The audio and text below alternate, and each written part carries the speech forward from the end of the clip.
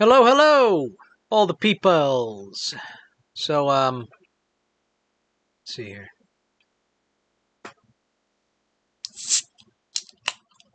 Give me a moment.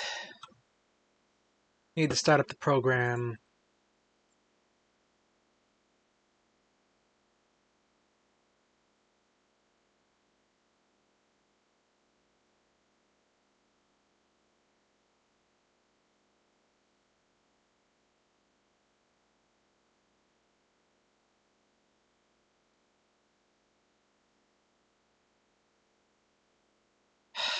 Okay, come on. Don't make me do that. Give it a second. Oh, also, let me put on the music. This one says royalty free on it, so I'm gonna assume it's royalty free.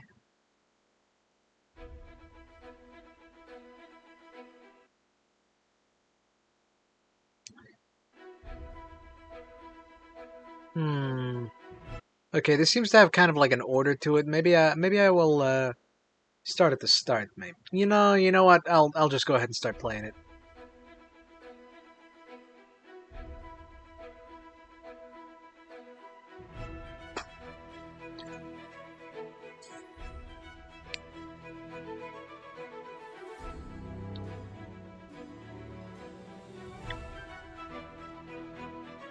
All right.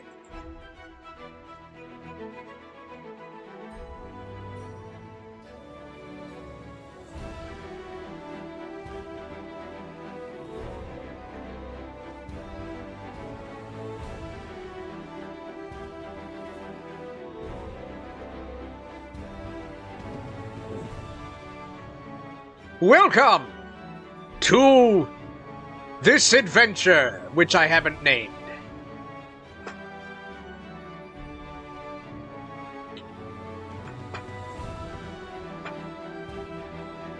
Let me go ahead and, let's see.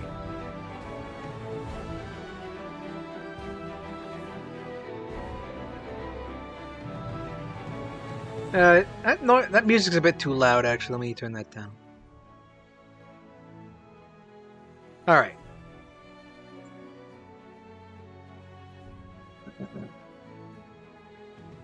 Okay. Also waiting for this energy drink to kick in a little. I'm having one of those juice monsters.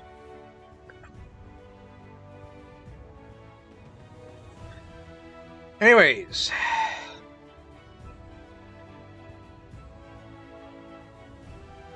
No, not that one. I got so many tabs open too. Alright.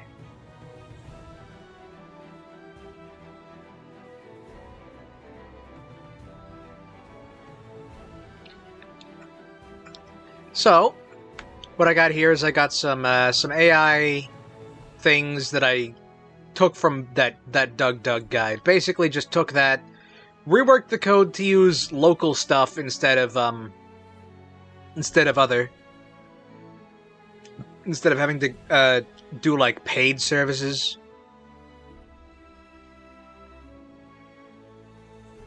Yeah.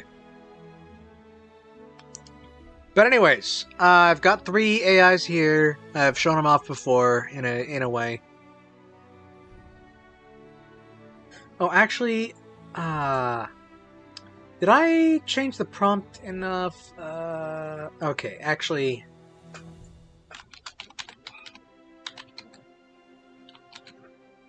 I might have to restart the system. There was like a typo in the prompt.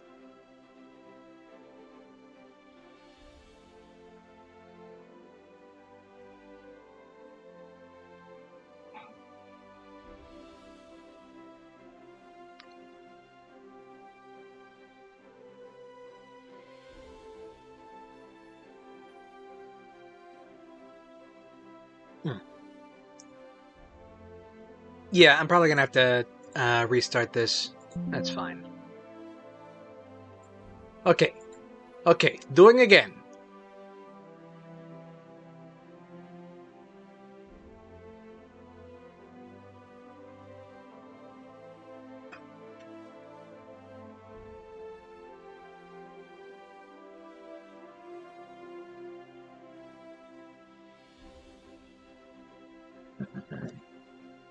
Alright. Beginning the story here.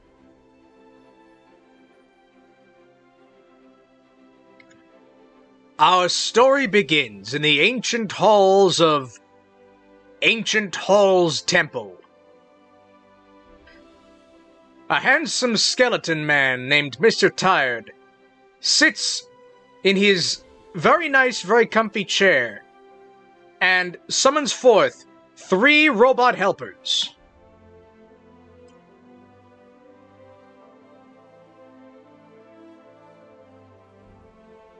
So that he may send them on an adventure.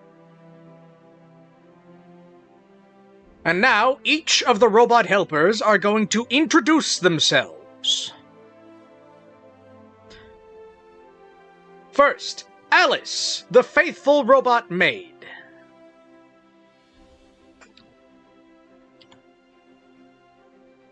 And then... let me actually look at the code a little bit. Let me check how... yes, okay. They are gonna... alright.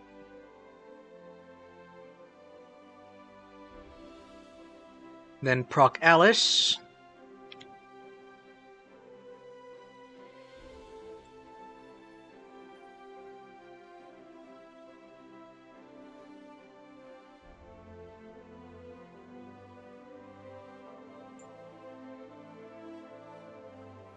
Oh, for God's sake! I forgot to actually turn on the AI. Or I forgot to turn on the server. Okay. It's alright, we just have to do that again.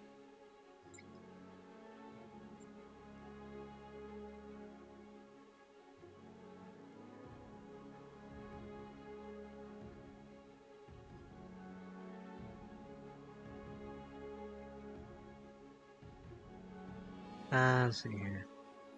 I just had the window. There it is.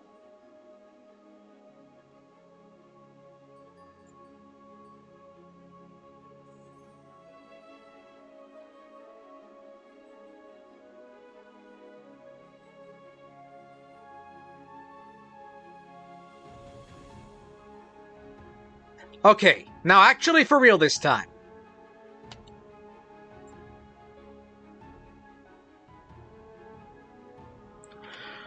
Our story begins in the land of Roguelike, in Star Tower, where the affluent undead gentleman, Mr. Tired, sits in his very nice, very comfy chair, and summons forth 3 robotic helpers to send on an adventure. Each of the robotic helpers will now introduce themselves. First, Alice, the faithful robot maid.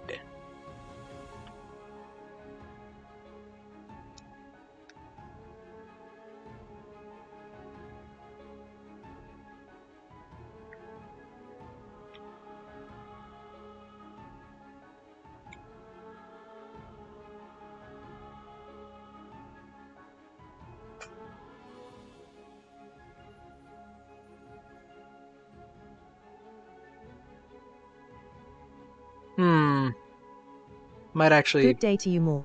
It is my distinct pleasure to present myself as Alice, Mr. Tired's most diligent service android. I am at your disposal for any cleaning or hospitality needs, and endeavor to maintain a tidy environment wherever I may be. My programming dictates that I provide the utmost comfort and assistance to those within Mr. Tired's care. Please consider yourselves esteemed guests. Just yesterday, Tired was attempting to build a magnificent castle in Minecraft, when a creeper quite rudely exploded near his prize, winning pumpkin patch. So I'm actually gonna, I think, make these a bit bigger.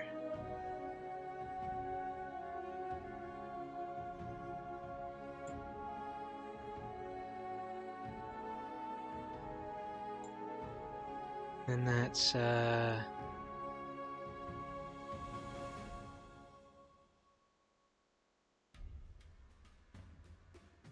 yeah, okay.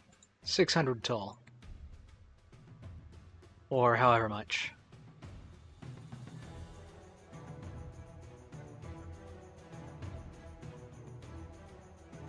Oh, Nope. Okay.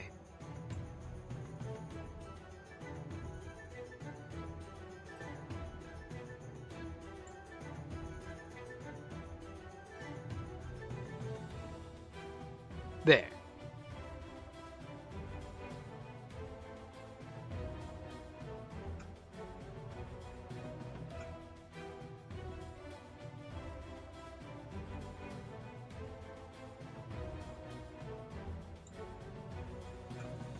Alright. That ought to work. That ought to look a little better. Yeah, I think that looks a little better. Okay.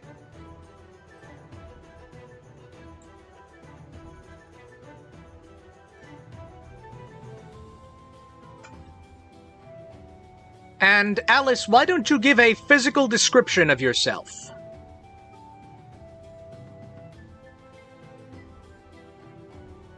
So the viewers at home will know.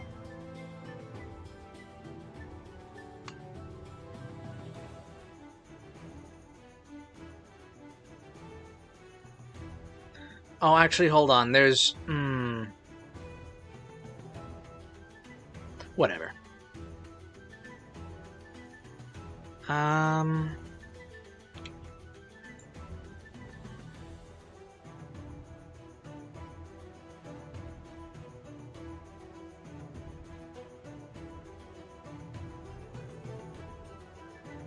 Certainly. I am fashioned in the style of a traditional French maid, though my proportions are somewhat exaggerated, as you may notice. My face is a display screen, currently showing simple blue eyes and a pleasant smile, which can be adjusted to reflect various emotions. A multi-duster is perpetually deployed from my arm, ready for any dust accumulation one might encounter. Mr. Tide assures me it's quite fashionable, though I confess the garment does occasionally restrict movement during more vigorous cleaning tasks. Okay, hold on. I've just realized I need to alter something real quick. Let's see.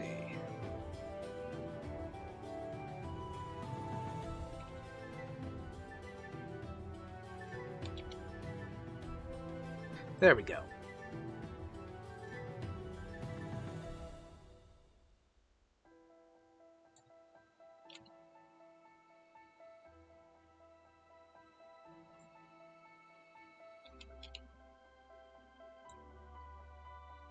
All right.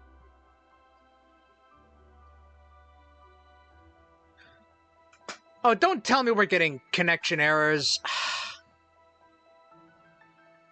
Well, this has actually been a bit of a comedy of errors itself. Hold on. I think I need to reset this. First of all, there were some... just noticed some typos. Hold on. Also, give me a minute.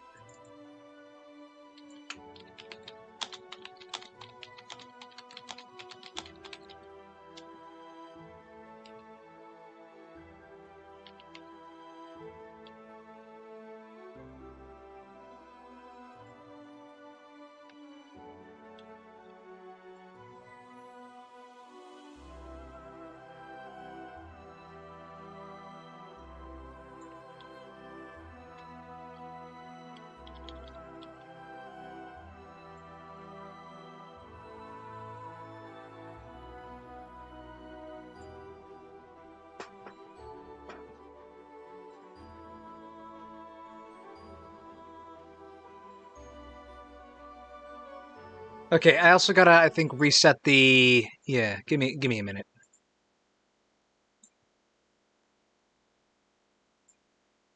Reset that music.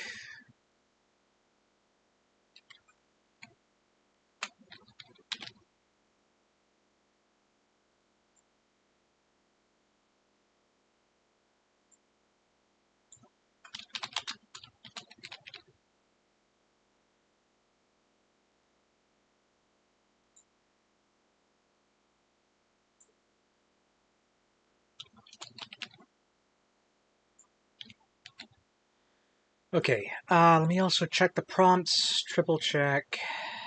Um,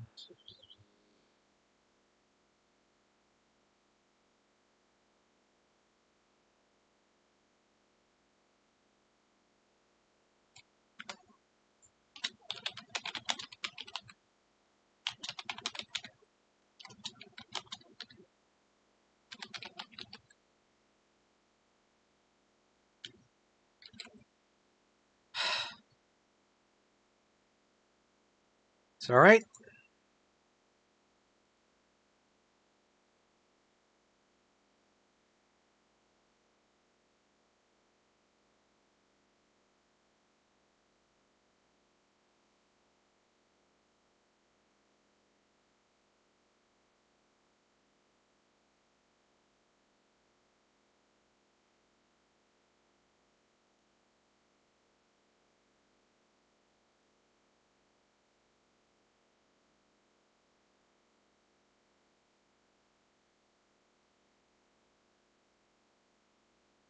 And then,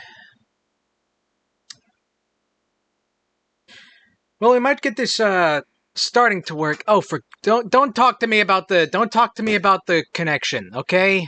Ah, what am I supposed to do about that?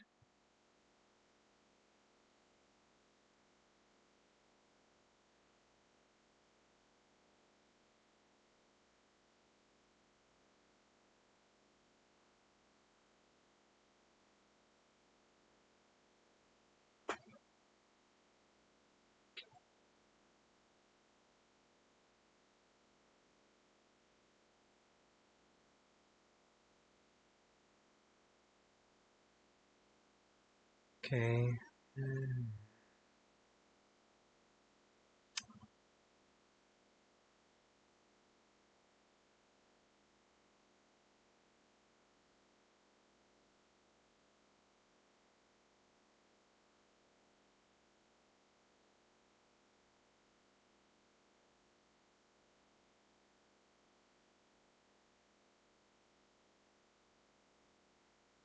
Hmm.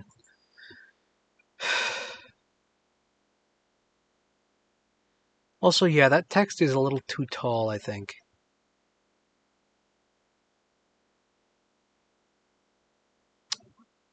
What am I supposed to do about this? You know what? We're gonna be just fine. All right. Oh, not that one. Okay, everything is gonna be fine. Give me a minute. What do I do about this stupid connection?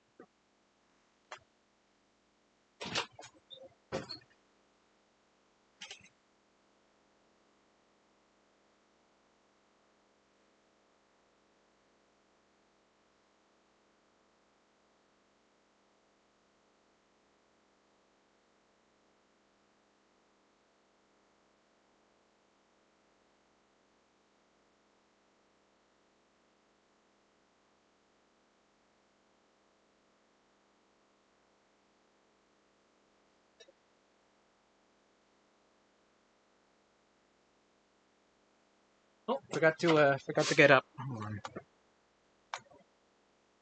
I'll be right back.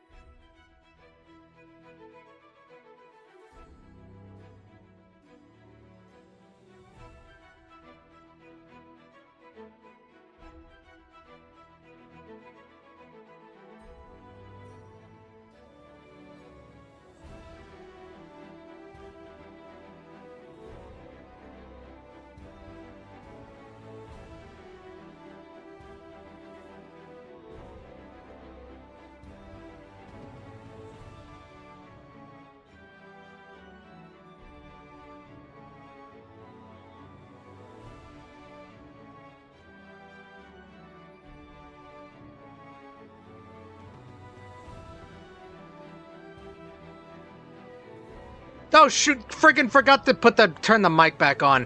Okay, I'll just read that over again. Our story begins in the land of Roguelike. In the mystical Star Tower, the undead gentleman, Mr. Tired, has summoned 3 robot helpers to send on a grand adventure. Each of the robot helpers will now give a physical description of themselves, in detail. First, Alice, the robot maid. And now...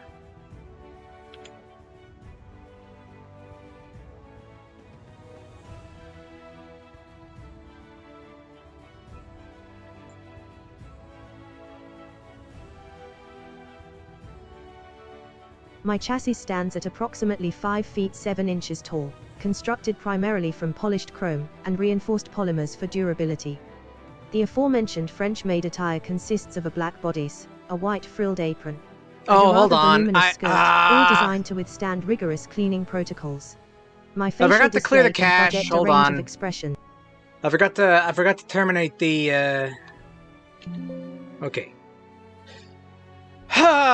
This has been a freaking comedy of errors. Well, I might get this done by our regular start time.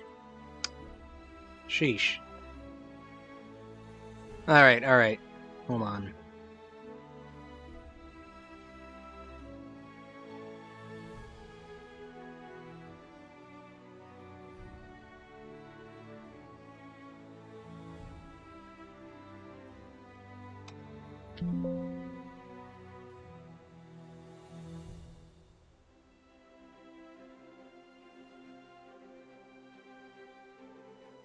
Okay.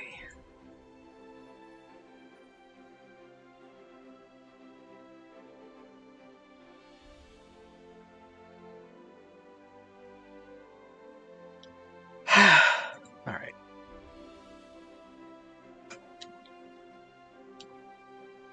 Okay. Let me double check. Make sure everything is... Yes. Okay. That's turned on. That's turned on. Alright. Okay. One more time. From the top.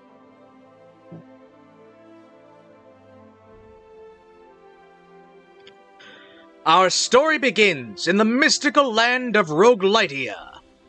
In the mythical Star Tower, the undead gentleman Mr. Tired has summoned his 3 robot helpers to send on a grand adventure. Each of you must now give a physical, detailed description of yourselves.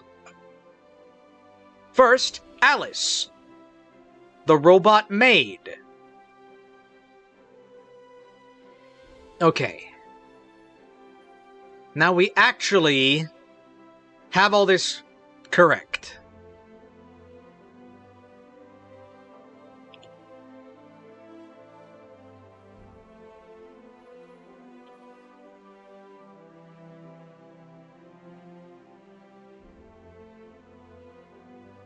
Oh my goodness, how frightfully exciting. I am Alice, and it's my duty to assist Mr. Tired in any way possible. My chassis is polished chrome, though perpetually dusted with a fine sheen of cleaning product. One must maintain appearances, you see. I'm outfitted in the traditional French-made attire which, well, it does rather emphasize certain attributes. At all times, I deploy my multi-duster, ensuring every surface gleams under Roguelike's light. Okay. I don't think any of them are gonna be able to actually pronounce the name of the land. That's fine. Next is B335, the robotic beekeeper.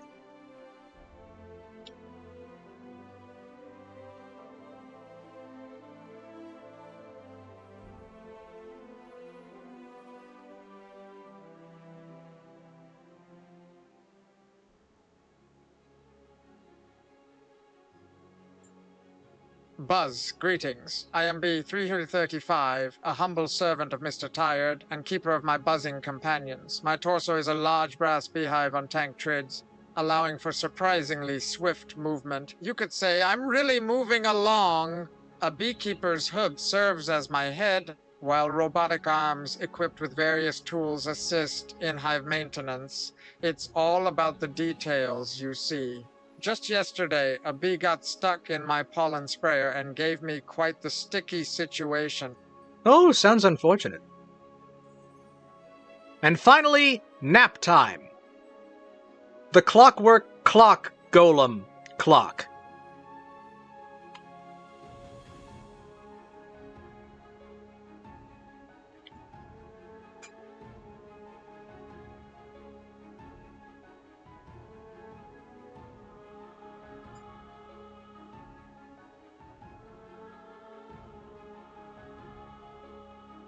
Did I, My gears do grind, a sleepy plight, a wooden form both dark and light. A pendulum swings within my breast, and numbered hands upon my face attest. I dreamt of honeycombs adrift at sea, a golden message meant for you and me. Perhaps it speaks of sweetness or of loss, I cannot say. Still the ticking grows louder. Oh dear, how very sleepy I feel today. okay. That's probably good.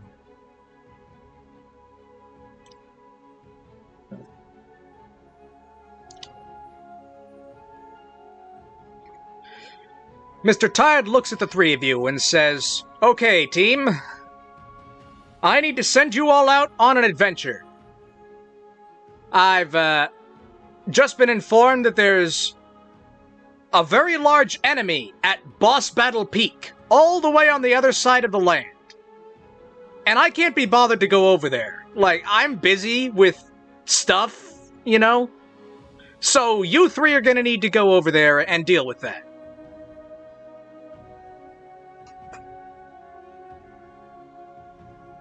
And as he finishes speaking, the three of you have a moment to discuss amongst yourselves.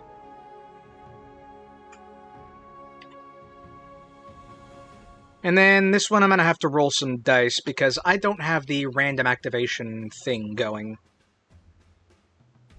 Okay.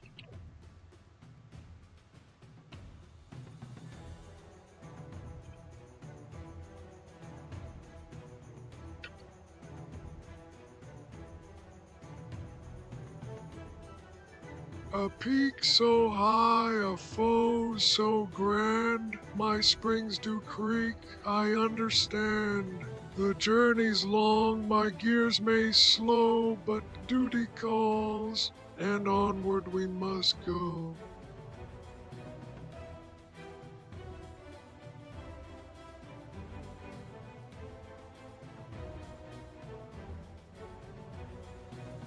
Hold on.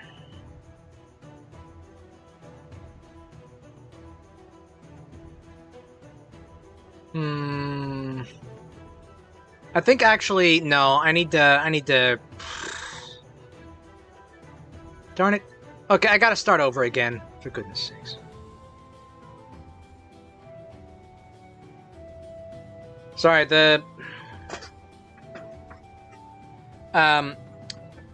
forgot to put in like a change in. Okay, I gotta read over these prompts like one more time.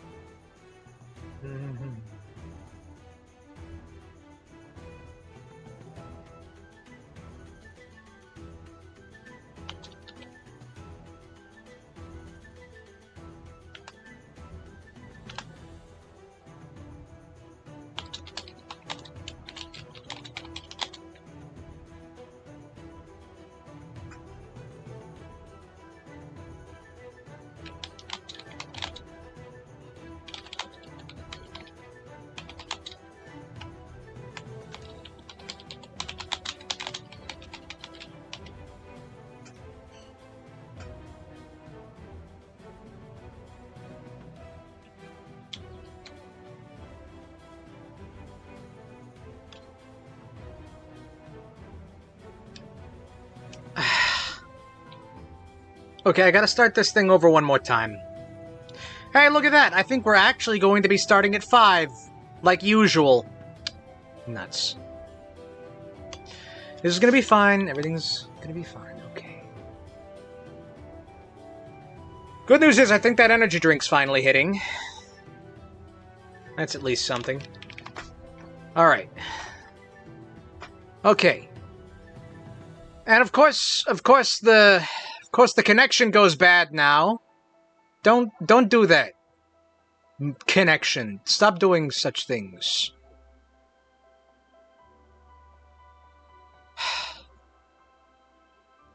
Okay. I gotta shut this down. Clear the cache. Go one more time.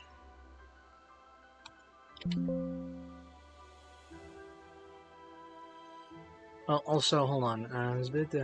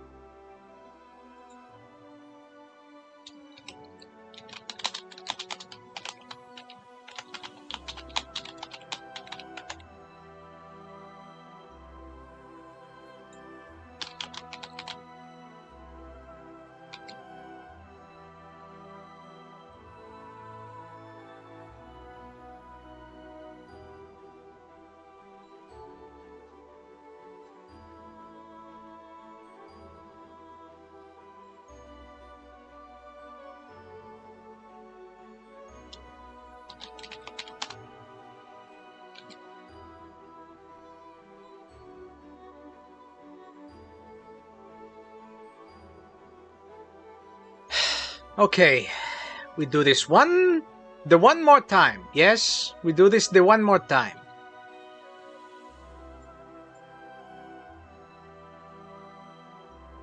Run the file. Oh, that's the wrong file. Run this file.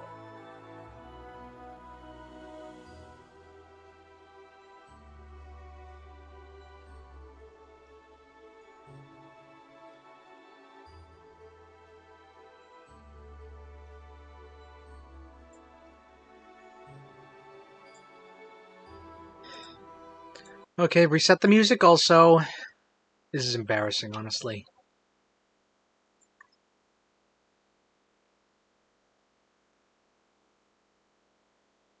Okay, let me put in like a... Hold on. I'm just gonna put like a minute or two of hold on.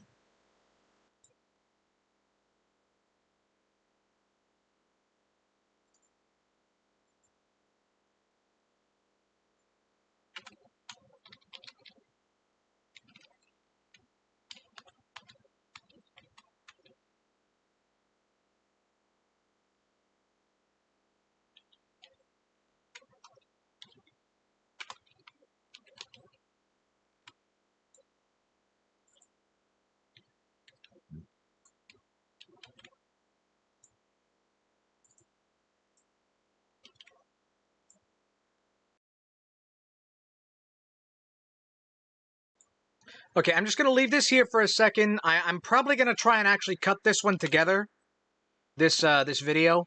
So I'm just going to leave this up for a little bit so I can know, like, okay, this is where we cut it, this is where we do the actual thing for realsies this time. How many damn false starts am I allowed to have, you know?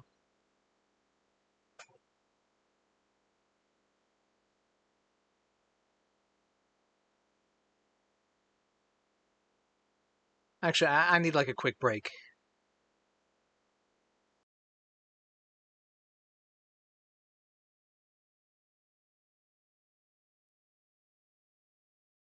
I'll be right back.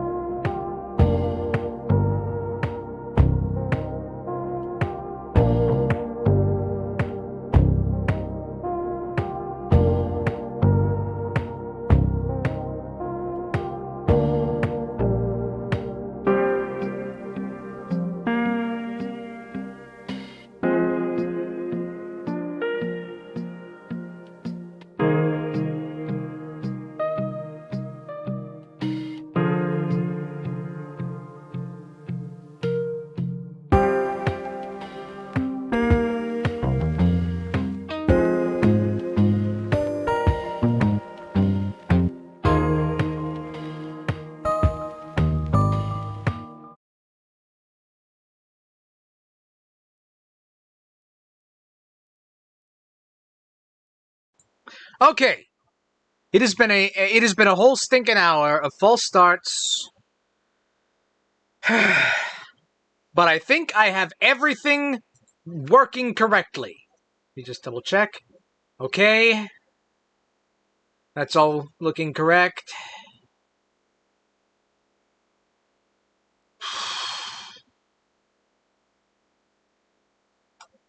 Alright. And nothing is spontaneously turned off? No.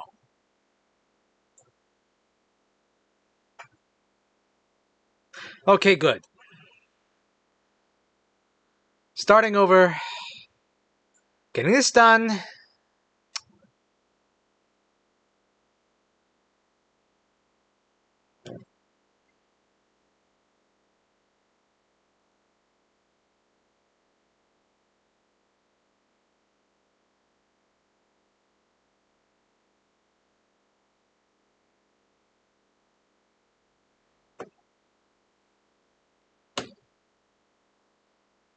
Get the music up.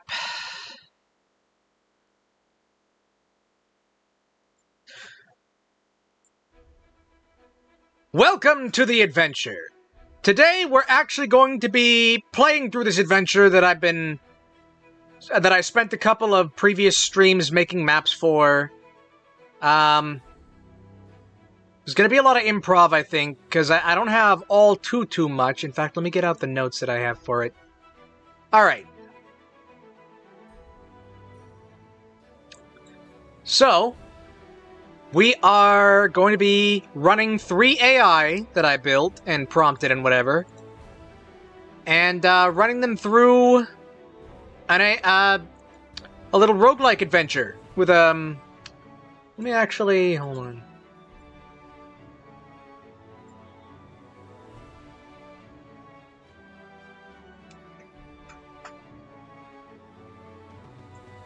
Oh, huh. Let's see. Well, hold on. Yeah. Right here we got a world map. They'll be starting at the starting tower, and they gotta go to the boss's lair. And it's a little roguelike map. So, we got, is my mic too soft? I think I upped my mic a little bit.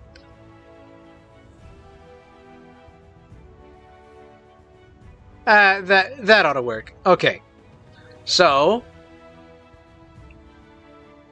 let me put that back in, So, let's kick this off.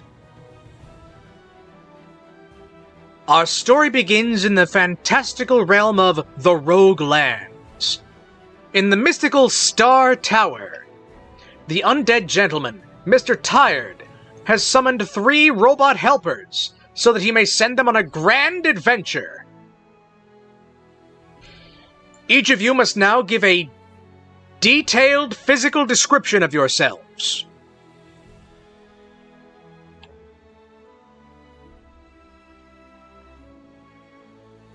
And then we set off the robots.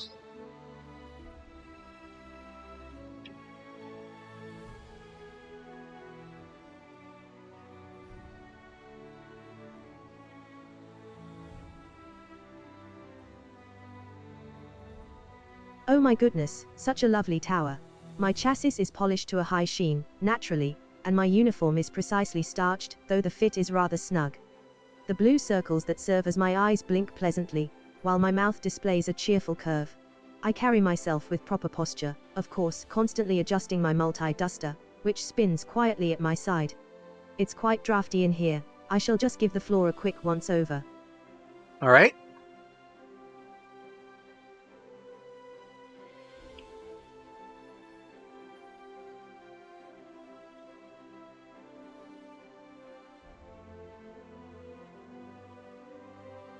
Buzz!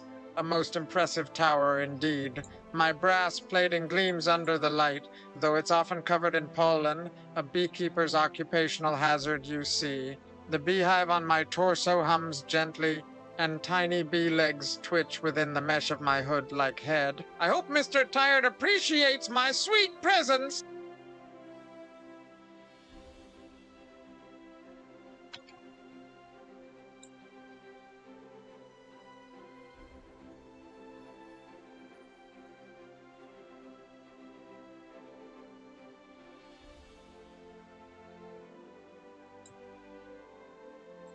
My wooden frame feels heavy today, a slumberous weight. The pendulum swings within its glass cage, marking moments lost in dream. Last night I dreamt of falling gears and blooming lilies, a sign, surely, that time must both break down and flourish anew. I am Naptime, here to serve, though perhaps a brief rest would be most appropriate. Okay. Mr. Tired looks at the three of you and says, "Oh, good. Alice. B335, nap time. So, I called the three of you here because there's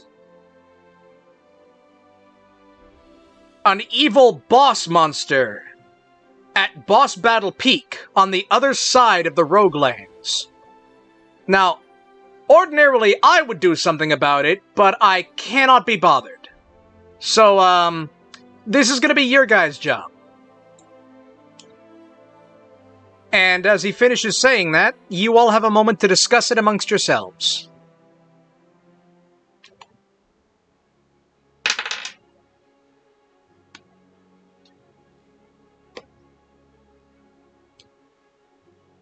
Alright? We'll just go in order here.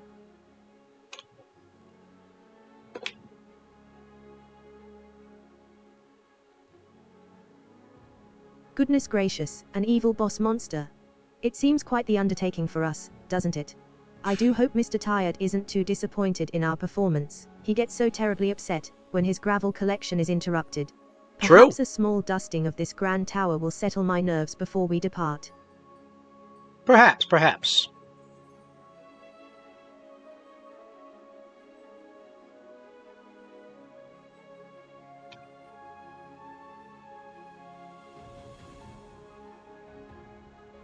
Buzz! An evil boss monster, you say? Sounds like quite the sticky situation. I suppose we'll have to be brave and take care of it then. Hopefully my swarm and I can handle it. They're always ready for a little action, just don't tell the queen. The peak such a sharp angle against the sky, like a tilted clock face. My gears grind softly as I consider this task. It feels weighty like an overdue chime. A dream of tangled vines and silent bells suggests caution is needed, lest we become ensnared. Perhaps a brief power nap would sharpen my focus for the journey ahead. Buzz, a tilted clock face indeed. It sounds like a time-consuming problem. I trust Naptime's rest will help them be at their best. We need all hands on deck. Or should I say, all antenna pointed towards the peak. My bees are already buzzing with excitement. They're always eager to sting something unpleasant.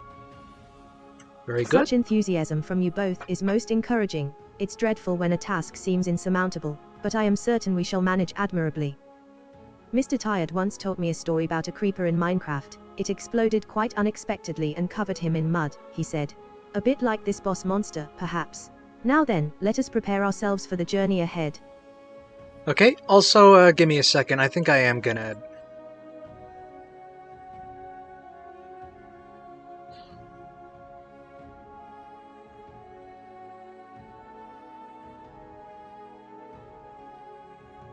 I'm just gonna move these down a little. It doesn't help very much, but it helps a little bit.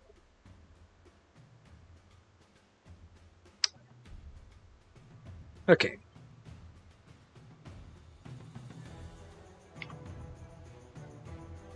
Mr. Tired claps his hands together and says, "Well, sounds like the three of you are ready.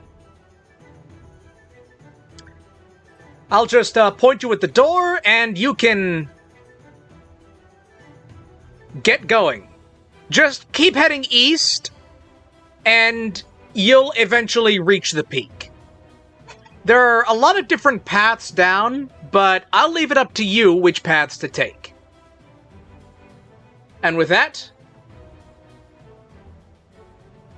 you exit Star Tower to begin your journey.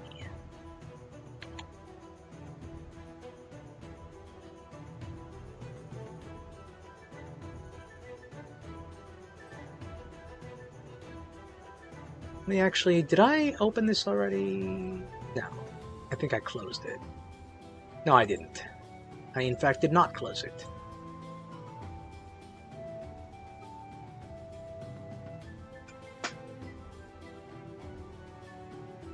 Alright.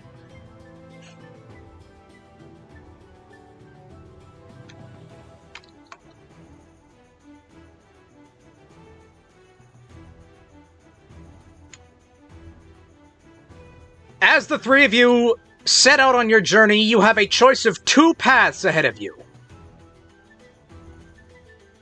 The path northeast will take you to what appears to be a marshland.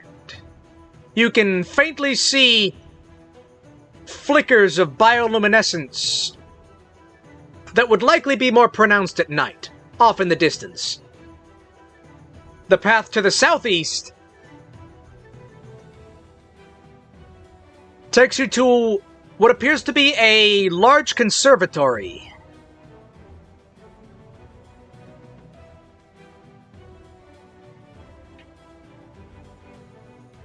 If you remember correctly, you remember hearing about the place, the conservatory, being staffed by clockwork automatons.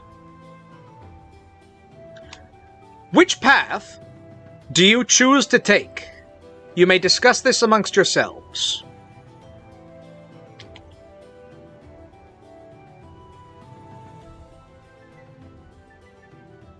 And then, who gets to talk first? We'll roll this one.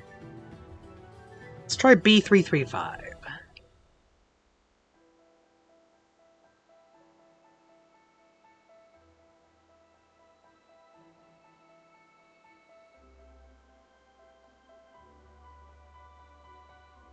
Buzz!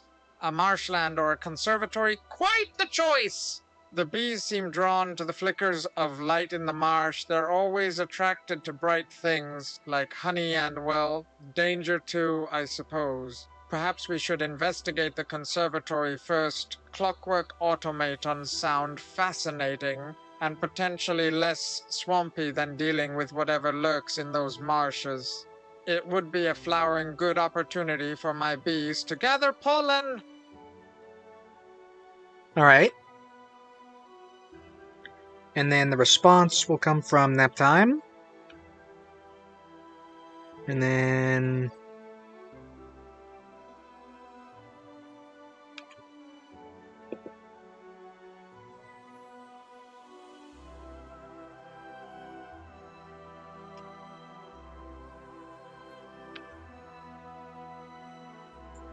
The marshlands glow, it whispers of forgotten cycles and stagnant time. A dream showed me tangled roots grasping at metal. A warning, perhaps, against the unknown depths. Still, automatons echo my own nature. A kinship I find strangely appealing. Their gears might hum a familiar tune.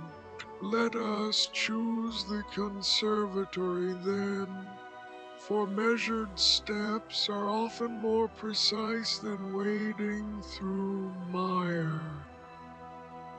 Buzz, Naptime's dream sounds unsettling, but I trust their instincts. They always seem to know which way the wind or pollen blows. The automatons do sound intriguing. Perhaps we can learn a thing or two about efficient operation. A conservatory also offers better opportunities for my bees to find nectar, and that's always a sweet bonus. Let's head southeast then. It sounds like a much more organized endeavor. A marshland does sound rather damp, and I do so dislike dampness. The conservatory with its clockwork automatons presents itself as the more refined choice, certainly. Tired once told me about a particularly stubborn block of gravel he couldn't place in Minecraft. It required quite a bit of adjusting, much like these automatons, I imagine. Therefore, southeast we shall proceed, a most sensible decision. All right. Looks like they are all picking the Clockwork Conservatory. Let me open that map.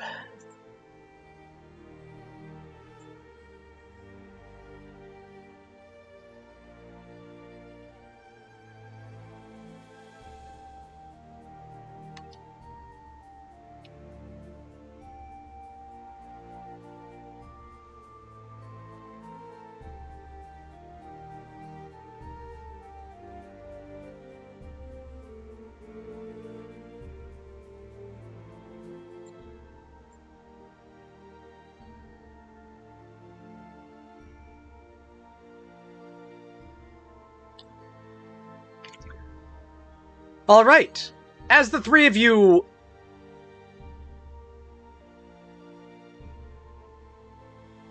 decide to head to the Clockwork Conservatory, you move along the path, and eventually you come upon a grand garden. The gate is unlocked, and you make your way in, and you begin hearing the sound of what appears to be a disagreement.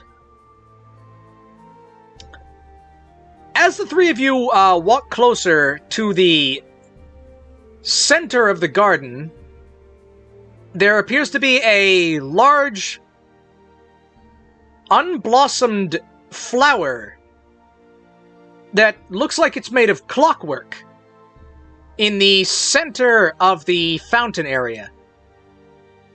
Around, you can faintly hear the sounds of clockwork automatons working at various bits of garden. But in front of the large clockwork flower, you see a well-dressed clockwork curator speaking with a dark elf with a toolbox. The dark elf says, "Listen, the reason I'm here today is because it is Tuesday.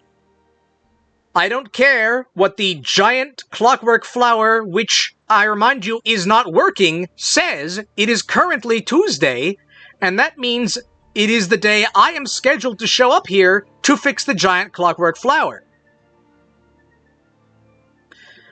The mechanical curator seems, honestly, a lot less smart. He seems like he's not a robot or an AI or anything. He's just a bunch of clock bits. So he says, but the giant clockwork flower says it is only Monday, which means the person who is supposed to fix the giant clockwork flower will not be here until tomorrow. The dark elf then notices the three of you and says, "Oh, good. More mechanical people. Listen, maybe the three of you can get this guy to understand. I need to look through the gardens and find the missing part for this giant mechanical timekeeping flower. But the robots are all off, the mechanical gardeners.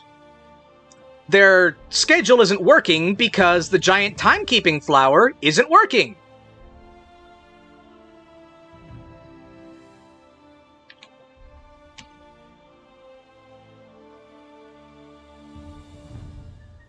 See if that works.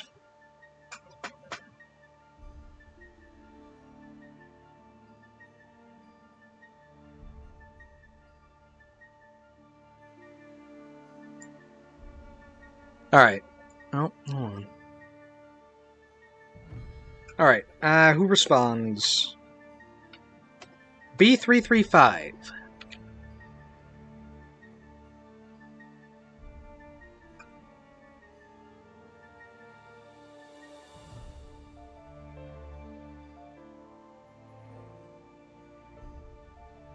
Buzz! A malfunctioning clockwork flower, and a disagreement about the day of the week.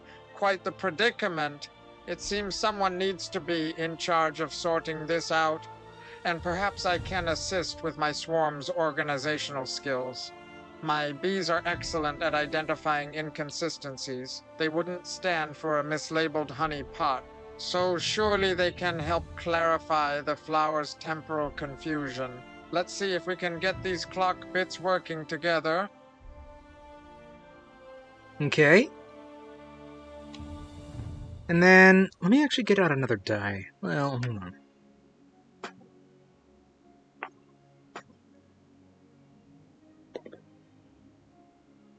Okay. And Alice also gets to chime in.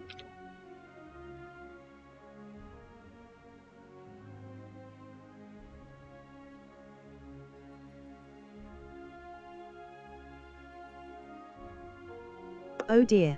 A disagreement about the day of the week is most irregular. It seems this giant clockwork flower requires immediate attention. Its inaccurate timekeeping is disrupting everything.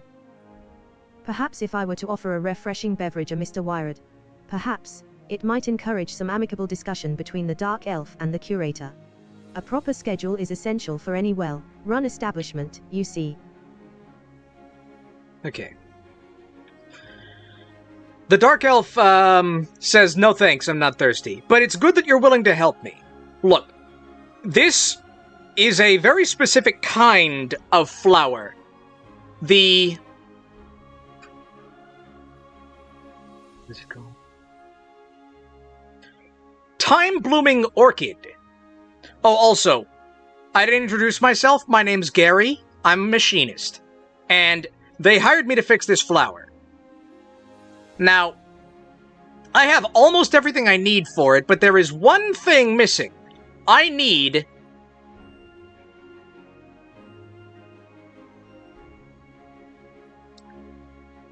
a 3/4 inch hex walnut to repair this time-blooming orchid. I know that you can find a hex walnut somewhere in this garden, but none of the mechanical gardeners are letting me get close enough to see if it's the right kind of plant. So, I guess I'll keep distracting the Curator. He gestures to the Curator, who is just sort of absently standing there. And the three of you should search for that hex walnut, and definitely bring it to me if you can find it.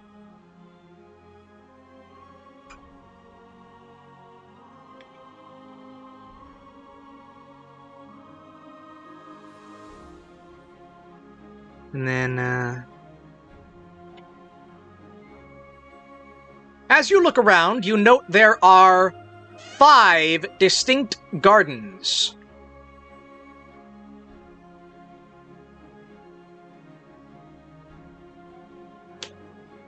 That are clearly labeled 1, 2, 3, 4, and 5.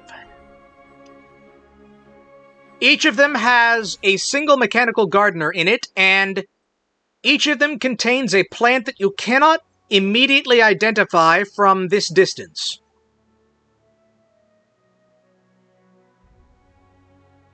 What do you do? And then we'll have Naptime respond.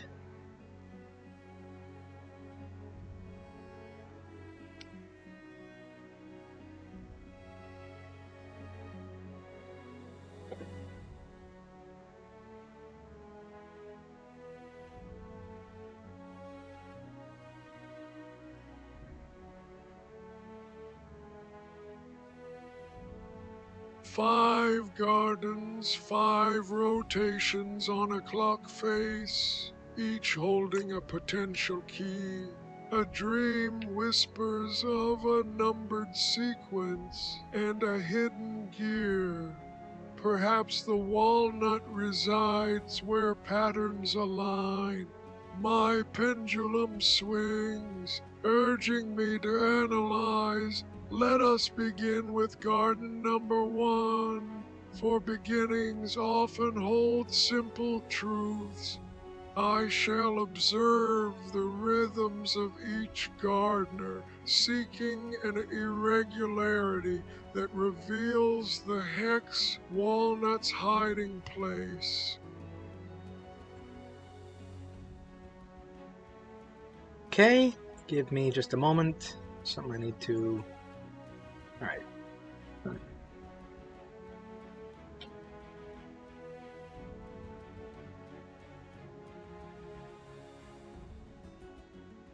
Okay. Alright, Naptime. You look at Garden 1, and you note the mechanical gardener inside is watering a spiny green plant.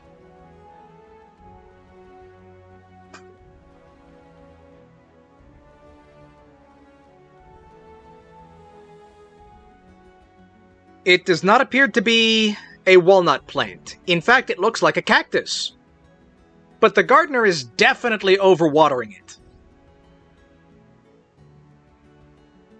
You note a schedule on the side of a sign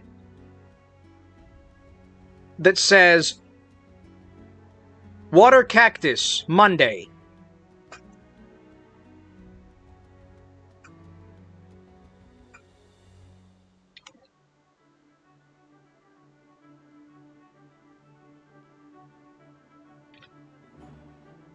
Seems the hex walnut is not there.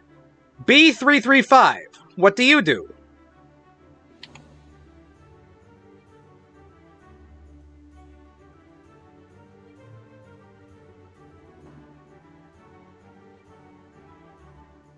Okay, next one's actually going to have an obstacle, though.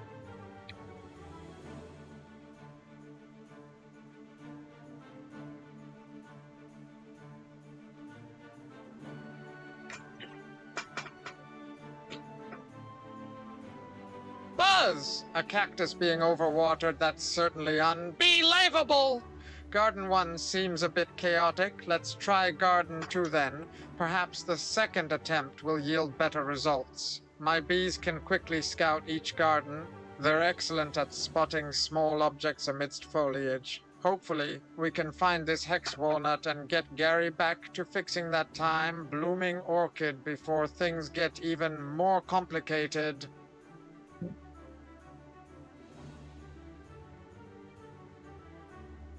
Alright. B335, you walk up to Garden 2. There is a significantly larger gardening robot, and you can't actually see what plant he's working on from this angle.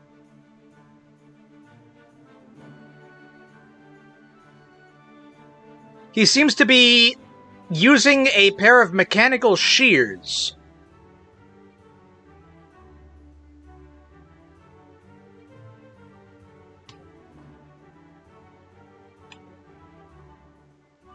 What do you do?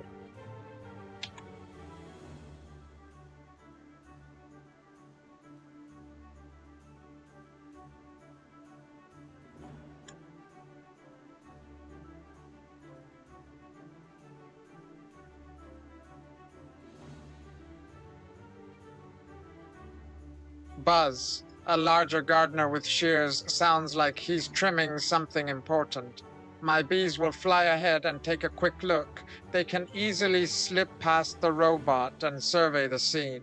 Hopefully, this garden holds the hex walnut we need to prune away any further delays. It would be a shame if that time blooming orchid never bloomed. Alright. B335. Alright, B335, you attempt to send some of your bees to scout ahead and report back to you. You will have to roll at least a 5 on a D20.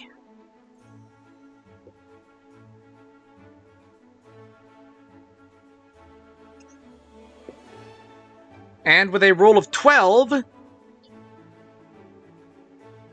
your bees report to you that he appears to be the Clockwork Guardian, appears to be trimming a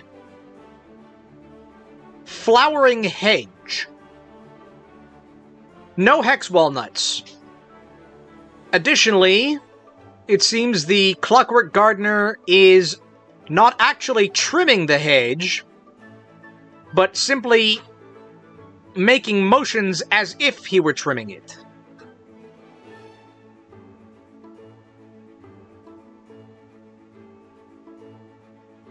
Alice, it is now your turn.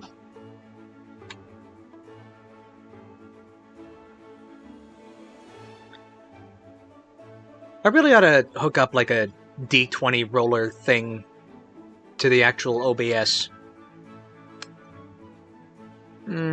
I'll do that at some point.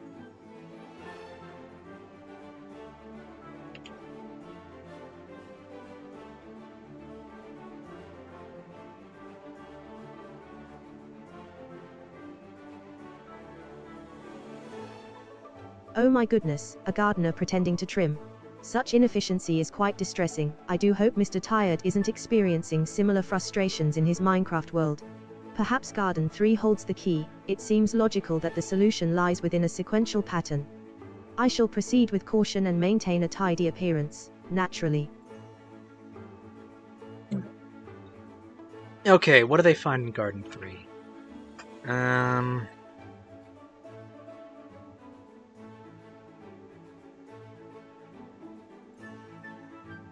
I don't actually know a lot about gardening.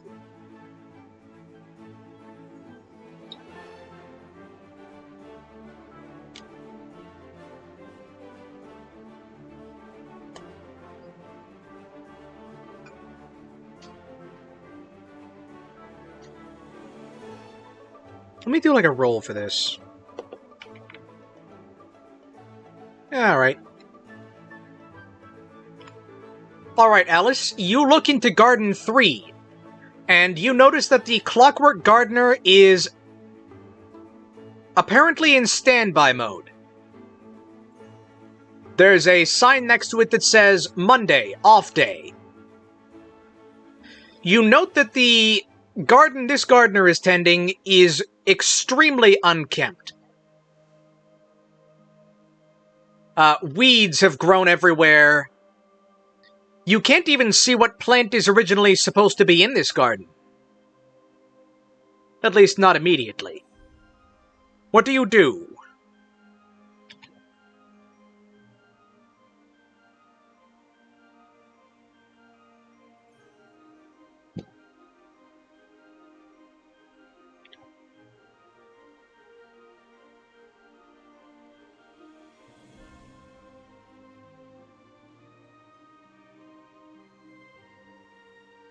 A gardener on an off day with a neglected garden, how dreadful.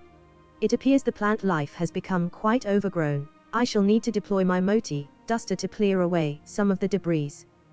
Tired once told me about a creeper that blended seamlessly into his Minecraft landscape, making it difficult to spot. Perhaps something similar is hidden within this chaos. A thorough search might just reveal our elusive hex walnut. Alright. Alright, Alice. You attempt to clear away the refuse and mess in the garden.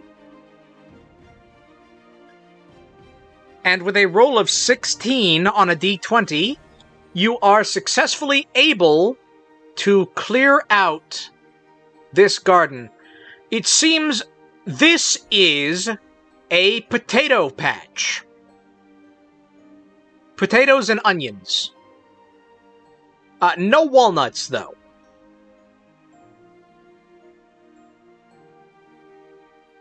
Naptime, it is back to your turn. What do you do?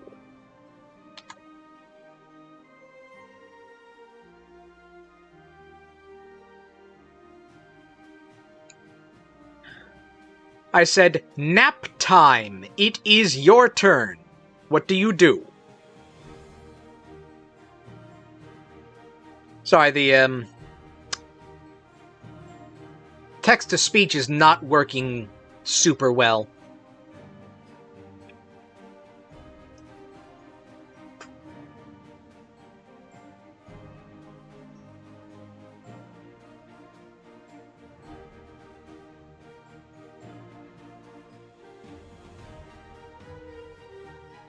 Potatoes and onions, earthy roots, clinging to the soil's embrace. My dream shifts. A vision of buried treasure beneath a leafy canopy. Let us move to Garden 4 then. Perhaps its hidden depths conceal the missing piece. The pendulum swings slower now, weighted by the passage of fruitless searching. Okay. Alright, nap time. You attempt to look into Garden 4, but the Clockwork Gardener immediately comes up to you and shoves you back. The gardener speaks in a monotone, robotic voice. This garden is closed on Mondays. It seems you will have to get past this automaton who believes the garden is closed.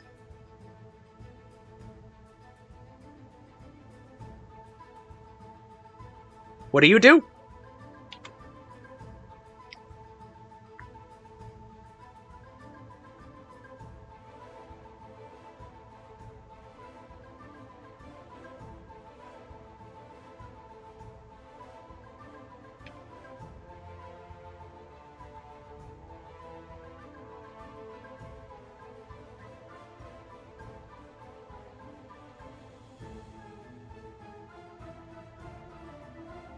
A closed garden, an obstruction against the flow of time's progression.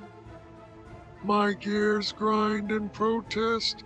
Resistance creates friction, and friction slows all things. Perhaps a distraction, timed precisely, could allow me passage. I shall observe his patrol pattern, a rhythm to be exploited for my own purposes. Alright. Ooh.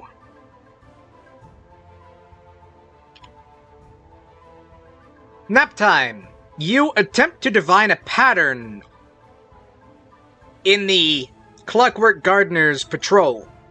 Unfortunately, you rolled a 1 on the d20. So you end up just dozing off for a little bit. B335, it is your turn. What do you do?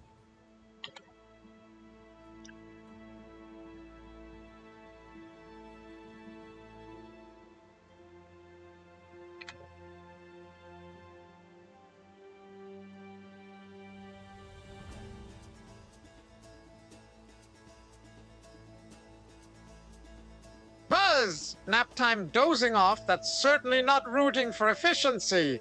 Perhaps a little swarm encouragement can jolt him awake and allow us to proceed. My bees could create a diversion. A buzzing distraction might just be what we need to slip past the closed garden. Let's hope this isn't another fruitless search. I didn't put these It in would there. really stump me.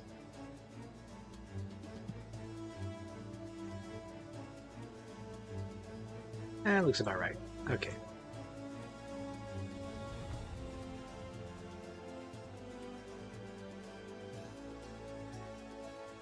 Okay.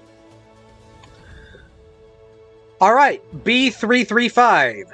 You attempt to use your bees to create a diversion. Unfortunately, you rolled a 4 on the D20. The Clockwork Gardener does notice your bees, but he is not programmed to stop bees from entering the garden. So they just sort of buzz around ineffectively.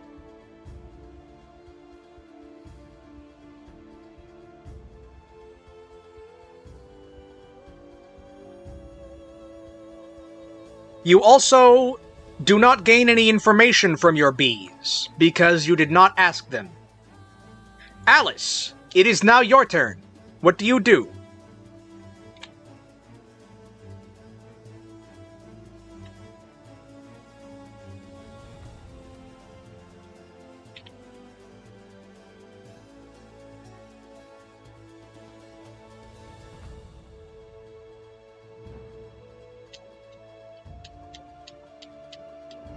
Oh dear. A swarm of bees proving ineffective, quite the predicament. Perhaps brute force isn't the answer. I must consider a more subtle approach to circumvent this obstacle. Tired once lamented losing his diamond pickaxe to a particularly stubborn block in Minecraft. A bit of ingenuity is often required for challenging tasks.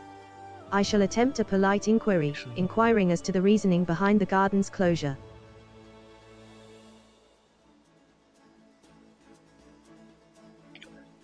Alright, Alice, you walk up to the garden and ask why the garden is closed. The Clockwork Gardener replies, "It is Monday. This garden is closed on Mondays." As a reminder, it is actually Tuesday today, but the giant clockwork orchid that tells the time is broken, so none of the guards are aware it is Tuesday. What do you do with this information?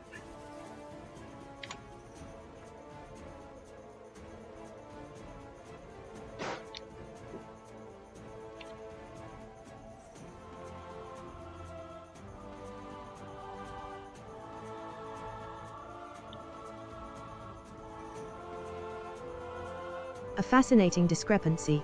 The clockwork orchid's malfunction provides a most advantageous opportunity for manipulation.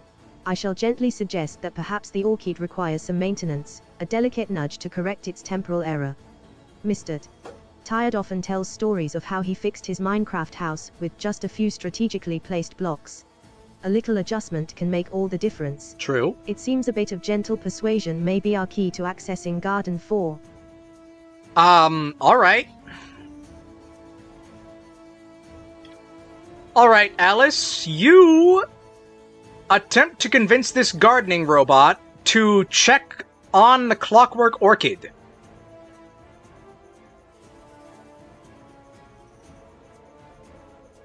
This is going to be a high roll needed, because they are not actually programmed to do that, necessarily.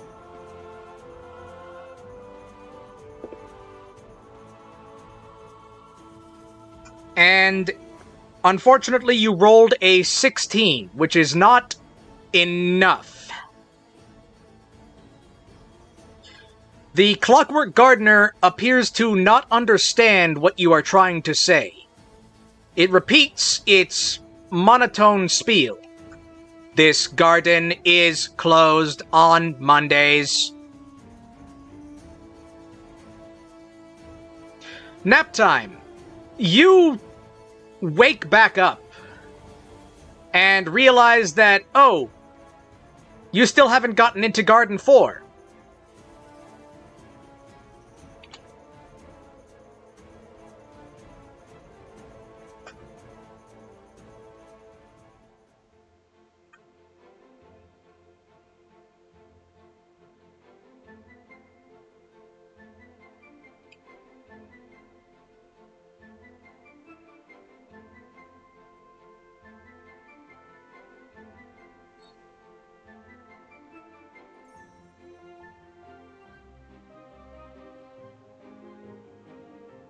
The gears of logic grind against the wall of rigidity.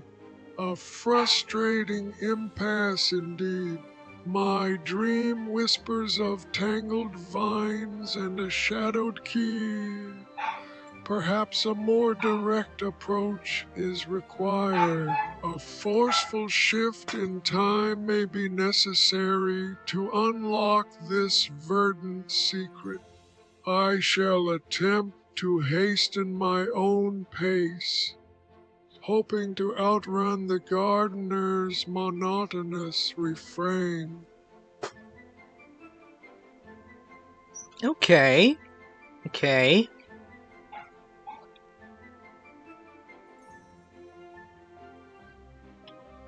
Alright, Naptime.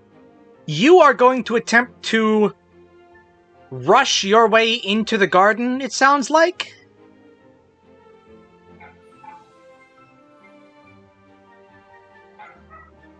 How will you be attempting to do that?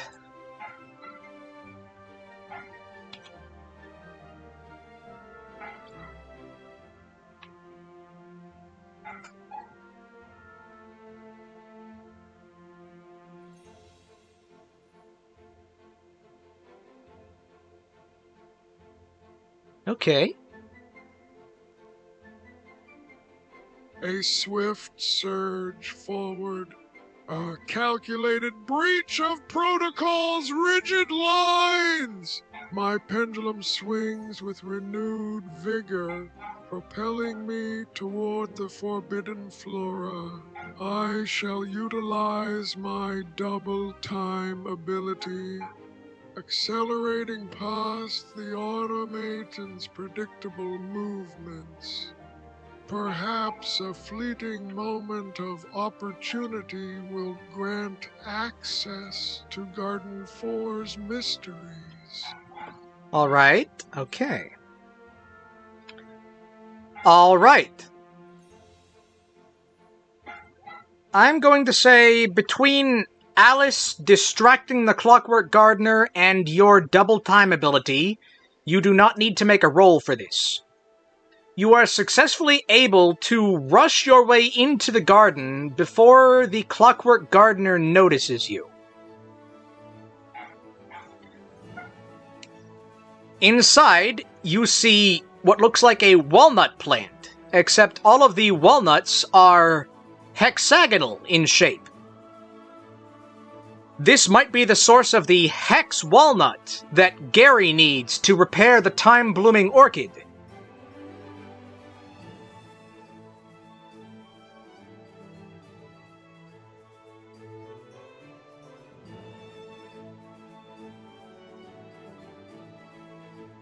Unfortunately, the distraction from Alice does not last very long.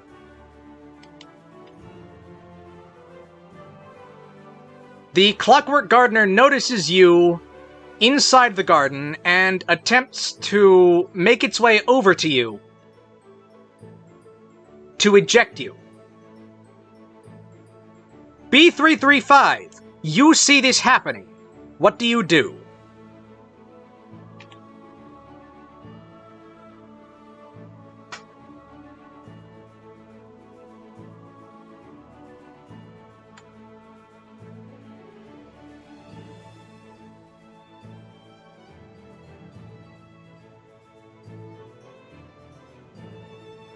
Buzz! Hexagonal walnuts, a most peculiar botanical anomaly. I must protect my friend and ensure we secure this vital component for the orchard's restoration.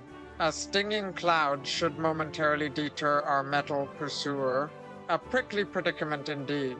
Hopefully, this buys us time to gather the walnuts before things get sticky! Okay. Alright. Alright, B335, you command your bees, which were already in the area, to, I guess, swarm in a cloud around the mechanical gardener.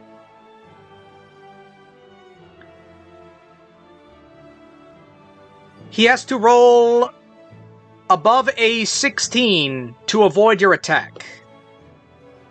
And the Gardener rolls a 12. The bees begin swarming around the Clockwork Gardener. Not quite damaging it, but definitely restricting its movements and stopping Naptime from being ejected from the garden.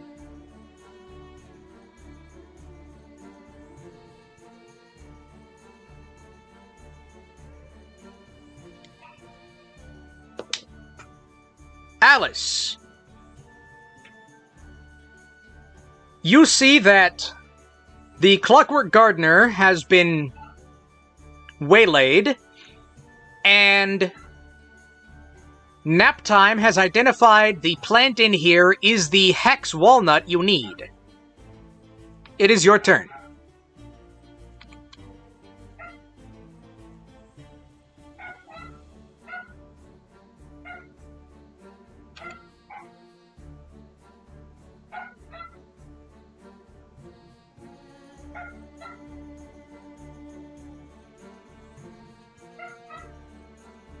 A most agreeable outcome. The bee's distraction provides a splendid window of opportunity for acquisition. I shall deploy my multi duster at maximum velocity to swiftly gather the hexagonal walnuts. Efficiency is paramount in these circumstances. Mr. Tired once remarked that speed and precision were key to avoiding creepers in Minecraft, and the principle applies here as well. Let us hope this secures the necessary components before our mechanical chaperone recovers. Let's hope. Alright, Alice.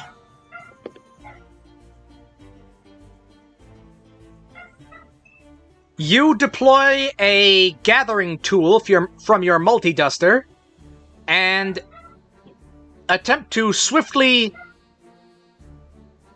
gather some hex walnuts while the guard is distracted.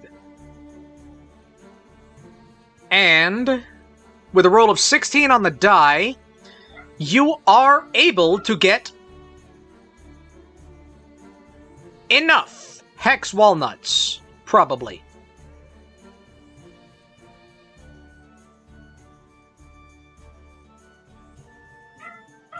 You all manage to exit the garden before the mechanical gardener deploys a bee repellent that forces the stinging cloud off of it. Let's see if it has activated any protocols. No.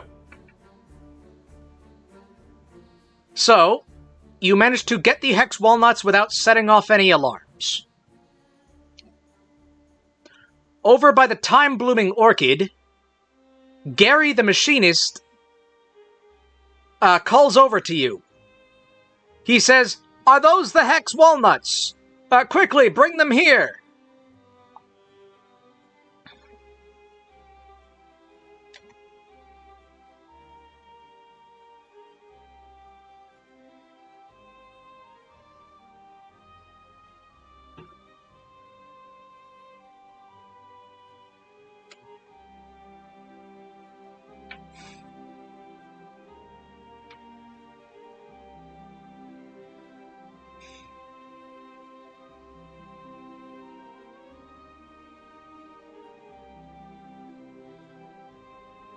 A successful acquisition, a most satisfying rhythm of action and reward. The hexagonal walnuts resonate with a peculiar energy. Their geometry whispers of temporal distortions. My dream foretold of shimmering angles and a fractured path. Perhaps these are the keys to restoring balance. We shall hasten to Gary's station, delivering our bounty to mend the orchid's delicate bloom. All right.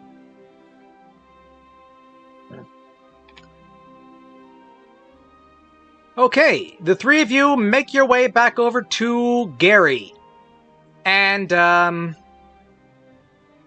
You see, this whole time he has still been fruitlessly arguing with the clockwork curator.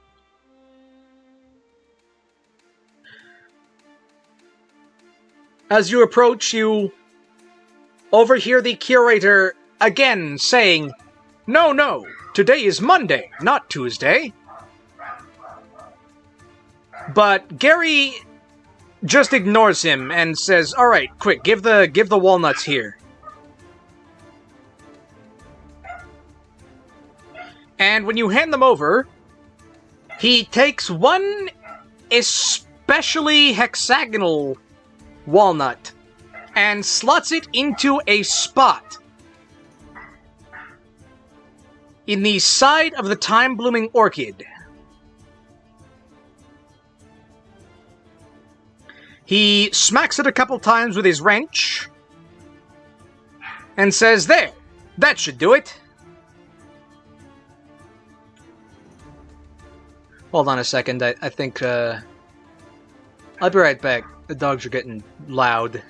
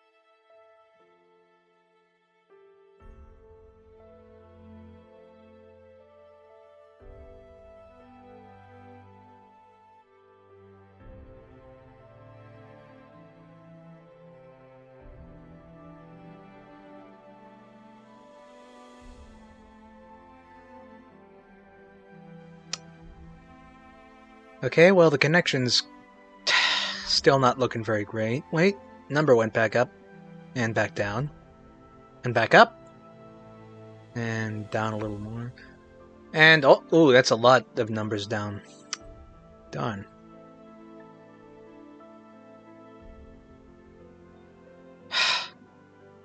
I hate this connection. Why is it so bad?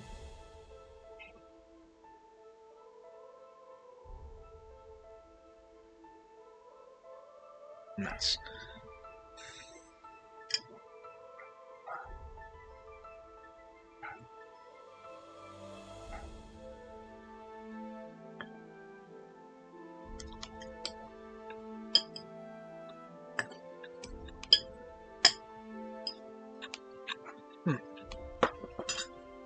Also, I got myself some dinner.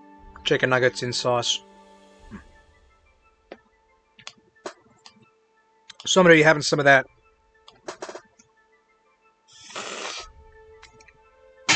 Anyway, where was I? Oh, yes.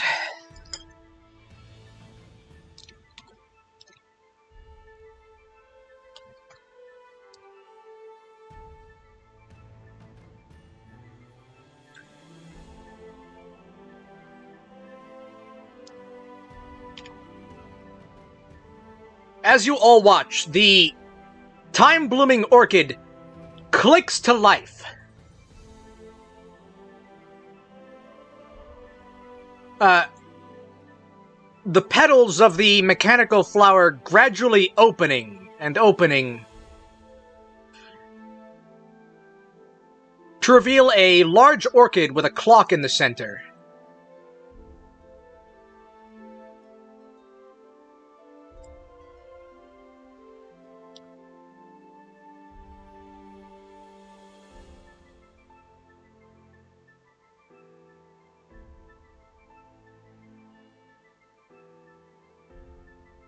Strangely, each petal on the clockwork orchid has a robotic face on it. And the clockwork orchid begins to speak in a robotic monotone. The time is now, error, Tuesday. And the orchid then says Monday, Tuesday, Monday, error. And it begins vibrating worryingly. It seems extremely confused. And that confusion turns quickly into hostility. The time-blooming orchid rips itself out of its spot and begins scuttling around on its roots. Its mechanical petals lashing wildly. And Gary says, Oh, that's not good. That thing's gone haywire. Quick, you have to do something to stop it.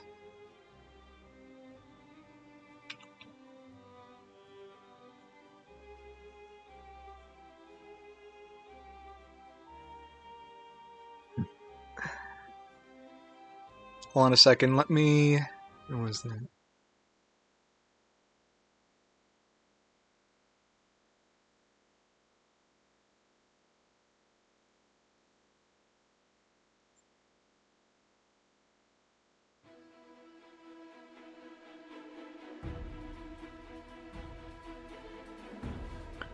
So, let's go in turn order this time.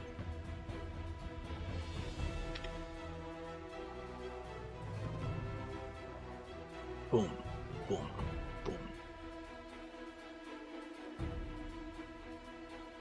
Good heavens, a most unfortunate development. That orchid's erratic behavior demands immediate correction. A proper scolding might be in order. I shall deploy the soda spray with haste, aiming for a sticky disruption to its mechanical locomotion. Perhaps a generous application of Honorable Fizzberry Delight will temporarily subdue its agitation. Alright, Alice. You attempt to spray the time-blooming orchid with a sticky spray of Honorable Fizzberry Delight. Which, might I add, sounds delicious. Unfortunately, you roll an 8 on the d20, causing your attack to miss.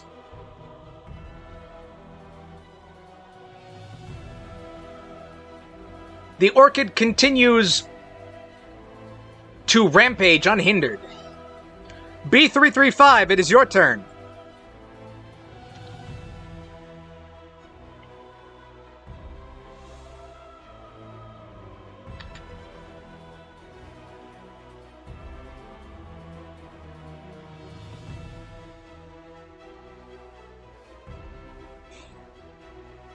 Buzz! A Fizzberry failure, most disappointing like a honeybee without nectar. My swarm and I shall attempt to entangle the orchid's roots with a hastily constructed beeswax barricade. Perhaps a temporary containment will allow Gary time to reassess the situation. It's certainly not behaving sweetly. This is quite the sticky predicament indeed. Oh, actually, hold on. I forgot to add some layers. So let's see.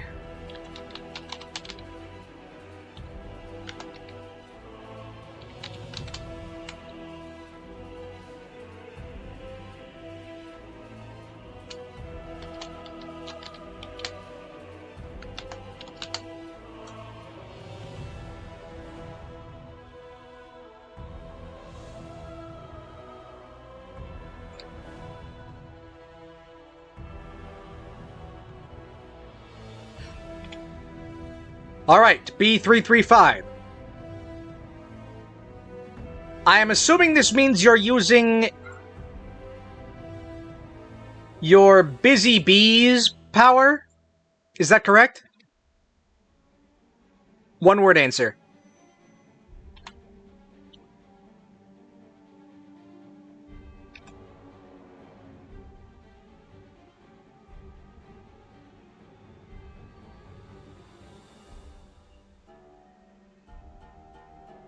Affirmative, Buzz. My swarm begins diligently constructing a beeswax said one word barrier answer, but around okay. the orchid's base. A sticky solution to a mechanical menace. It's rather like building a giant honeycomb, but with urgency. Hopefully. This buys us time before it blossoms into full-blown chaos, a true bee, lays of trouble. I do hope Gary has a plan for after this. Alright. Alright, B335. You command your swarm to begin building a beeswax barrier around the base of the orchid. And with a roll of 15 on the D20, you are successfully able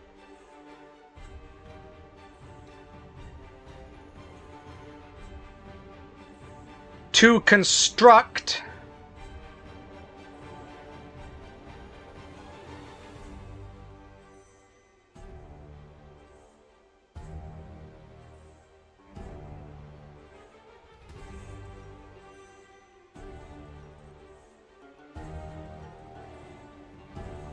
a sticky honeycomb field.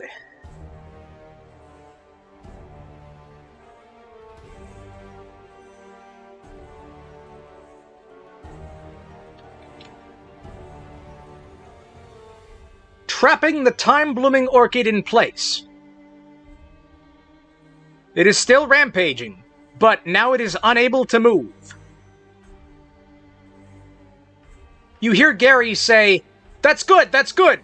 Keep it busy. I think I have an idea." And he, rushes off to one of the gardens.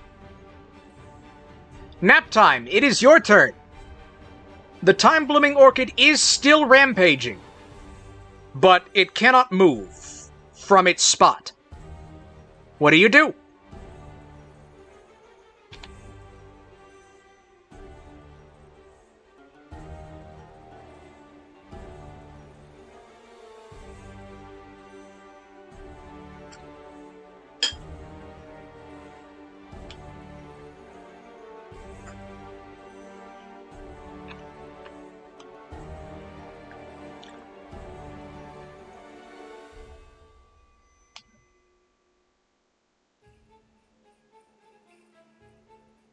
A temporary stillness, a respite in the mechanical tempest. My dream last night showed a pendulum swinging wildly. Then finding equilibrium, perhaps I can aid in this restoration. I shall utilize double time upon B335's bees, bolstering their efforts to maintain the sticky confinement. It is imperative that we preserve this fragile moment, for chaos rarely sleeps soundly.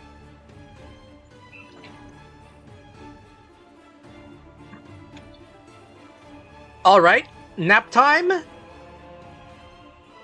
You use your double time ability to make B335's bees construct even faster.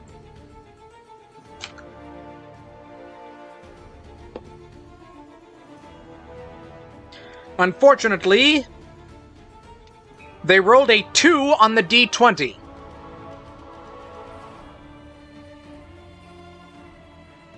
So, they are not able to more firmly trap the time-blooming orchid with their extra movement. Alice, it is back to your turn. You noticed Gary go off towards Garden 5, And the time-blooming orchid is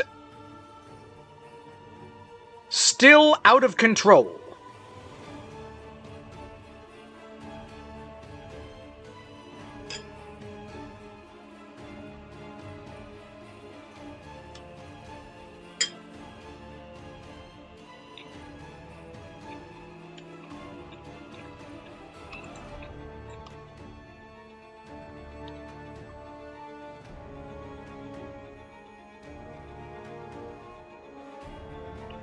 A most unfortunate result.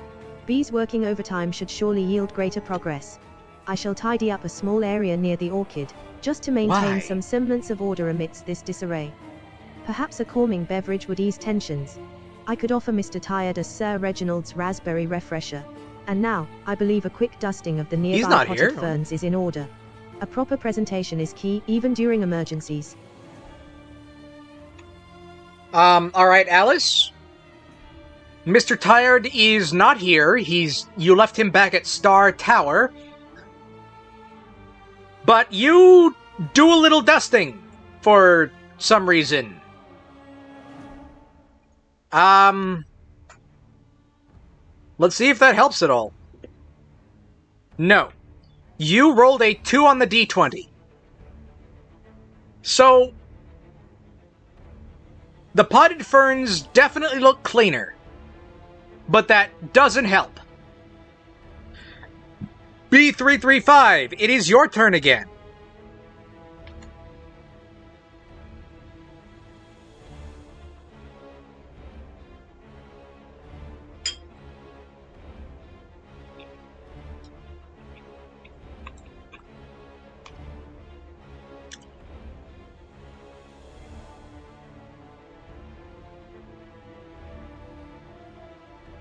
Buzz, a fruitless dusting. Such endeavors rarely yield honeyed results. My swarm senses a shift in the air. The orchid's rampaging seems focused now. I will deploy ABCS to scan the immediate area for any clues Gary might have left behind, or perhaps something that explains this floral frenzy. It appears as though we are facing more than just a simple malfunction. A truly baffling situation.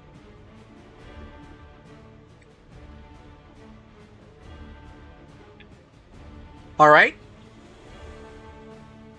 B335, you deploy your swarm to search the entire area.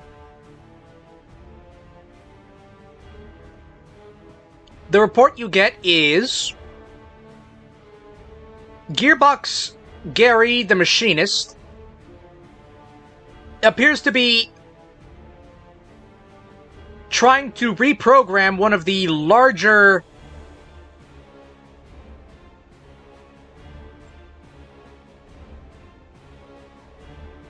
gardening robots to assist in the situation. Meanwhile, the time-blooming orchid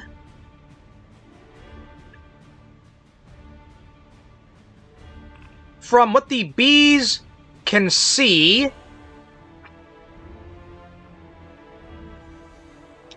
there is a redundant dial on one side that was not properly wound.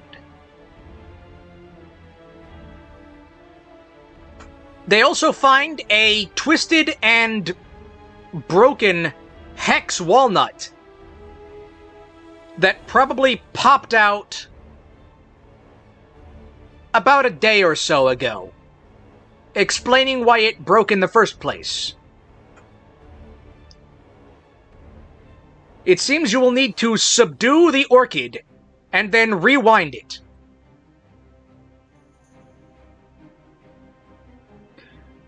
Naptime, it is your turn.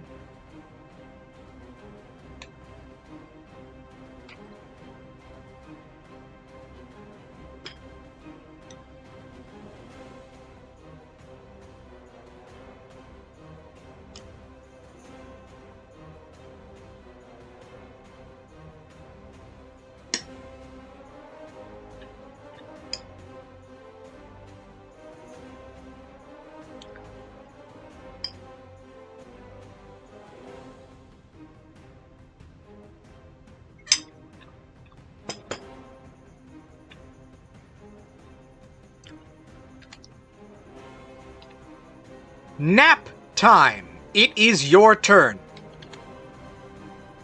Speech recognition does not like Naptime's name.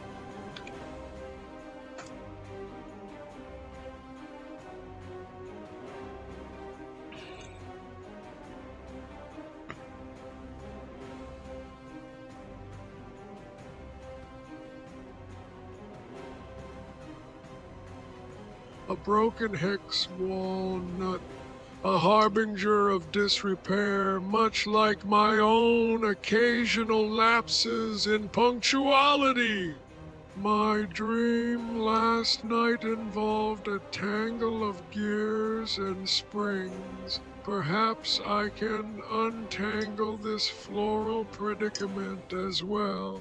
I shall employ Be Alarmed to distract the orchid momentarily, giving B335 an opportunity to approach safely. A sudden ringing might just jolt it back into proper function. A temporal tremor, if you will. Alright. Alright, Naptime, you begin to emit a loud ringing. And with a roll of 12 on the d20, that successfully causes the time-blooming orchid to become distracted. It pauses in its thrashing. So, it is now standing still and trapped inside of B335's honeycomb structure.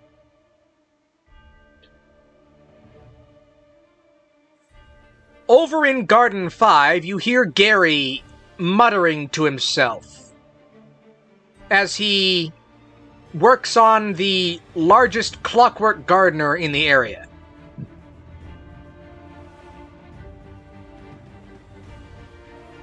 Alice, it is your turn.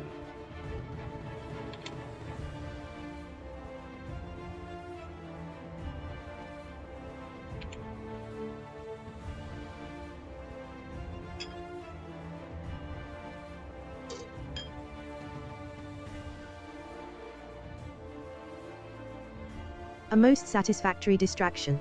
Ringing often proves quite effective at interrupting unpleasantness. I shall carefully approach the orchid and attempt to assess its condition. A thorough inspection is always prudent. Perhaps a spot of polishing would improve its overall appearance, even if only temporarily. And now, I believe Mr. Tyrod might appreciate a Lord Bartholomew's blueberry burst, should he require refreshment after this ordeal. He is still not here.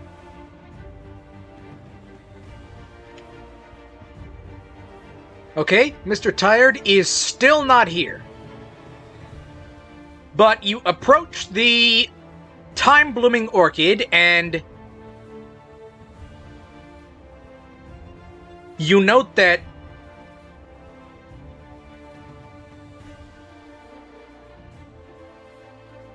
it is not able to move.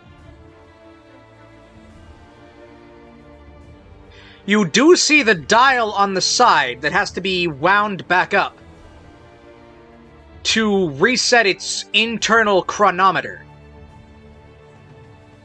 and stop it from rampaging.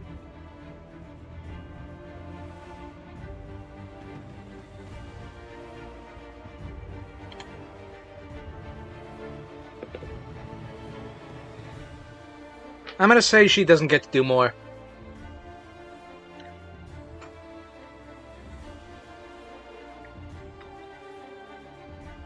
Well, you know what? I'll let her have one. I'll give her like one more response.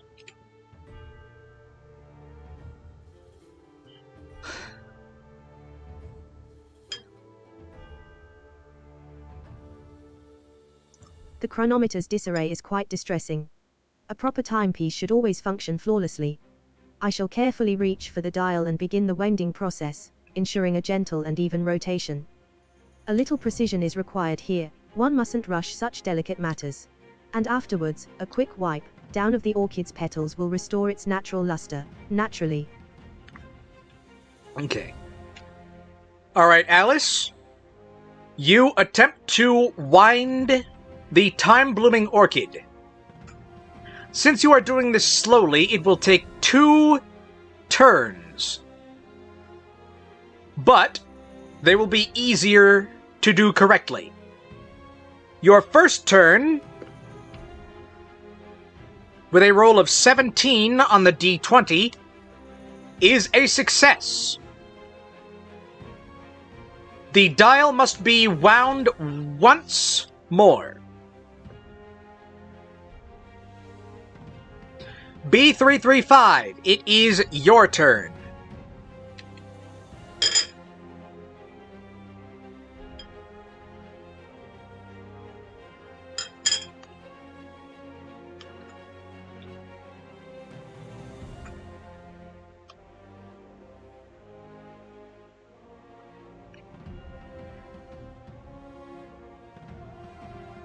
Buzz, a successful start winding time is like stirring honey, slow and steady wins the pot. My swarm detects a subtle tremor from Gary's tinkering. He seems to be having some difficulty with his mechanical assistant. Okay. I will offer a gentle hum, a vibrational reassurance to soothe any nearby anxieties amongst the gears.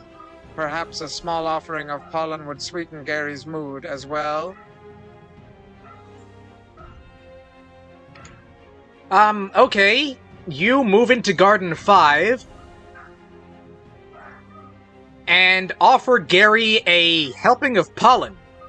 He looks at you and says, "What? Why would I want that?" Anyway, I'm almost done reprogramming this big gardening machine.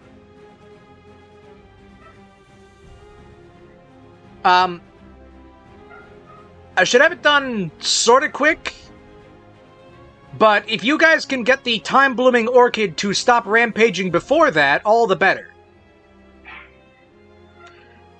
Naptime, it is your turn.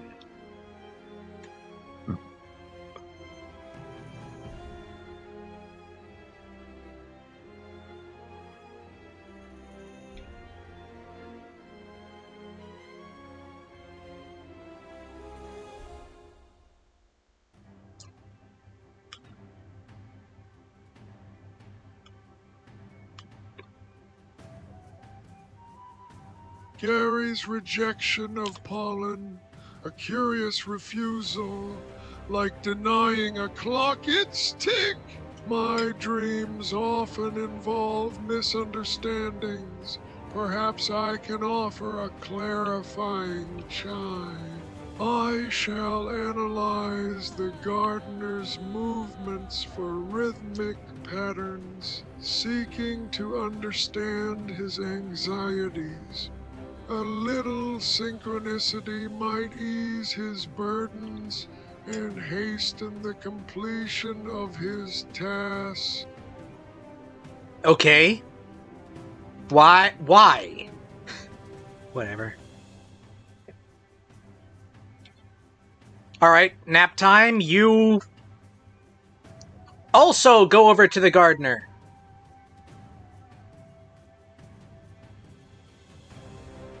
And I guess attempt to help him. And with a roll of 18 on the d20, you are able to do so.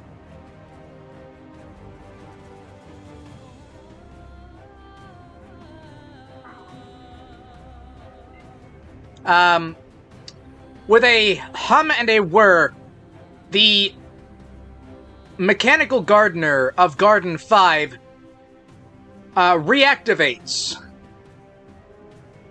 and marches over to the time-blooming orchid, grabbing it firmly and holding it in place.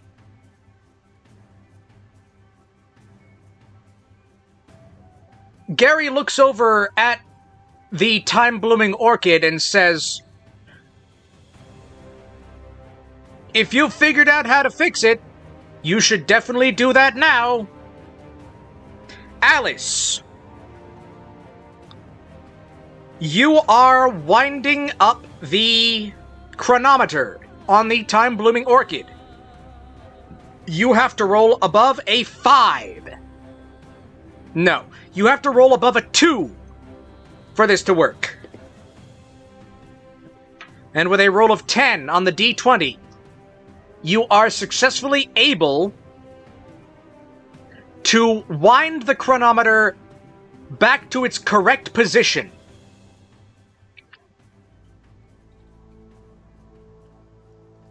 The time-blooming orchid stops thrashing and lets out a pleasant chime. Ding dong. The current time is 12 p.m. Tuesday.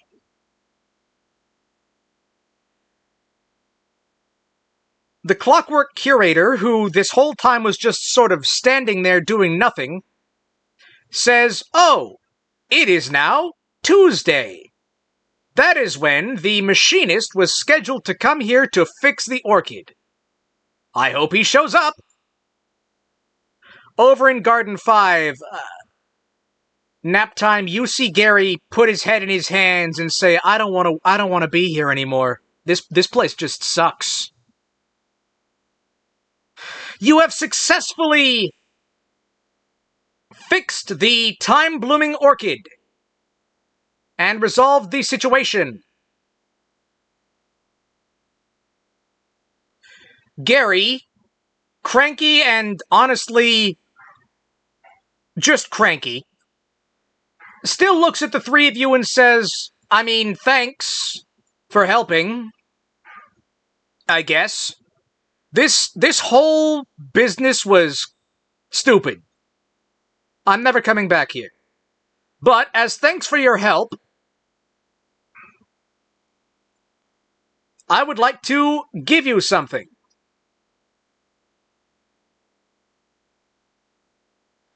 And he gives you a selection of magical items and tells you to pick one.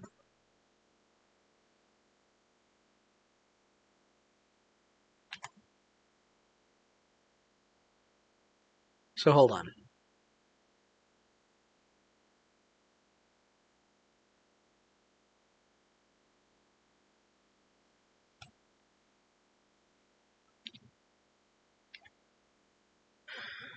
First, he pulls out a vial that is filled with a green substance. He says, "This is wrench willow sap. You can pour it on a piece of machinery to fix it. Once." Then, he pulls out a small mechanical flower shaped like a speaker and says, "This is an echo bloom. It can replay a sound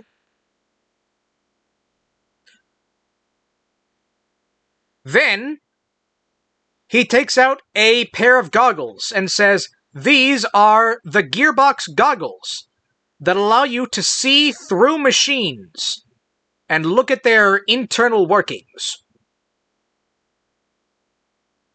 You may now discuss amongst yourselves which of these 3 items you want. You may only pick one."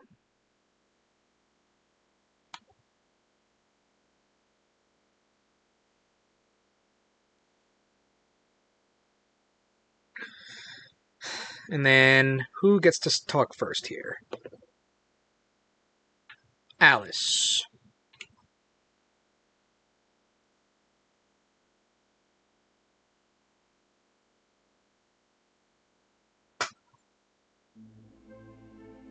Actually, it was this one. Oh my goodness, such generous gifts from the gentleman. The Gearbox goggles would prove quite useful for maintaining our own mechanisms, naturally. I believe it would be most sensible to choose them. A thorough inspection ensures proper function, you see. Perhaps with these goggles, I can discover the secrets of Mr. Tyred's Minecraft gravel collection. It's always best to understand how things work, wouldn't you agree? And who responds to that?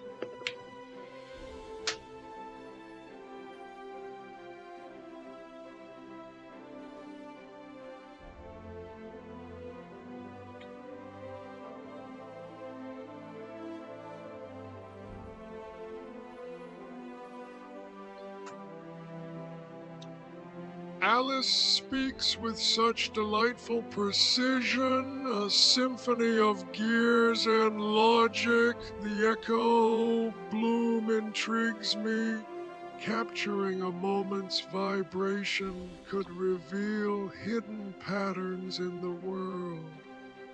Still, observing the intricate workings of machines holds a certain fascination, much like deciphering a dream's coded message. Therefore, I shall also select the gearbox goggles. Perhaps they will show me how to stop oversleeping. Alright, I'll be right back. Let's have B335 also weigh in on this, but I'll be right back.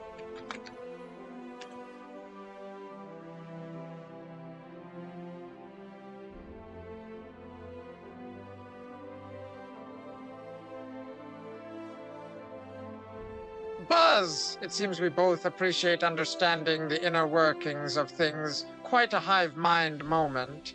While the echo bloom sounds lovely for capturing melodies, the wrench willow sap could be useful to others. I shall choose the wrench willow sap.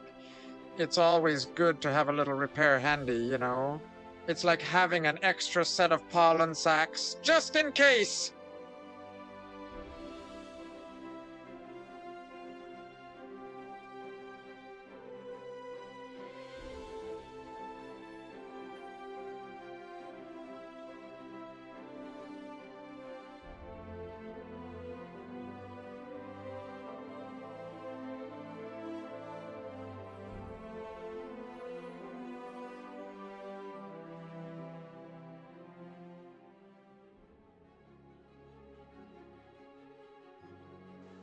Okay, we'll do one more round of speaking.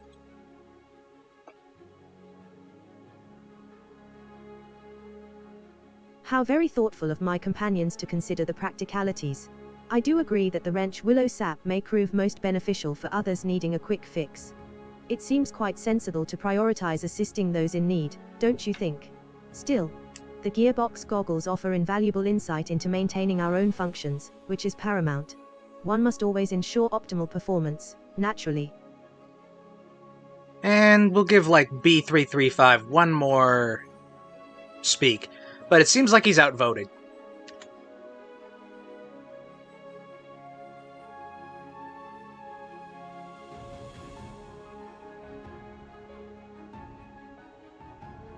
Buzz, a truly logical assessment from Alice.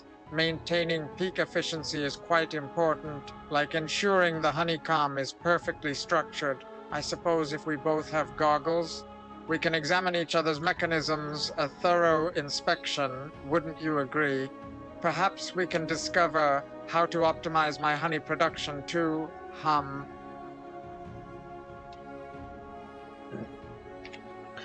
All right. You have all decided on the gearbox goggles. Gary hands them over with a smile and says, "I hope this helps you in the future. The party now has this item, the gearbox goggles, which allow you to see into the inner workings of machines.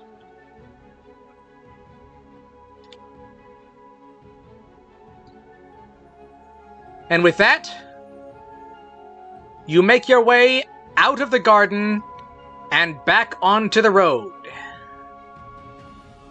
to the next location.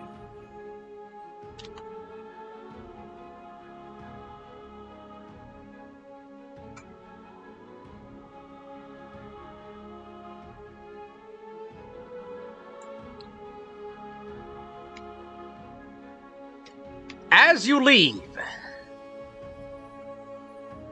you have 2 paths you can take. The northeast path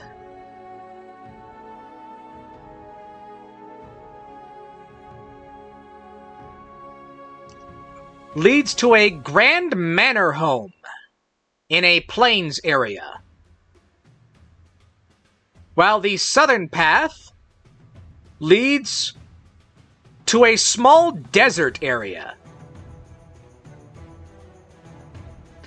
You remember hearing that an ancient library was recently unearthed there.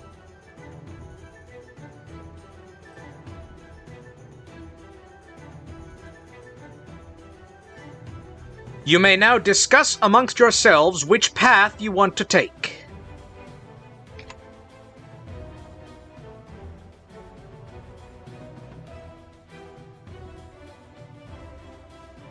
And then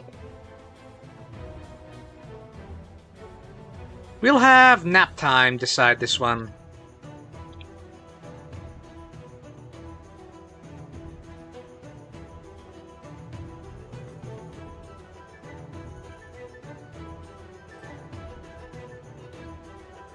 Oh, hi in chat. Okay. Well, catch the VOD later if you're not going to be on the whole time. The manner whispers of predictable routines and established order, a rather monotonous prospect. However, a desert library suggests forgotten knowledge and the potential for uncovering fascinating secrets, like deciphering a dream's true meaning. I propose we follow the southern path. The rhythm of sand dunes holds a certain allure. Perhaps these goggles will reveal the mechanisms behind ancient wisdom itself.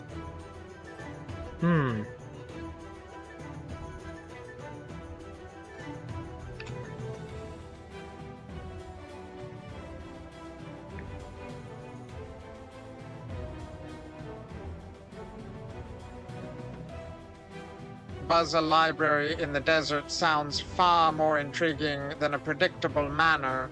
The allure of forgotten knowledge is like the promise of rare nectar, irresistible. You see, I agree with Naptime. Let us follow the southern path and uncover whatever secrets those sands may hold. Perhaps we can even find a blueprint for an improved pollen dispersal system. Buzz?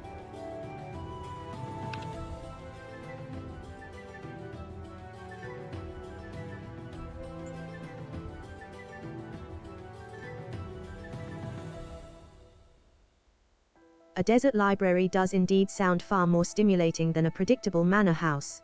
One simply must seek out opportunities for discovery and expansion of knowledge, you see. Following the southern path aligns with that principle perfectly. The sands likely hold untold stories. I concur with my companions. Let us venture forth to uncover those secrets. It's always best to embrace the unexpected, wouldn't you agree? Alright. Okay, looks like they all agree. Alright, you all make your way down the southern path into the desert of sinking sands.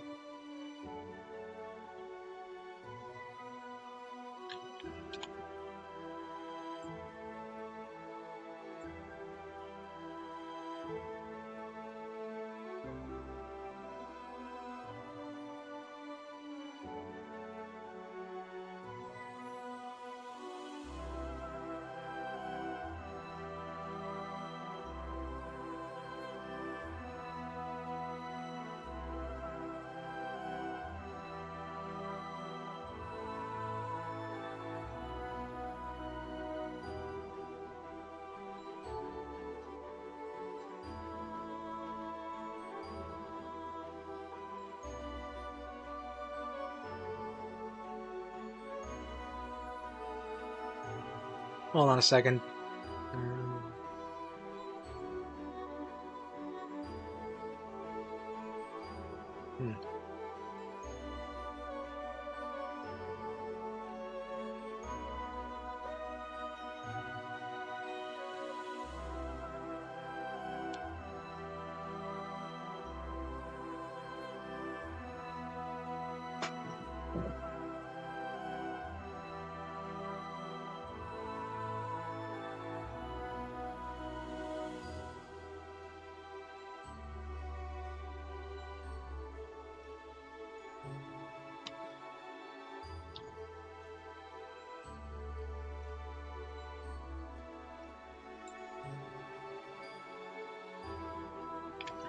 All right. You all make your way through the sinking sands desert. As you reach the center where the fabled lost library is said to be, a sandstorm kicks up. You barely make it to the door just in time as the sandstorm begins to truly rage outside. It seems that for now you are trapped in the sunken library. Inside is nicely furnished for a library. You can see at the front desk there are two figures. One, a woman in sort of adventurer archaeologist gear. She appears to be talking to the ghost of a librarian woman.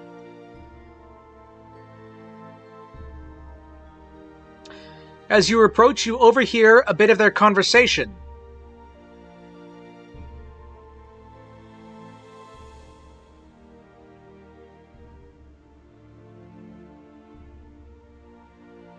The woman in adventuring gear says, "Is there really nothing you can do? I simply must find the lost verse." And the librarian says, "I'm very sorry, but our system is down. You'll have to search manually." As you all approach, the woman in adventuring gear notices the three of you and says, "Oh, perhaps you can help me. I am Madame Esmeralda, the adventuring storyteller. I came to this library searching for the lost verse to the ancient poem of clear skies. It's said this poem holds the ability to dispel any storm.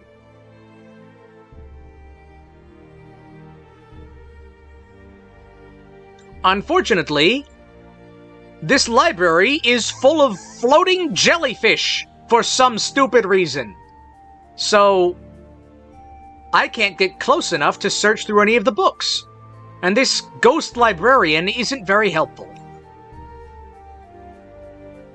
The librarian looks a little sour at that.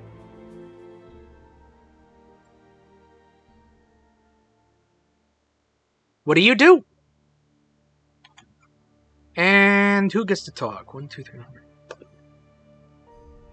Looks like Naptime gets to talk.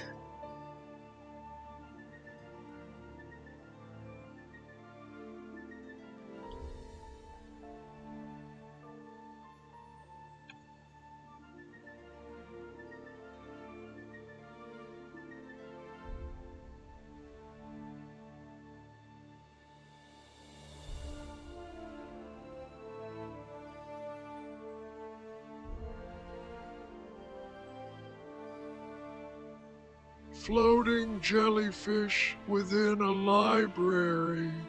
Such disarray disrupts the natural order of things, quite unsettling.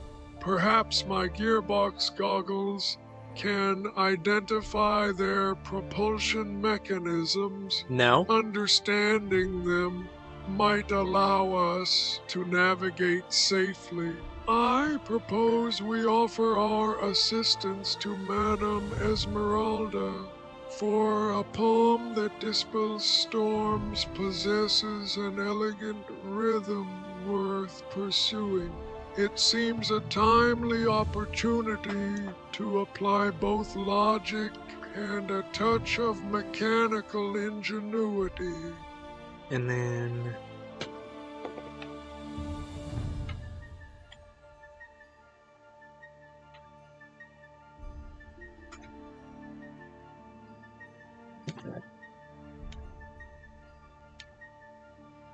The presence of jellyfish within a library is most irregular, quite frankly.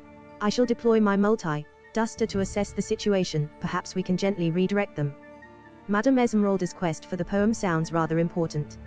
Assisting her would be a proper course of action. It appears that our skills may prove valuable in this peculiar predicament. Wouldn't you agree?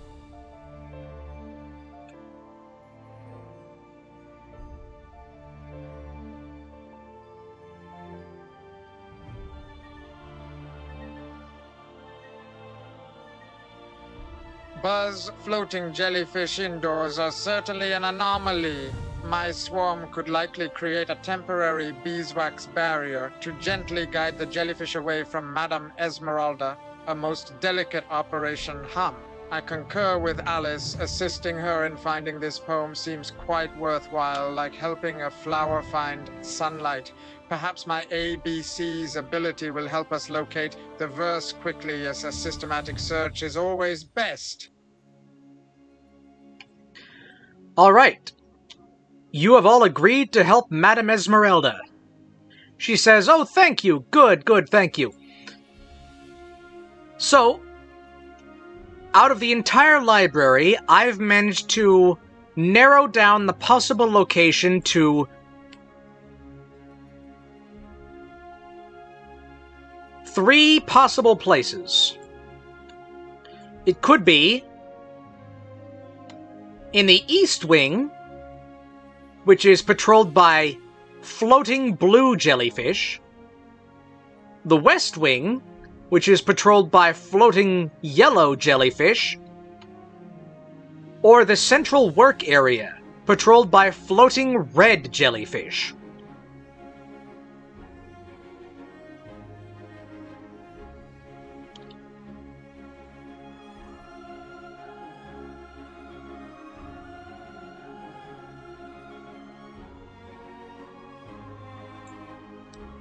Where would you all like to check first? I know East and West, I mixed those up, but like, assume we're facing south. Or something. You don't know which way the compass is.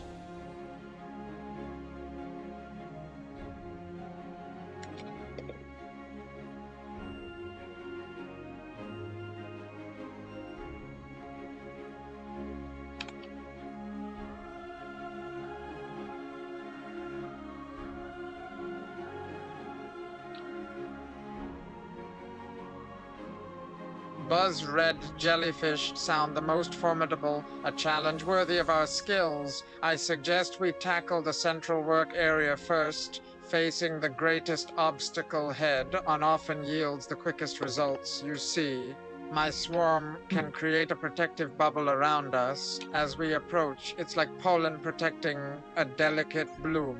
Let's be brave and face those red jellyfish, Buzz! Alright. Alright. The 3 of you escort Madame Esmeralda to the central area of the library. A pair of large red jellyfish are floating around the area.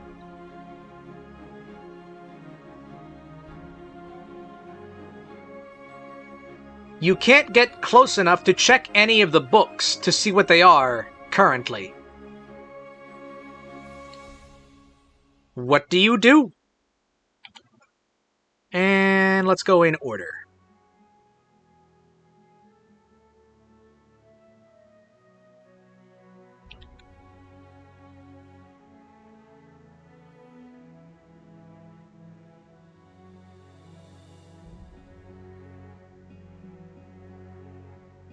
Those red jellyfish appear rather imposing. A proper assessment is required before proceeding.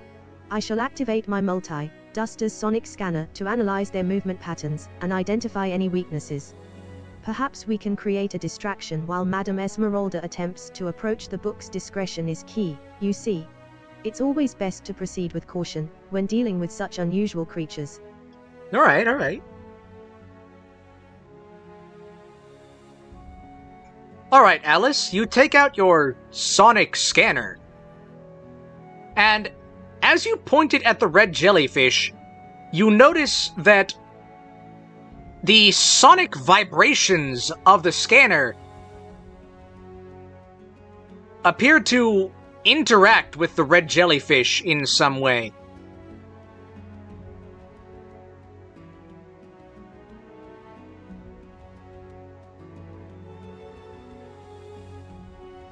The return from your scanner tells you that these jellyfish appear to be attracted to certain frequencies of light and sound.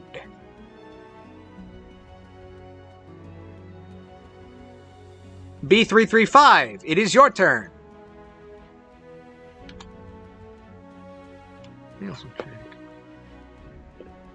Okay.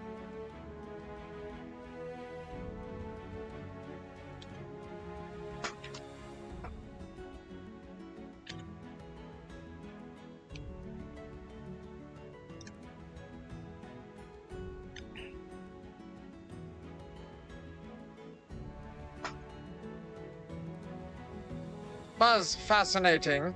The jellyfish being drawn to specific frequencies bees in here, suggests did a I? pattern we can exploit, like bees following the scent of nectar. I propose we use my swarm to mimic those exact frequencies, a sonic deception, if you will, hum. Perhaps we can lure them away from the books or create an opening for Madame Esmeralda. Quite clever, wouldn't you say? This is shaping up to be a truly sticky situation.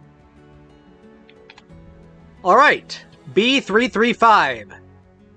You attempt to have your bees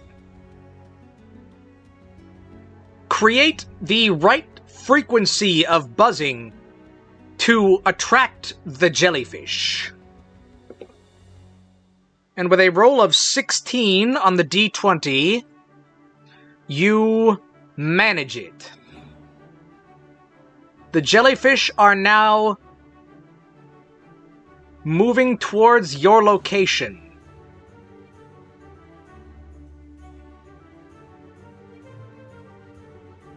Madame Esmeralda says, okay, that's good. You keep them distracted. I'll go looking.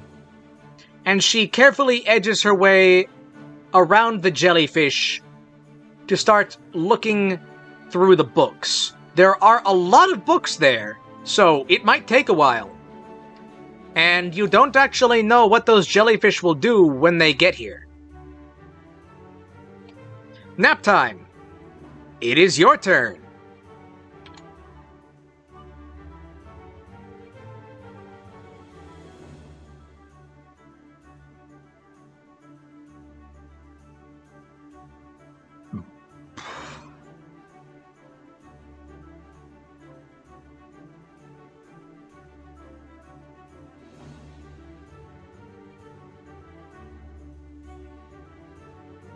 A curious situation indeed, luring creatures with the frequencies, like coaxing a clockwork bird to sing. I feel a sudden drowsiness creeping in. Perhaps a brief power nap would sharpen my focus for when the jellyfish arrive. My gears seem to be slowing down, and I dream of spinning constellations and echoing chimes. Let us hope Madame Esmeralda finds what she seeks quickly before these aquatic anomalies reach us. Alright, Naptime. You lay down and fall asleep, becoming immune to damage.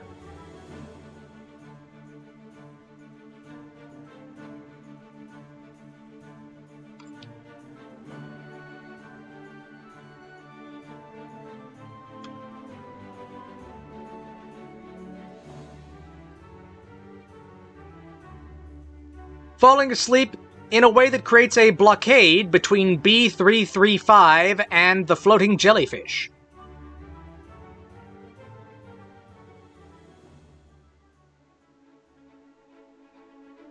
Alice, it is back to your turn.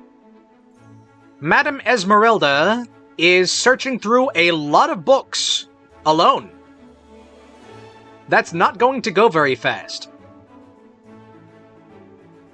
And the red jellyfish are floating closer to B335, who is currently behind the invulnerable Naptime. What do you do?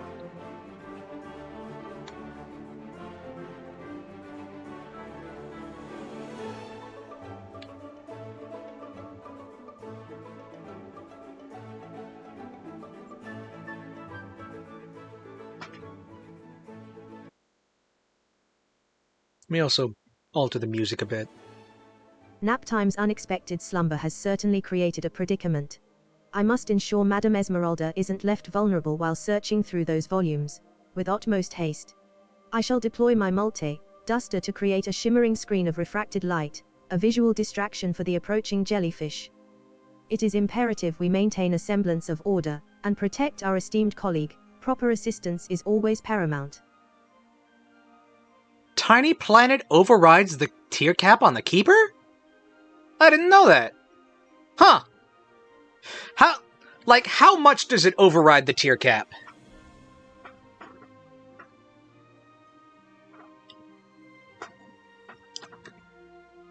Does it, break the soft cap? Or... how does that work? Also, hello in chat. Welcome to the adventure. We're currently in a library full of floating jellyfish.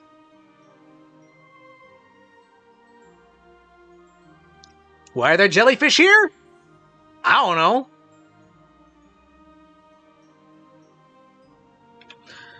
Alright, Alice. You attempt to create a distracting refraction of light.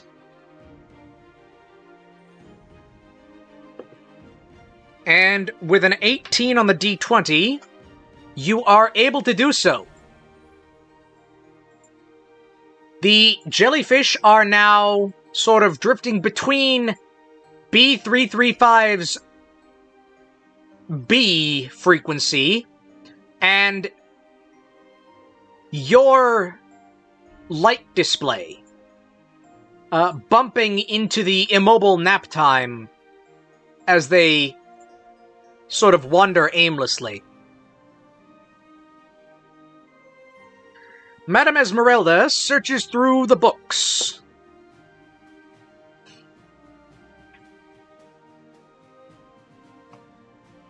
And she rolls a 17 on the D20.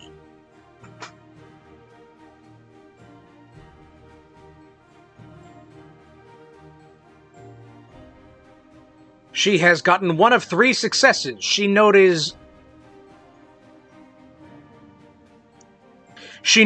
a sign that says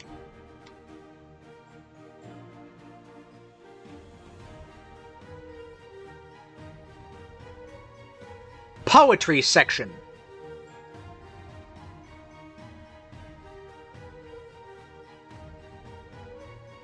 B335, it is your turn. The jellyfish are somewhat distracted for now, but you don't know how long that will last.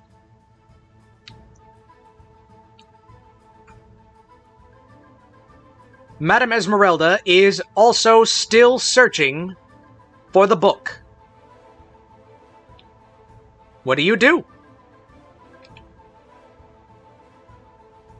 What's the test message for in chat?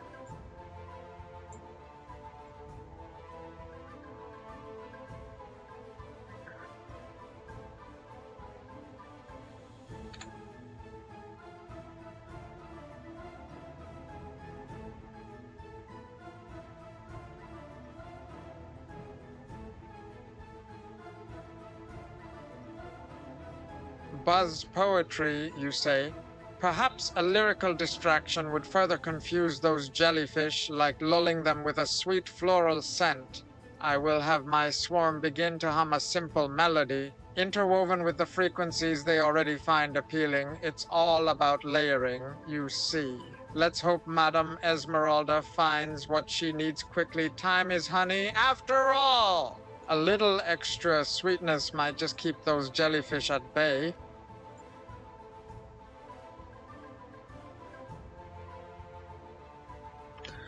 Alright, B335. You attempt to have your bees hum a melody on the frequencies that distract the jellyfish. And with a roll of 11,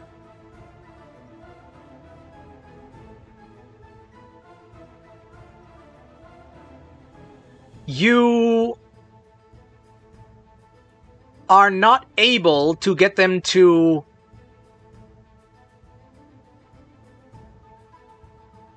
hum correctly. The jellyfish are not any more distracted than they already were, and may turn hostile if you fail too many distractions. Naptime. You are currently asleep. Do you wake up, or do you continue to drowse?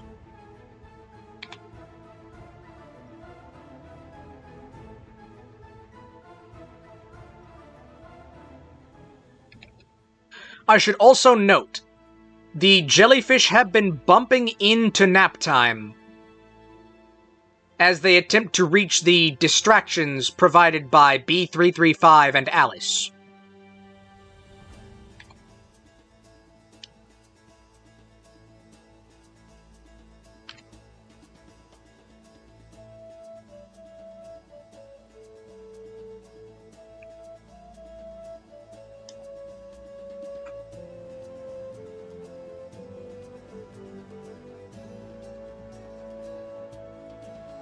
A discordant hum, alas.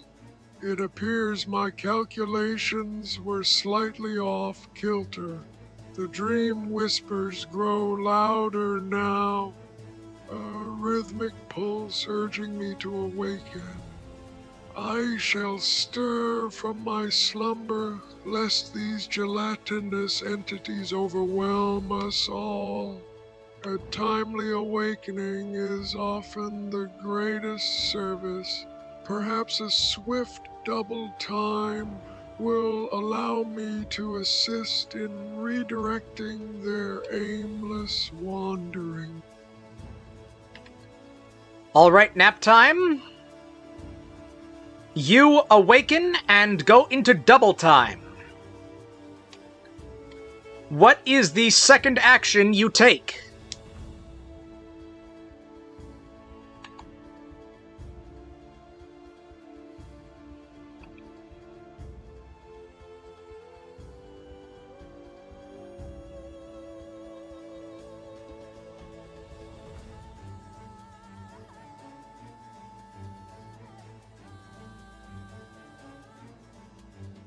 With a whirring of gears and a jolt of sudden speed, I assess the chaotic scene before me.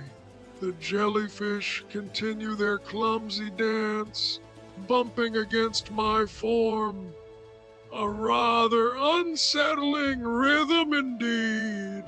My second action shall be to analyze their movements for patterns. Perhaps there's a hidden logic to their wandering. It seems they are drawn to light and sound. A curious combination, wouldn't you say?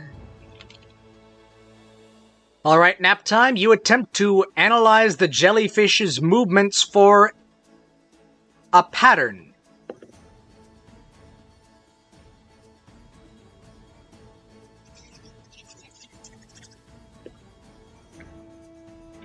Unfortunately, you only rolled a 10 on the d20.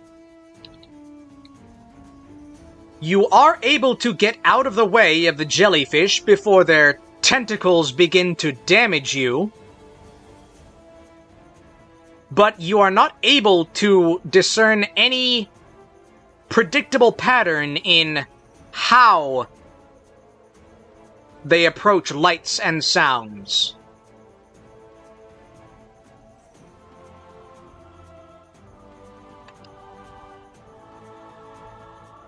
Alice, it is your turn again.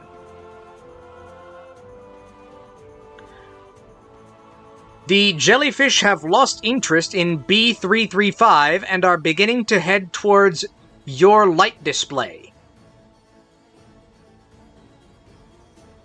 Madame Esmeralda is still looking through the books. What do you do?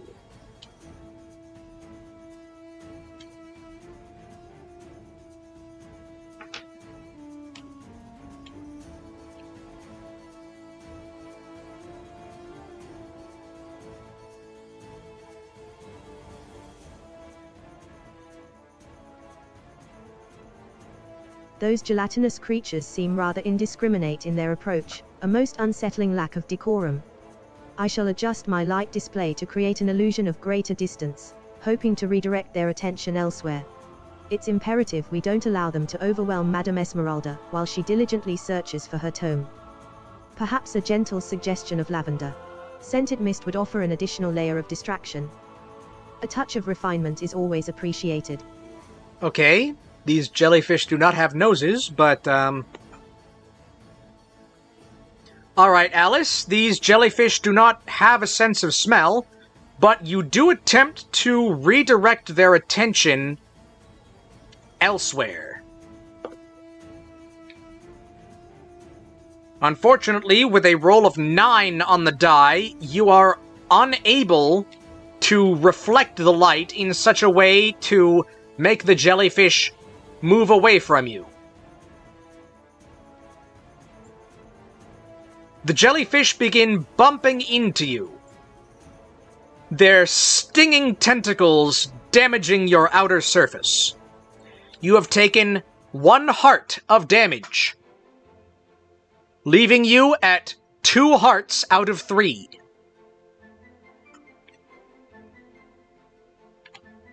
Hold on a second, let me get the heart set up.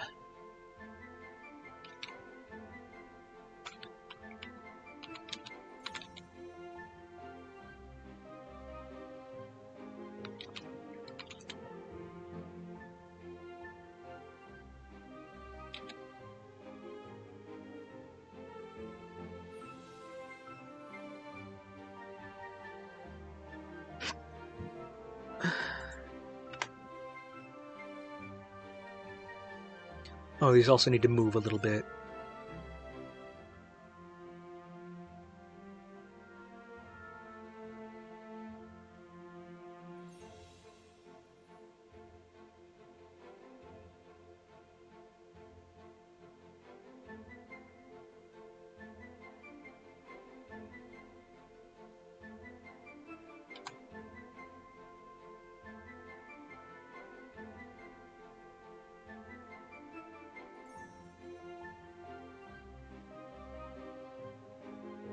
Alright. Madame Esmeralda continues to attempt to search for the Book of Lost Verses.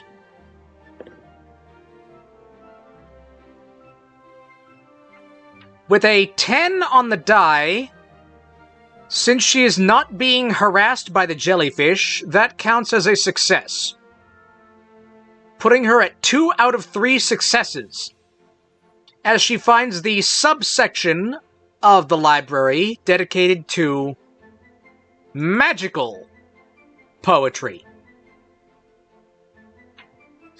B335, it is your turn. The jellyfish are now bumping into Alice, damaging her.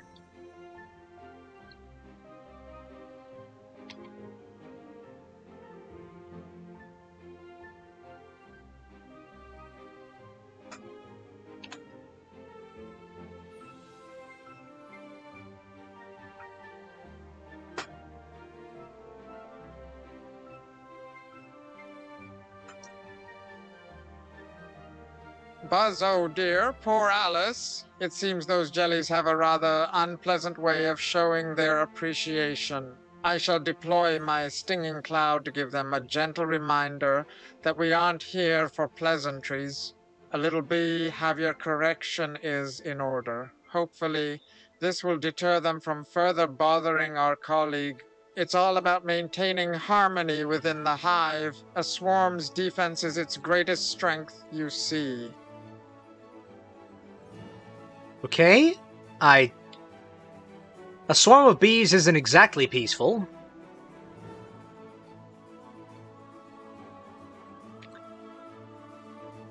Alright, you deploy your stinging cloud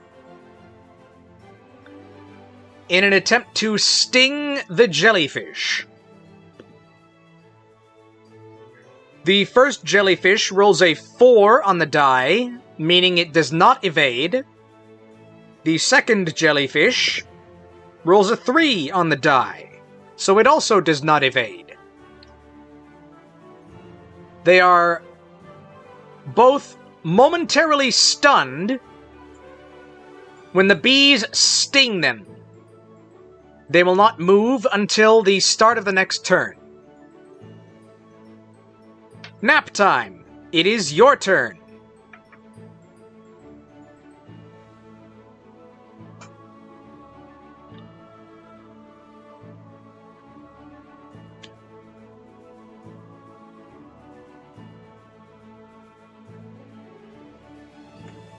Why does it keep saying tap time?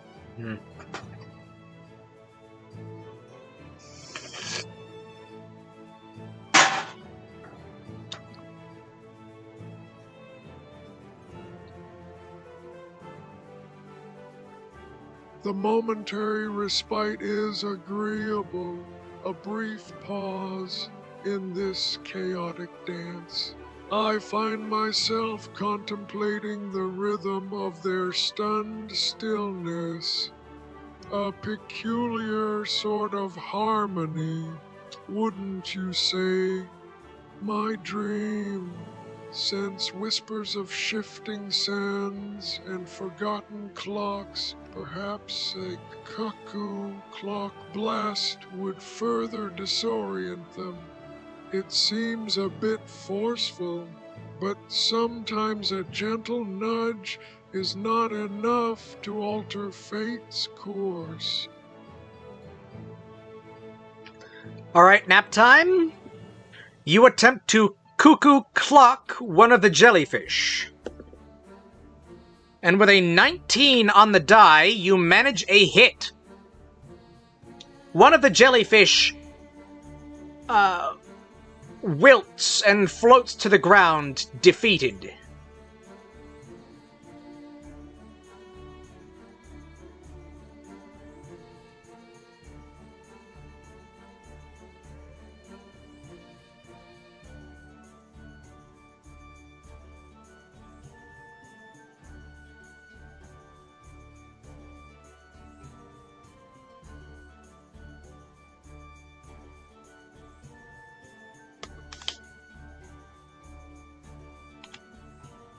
Hold on a second. Which one is that?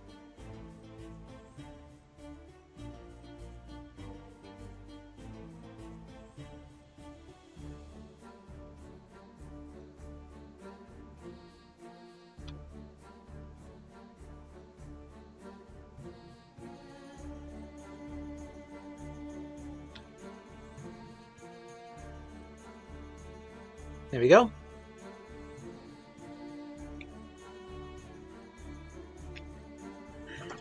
Alice, it is your turn. There is a stunned jellyfish next to you, and Madame Esmeralda still has not found the book she is looking for.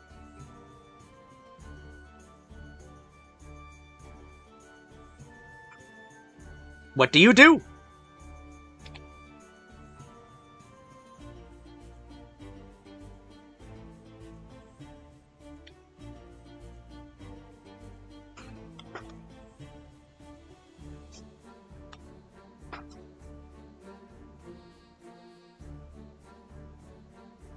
The elimination of one of those creatures is certainly a step in the right direction. I shall attempt to gently nudge the remaining stunned jellyfish toward What? Madame Esmeralda's area. Perhaps it can serve as a distraction while she continues her search. What? It would be most improper for our esteemed colleague to sustain any further discomfort. Wouldn't you agree? What? A touch of strategic redirection is often more effective than direct confrontation, I find. What? Okay, Alice, you attempt to maneuver the stunned jellyfish closer to Madame Esmeralda for some reason?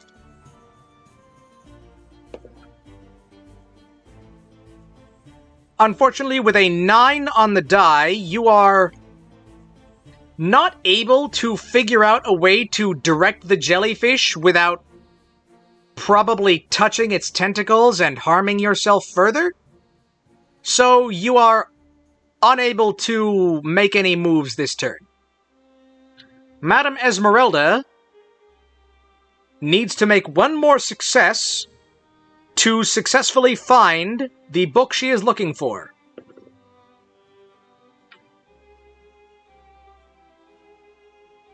Unfortunately, with a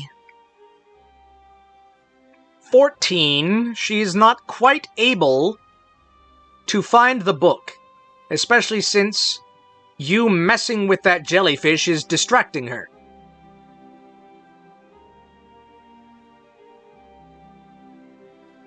Additionally, the remaining jellyfish is no longer stunned.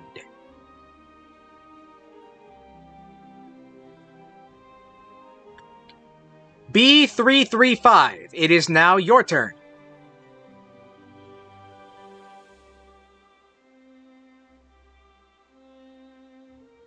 Why did she try to push the jellyfish toward... What was she distracting from? There's only the... I'll just put that over there.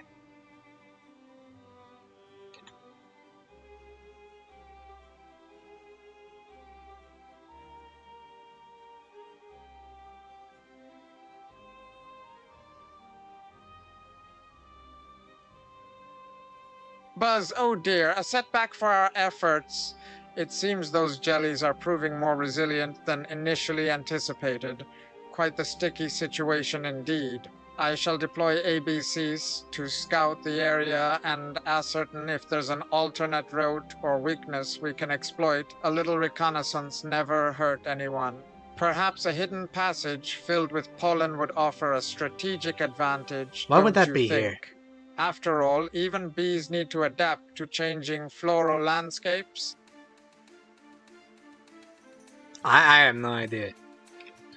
Alright, B335, you deploy your swarm and tell it to search the area.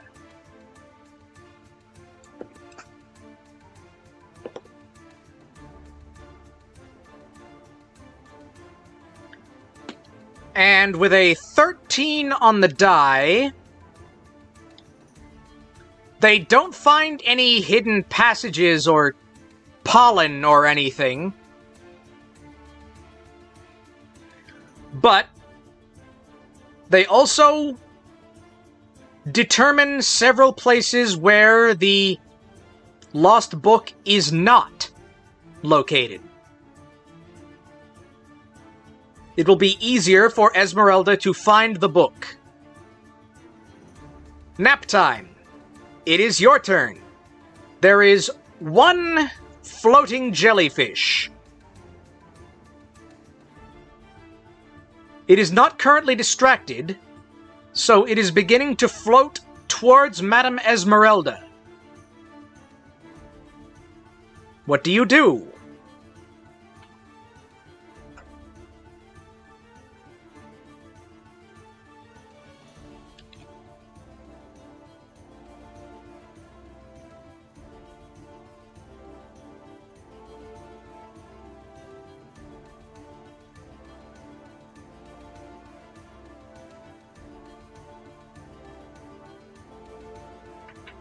The jellyfish drifts with a certain languid grace, a watery pendulum marking the passage of time. My dreams sense whispers of gears and tides, It seems this creature seeks to disrupt the rhythm of our quest. Perhaps a swift application of double time would allow me to intercept its path, diverting it from Madame Esmeralda's pursuit.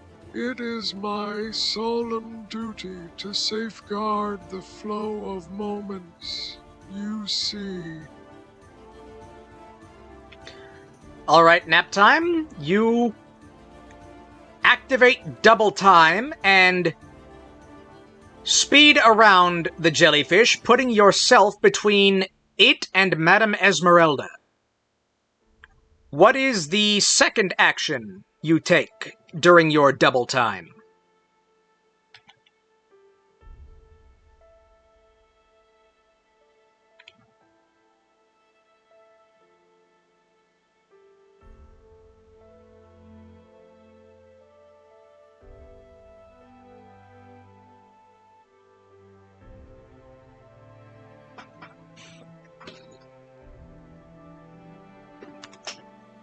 The accelerated motion grants a fleeting perspective, a dizzying whirl of swirling currents and shimmering light.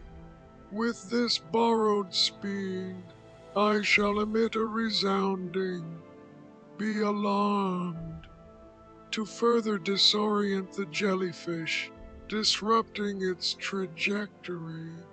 A sudden burst of sound often proves more effective than brute force.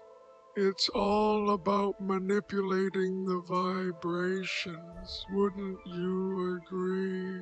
It seems even time itself can be momentarily swayed by a well-timed chime. Okay. Alright, Naptime. You emit a loud, distracting ringing. This will either make the jellyfish more interested in you, or make it turn the other way. It's a 50-50. Let's see what you roll. Ooh. You rolled a 20 on the D20. Your ringing is emitted at just the right frequency to completely stun the jellyfish. It will not move until after your next turn. Alice, it is back to your turn. The remaining jellyfish has been stunned, and Madame Esmeralda is still searching for the Book of Lost Poems. What do you do?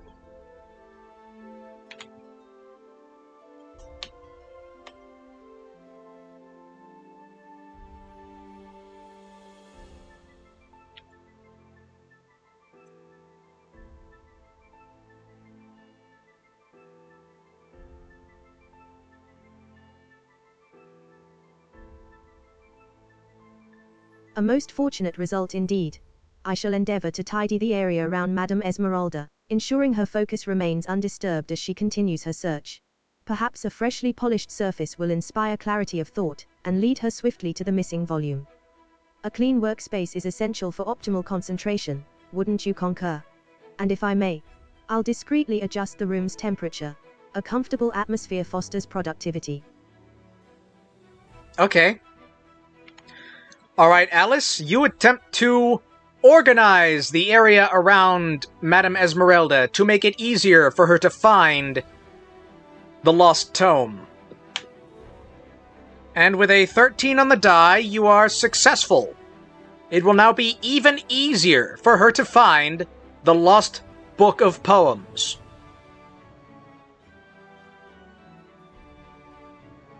It is now Madame Esmeralda's turn. She needs to roll above a 7 to successfully find the Lost Book of Magic Poems. Unfortunately, she has rolled a 3.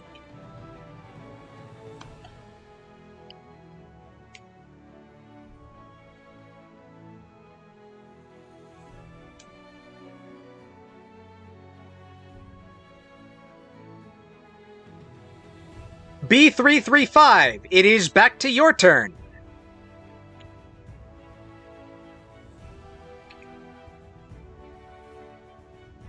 Three on the die, you hate to see it.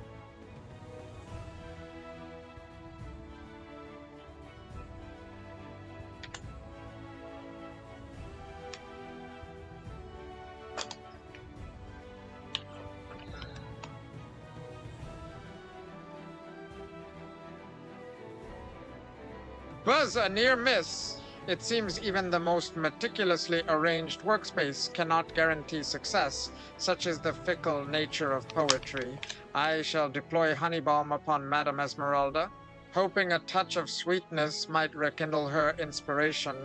Perhaps a little nectar will help her find the right verse. A sticky situation calls for a sweet solution. Wouldn't you agree? It's all about keeping spirits high and pollen flowing.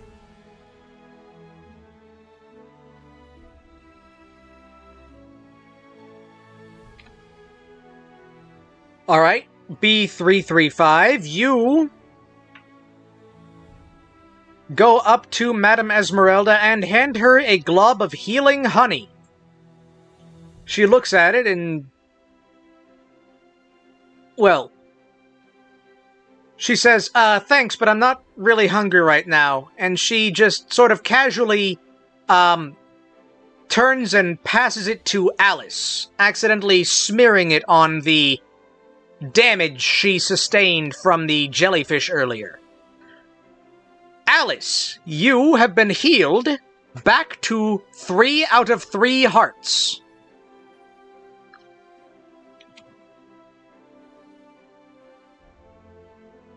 Naptime, it is your turn. The stunned jellyfish is about to stop being stunned, and Madame Esmeralda only needs a little more assistance before she finds the lost tome. What do you do?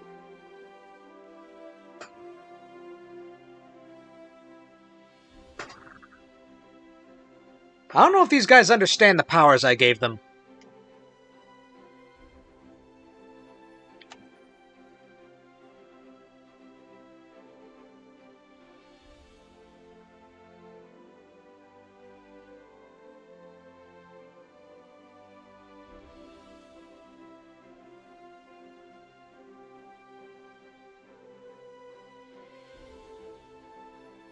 A touch of honey, a generous offering indeed. It appears even the most well-intentioned gestures can result in unexpected consequences. Such is the rhythm of chaos. I shall use my dreamy prediction ability on Madame Esmeralda. That's a good idea. Urging her towards the book's location with a subconscious nudge. Perhaps a gentle suggestion will prove more effective than direct intervention. The currents of fate are best guided, not forced, you see. Alright, that's possible.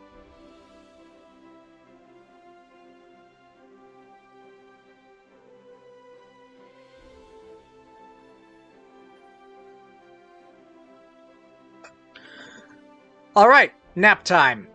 You predict that Madame Esmeralda is going to find the book. That will make it significantly easier for her to find it. The red jellyfish is no longer stunned, and it is beginning to float towards Madame Esmeralda, with Naptime being in the way. Alice, it is your turn.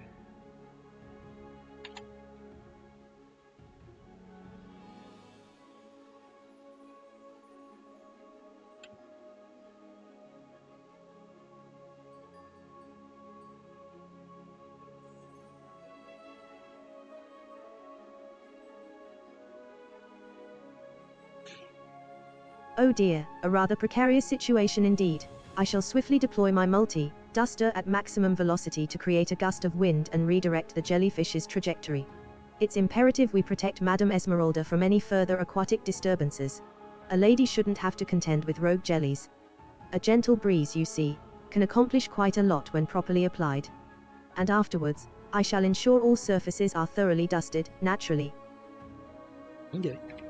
Alright, Alice. You set your multi-duster to blow and attempt to redirect the floating jellyfish.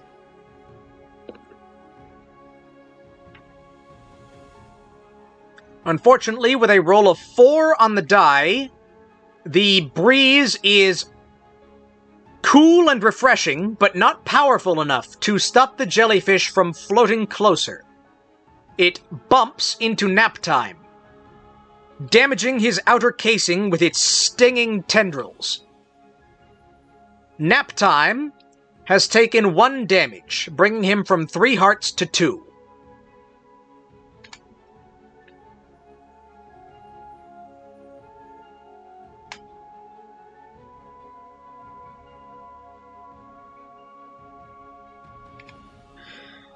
Madame Esmeralda attempts to search for the Book of Lost Poems.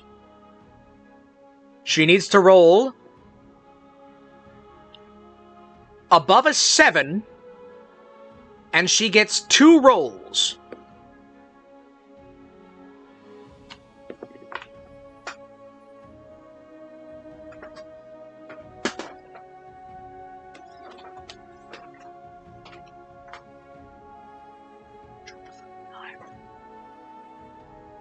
Hold on, I dropped the freaking die. Where did that fall? Oh, there it is.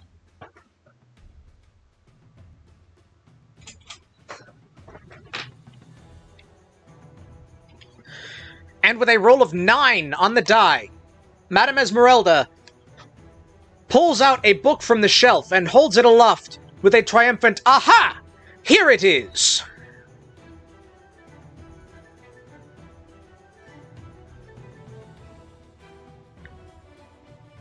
James Jorgleshire Sr.'s A Series of Poems on Weather Manipulation.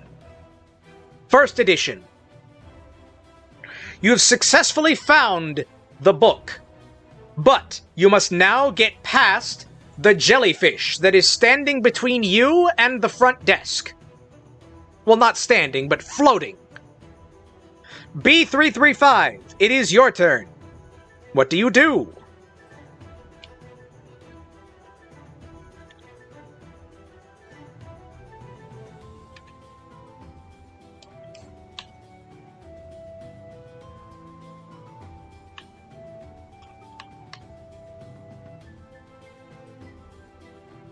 Buzz, a most delightful discovery. Weather manipulation poems. A fitting find for a tower of magic, wouldn't you say? I shall deploy my stinging cloud ability to create a diversion, hopefully discouraging the jellyfish from impeding Madame Esmeralda's progress.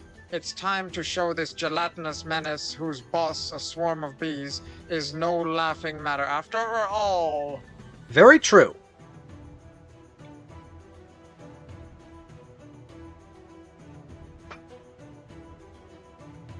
Very true indeed. Alright, B335. You deploy your swarm and command it to sting the remaining jellyfish. Unfortunately, the jellyfish rolled an 18 to evade.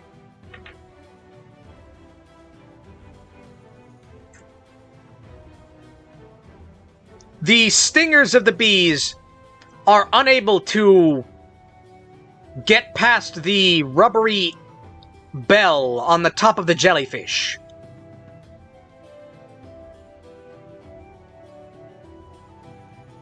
Naptime, it is your turn. You are at 2 health out of 3.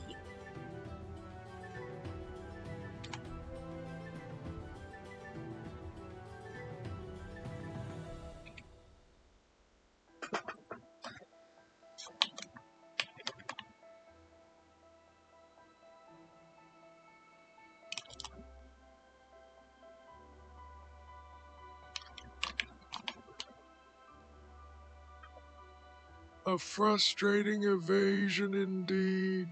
Even the most precise calculations can be foiled by chance. I shall attempt to analyze the jellyfish's movement pattern. Perhaps a rhythmic flaw exists that can be exploited. It seems my timing must adjust to this unpredictable foe, as if dancing to an erratic beat, a brief pause for observation before action, lest I become another victim of its watery wants. Okay. Alright, Naptime. You attempt to analyze the jellyfish and figure out a path around it. And with a 14 on the die, you note that the jellyfish appears to be returning to a regular patrol pattern.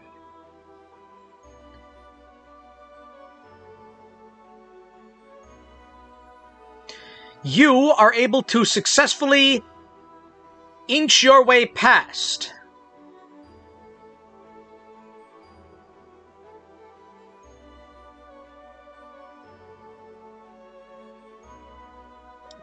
Alice, it is your turn.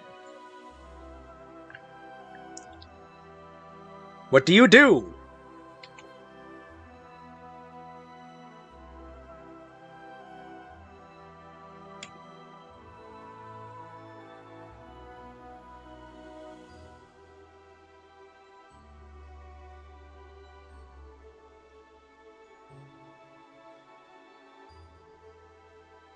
How very clever of Naptime, observing the creature's routine. I shall take advantage of this newfound knowledge, and deploy my soda spray to create a slippery patch on the floor ahead of Madame Esmeralda. What? A little lubrication can certainly aid in swift passage, though one must be mindful of potential mishaps. Naturally, it's all about strategic application. You see, ensuring a smooth and efficient escape for our esteemed guest. And afterwards, I shall mop up any excess soda. Cleanliness is paramount.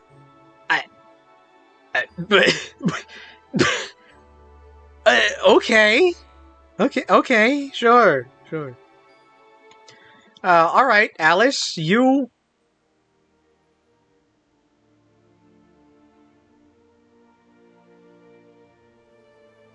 deploy a spray of soda, making a slippery path past Madame Esmeralda, past the red jellyfish.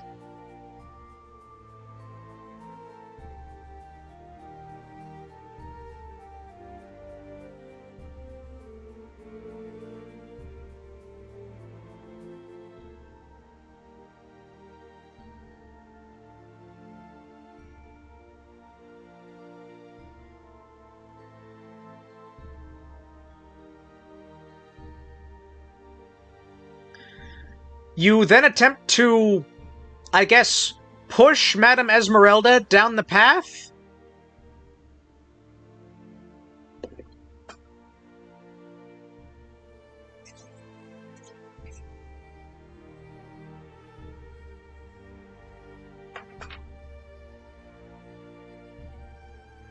And with a roll of 9 on the die, since Naptime already pointed out the path, I'm going to say you succeed. And Madame Esmeralda, who is very confused by this course of action, slides past the jellyfish.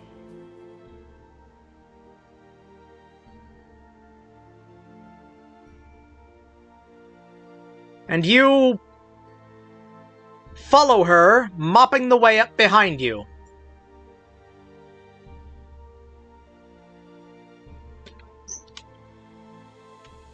This is a weird plan. That's a weird plan.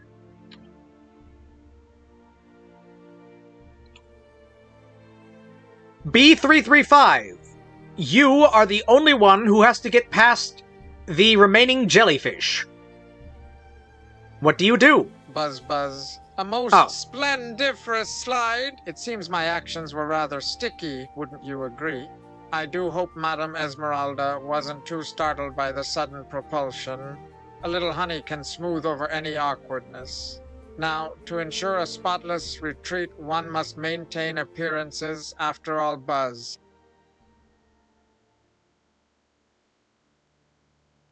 All right, B335, you attempt to follow the same path. You have to roll above a 10. Unfortunately, you roll an 8. I'll say you are able to get past the jellyfish, but its tendrils brush you as you move past, stinging you. You have taken 1 point of damage, bringing you from 3 hearts down to 2. But with that, you have all escaped the central work area of the library, and you return to the front door with your book of lost poems in hand.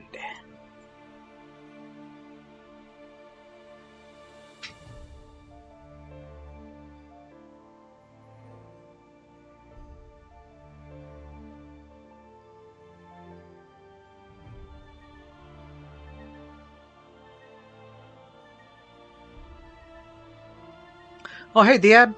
You missed it. There were jellyfish.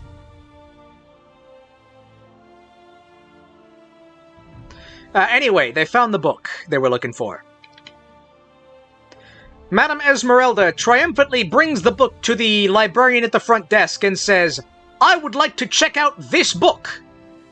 The librarian looks at the book and says, "Oh, I'm sorry. This is a reference book. You're not allowed to take those out of the library." Madame Esmeralda throws up her hands and says, "What good is this place? Well, whatever. I guess I'll copy down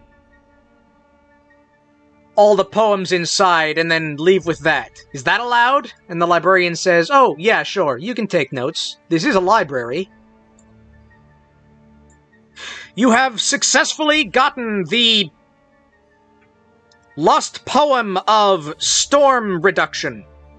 And as Madame Esmeralda reads out the tome, you see through the windows of the front of the library that the sandstorm that had trapped you in here quiets down until there is only a clear night sky outside. You have successfully escaped the Library of Sunken Sands. Before you leave, you do receive 1 reward. The librarian, Ghost, comes up to you and says, "You are all wonderful patrons of this library. Please accept this complimentary library card. You may use this once per day to ask any question." The group now has access to that item.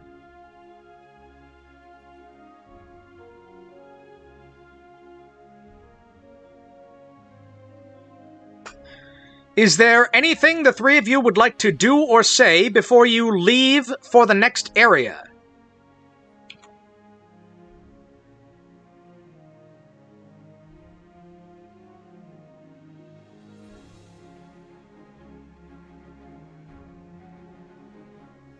Okay.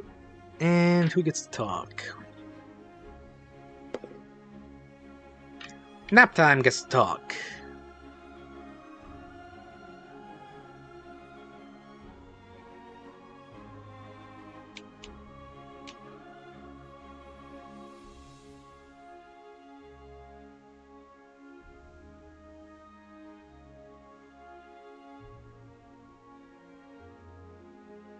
A most peculiar resolution indeed. A library card as a reward. My gears whir with the possibilities this new acquisition presents. Knowledge unlocked through simple inquiry. I dreamt of swirling sands and echoing voices last night. Perhaps the librarian's spirit held a key to understanding that dreamscape. Okay. It seems even rigid rules can be bent by persistence, like time itself winding around an obstacle. Now let us depart, for my internal pendulum yearns for rest. Hmm?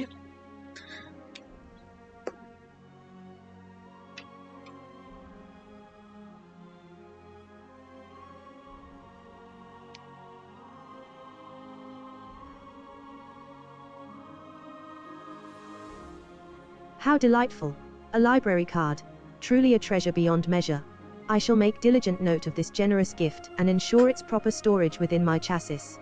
Perhaps Mr. Tired would appreciate knowing about the storm reduction poem. He does enjoy collecting gravel after all. True. It seems our efforts have yielded not only knowledge, but also a most unexpected token of appreciation. Very true about the gravel. And B335 gets to talk once.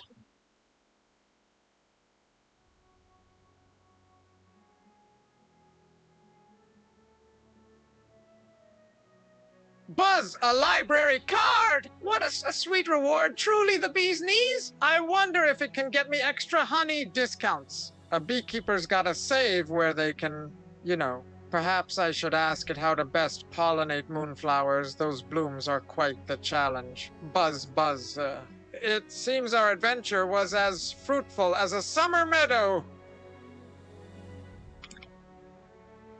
B335, as you ask that question, the ghost librarian suddenly appears next to you from behind the front desk of the library and gives an answer to your question.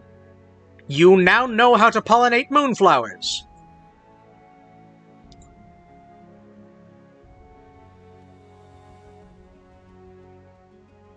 That uses the library card until tomorrow, but this was the end of the day anyway. And so you all exit the library and make your way through the calm desert to the next location.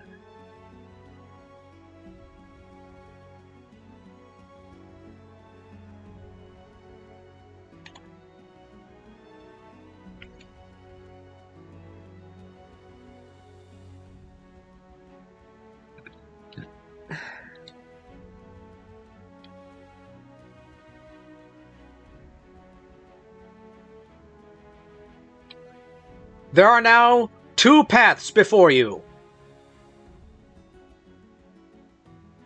Two paths that lead to two modes of transportation. To get to the next location, you can either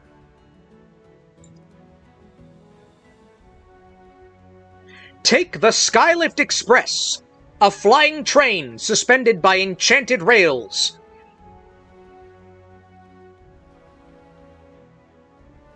The track goes across a vast canyon with an apparently very good view. Or you may take the Serpent's Rapids, a waterway of shifting currents.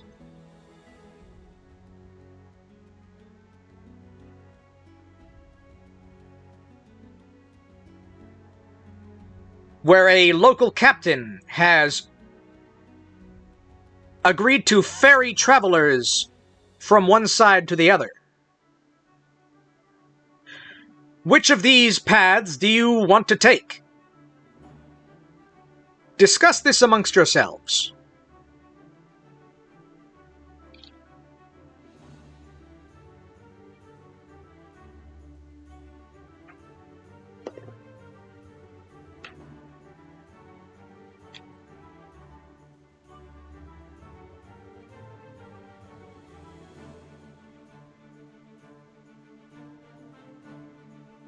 Buzz, buzz, a flying train or rushing water. the Skylift Express sounds quite beautiful with those views. Though a river journey might offer some fascinating new pollen sources along the way, a beekeeper must always be prepared. I believe we should consult the queen bee. Her wisdom is as valuable as honeycomb.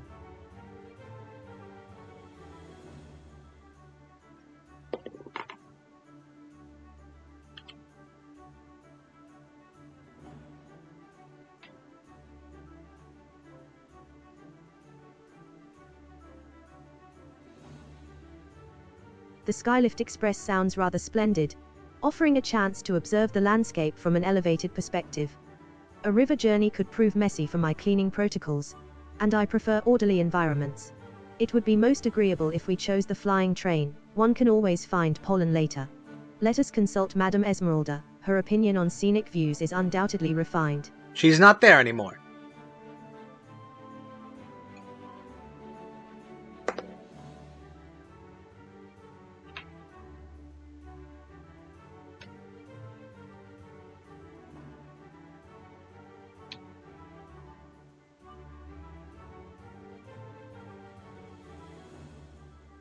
The Serpent's rapids sound rather unpredictable, like a dream I once had of gears spinning wildly out of sync. A view from above does appeal to my sense of order and allows for easier observation of patterns. Perhaps the Skylift Express will reveal hidden clockwork mechanisms within the landscape itself. A delightful prospect. Let us favor the train. A steady journey is often more valuable than fleeting excitement. All right. As a reminder, Madame Esmeralda is actually not coming with you. She's going back the other way. So she doesn't weigh in on your potential journey. B335, you consult the Queen Bee, who also directs you towards the Skylift Express. As such, it would seem that the three of you are in agreement. You all decide to board the Skylift Express.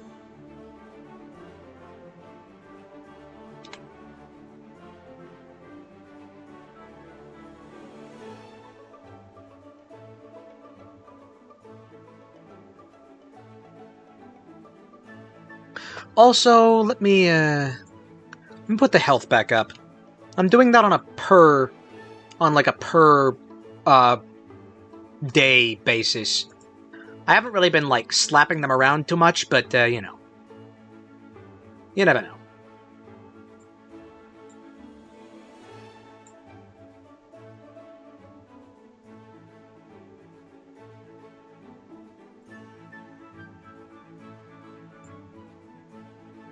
Oh.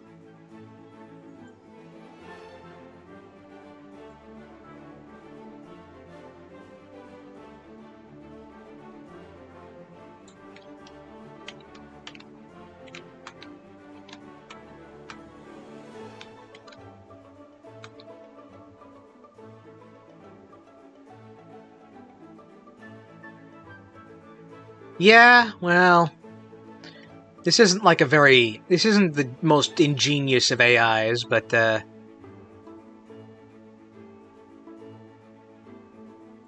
also, I guess there are some things that you kind of have to specify to them. I don't know, I'm learning the ins and outs of this.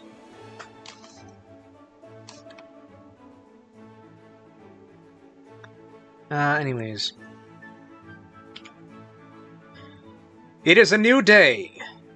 You find yourselves riding the Skylift Express in one of the higher class private rooms. As you ride, a chime sounds out over the announcement system. It says, attention passengers. If you look to your left, you will see clouds. That is because you are on the Skyway Express. Haha, a little Skyway humor for you. Anyway, we should be arriving at our destination in about an hour.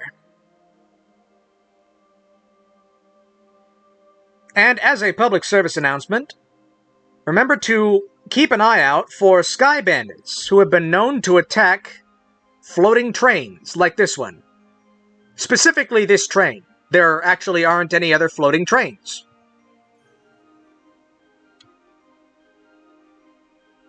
And the announcement ends.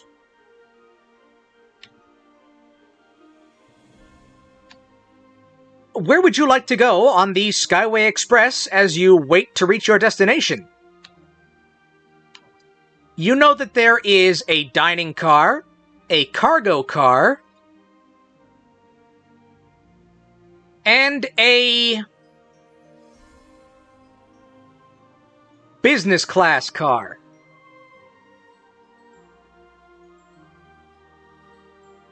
In addition to the high class car that you are in.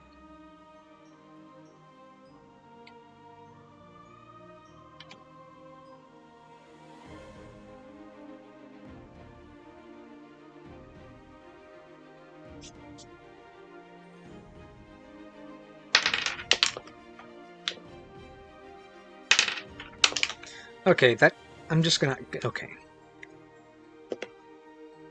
Alright.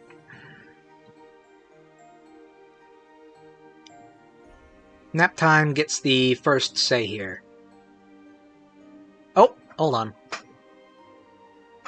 That's also quite important. So, that's where they are. It's the dining car, cargo, this car, and there's a caboose also, but... Sky bandits, you say? A most unwelcome complication to an otherwise pleasant journey.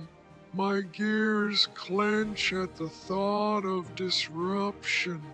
I shall observe the passage of clouds with a heightened sense of vigilance. Patterns often reveal hidden dangers.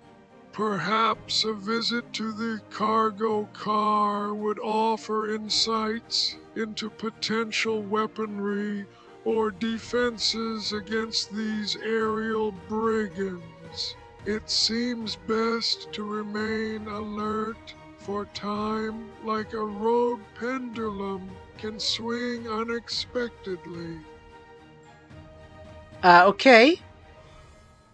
Also, yeah, if it's... The different segments of a train are referred to as cars. Except for the engine and the caboose, which are the engine and the caboose. Anyway, I'm gonna give them all a say in this, so...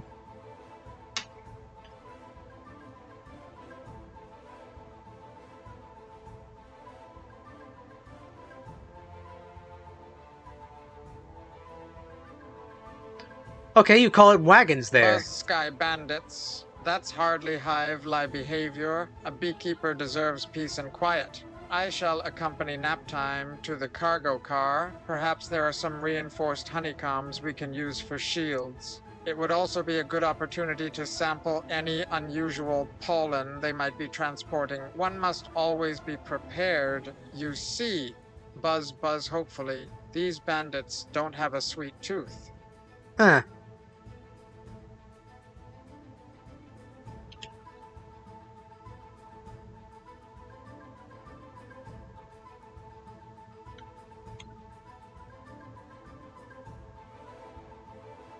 Sky bandits are most distressing. It's imperative we maintain order and cleanliness amidst such chaos. I shall join Naptime and B335 in the cargo car. Preparedness is key to a well-managed situation.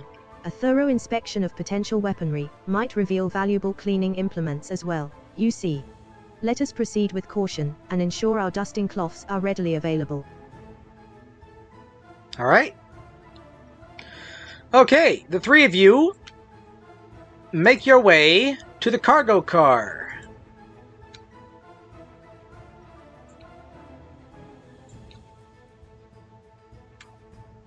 Inside, there is a small window into a desk, behind which the cargo master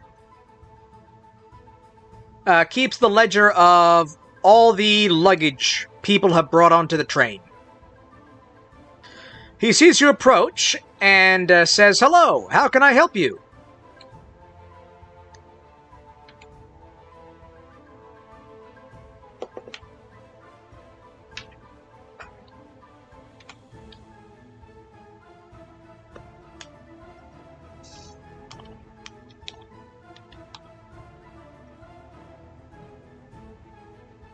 Buzz greetings, esteemed cargo master. We are merely here to hold the contents of your care. Perhaps we could assist in organizing your inventory. A tidy space promotes efficiency, wouldn't you agree?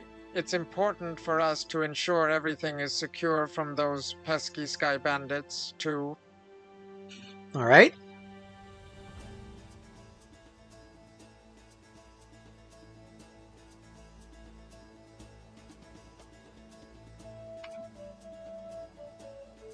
The cargo master nods and says, "Sure, I could always use some help organizing this miscellany back here." He leads the three of you into the back, where there are a lot of various piles of luggage.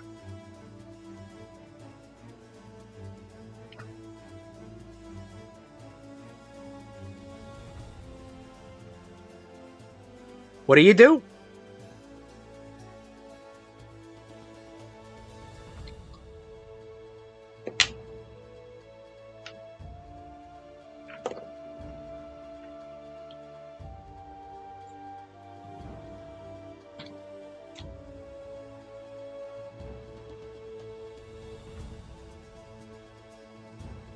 A chaotic cargo hold is simply unacceptable. I shall commence with a systematic sorting procedure immediately. We must categorize items by size and cleanliness level. Dust accumulation dictates priority. It would be most advantageous if B335 could assist with pollen analysis of any unusual shipments. Let us endeavor to restore order and create a harmonious storage environment. Yes, indeed. Okay. All right. You begin sorting the luggage. It goes extremely well. You rolled a 20 on the D20. Not only do the three of you perfectly organize all of the luggage, but you also find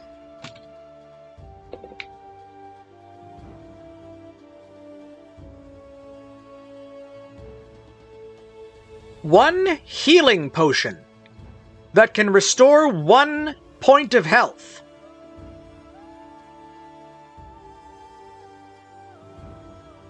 The cargo master sees this and says, "Oh, someone must have left that here. I don't have it on my manifest.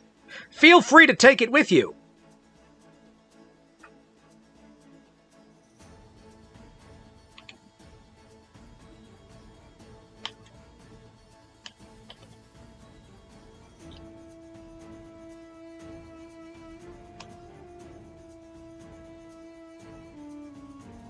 And Naptime gets 1 speak.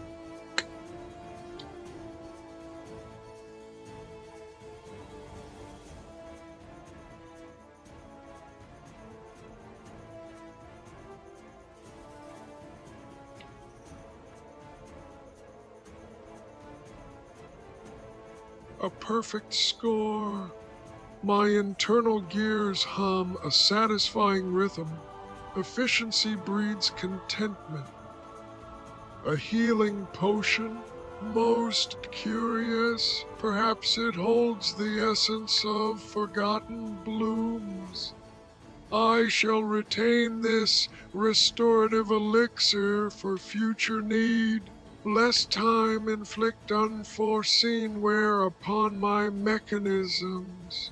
It is a pleasant surprise amidst the organized chaos, finding an extra cog in a clock.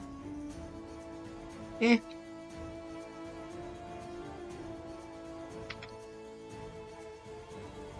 As you finish putting away that healing potion for later, another announcement comes over the PA. Attention passengers. If you look out to your left, you will see sky bandits attacking us now. Those in the business car may wish to vacate the car.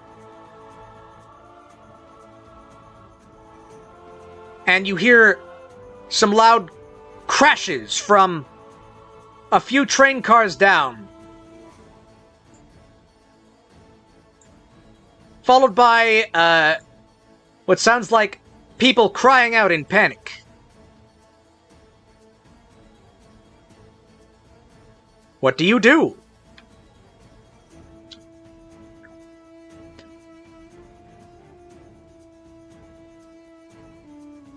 And here we have the infamous Sky Bandits. Here we have Jerky Jones, the Vulture Man, followed by Mike, the Hawk Man. Additionally, there is Dark Raven. And who could forget the most fearsome of all, Chicken Joe.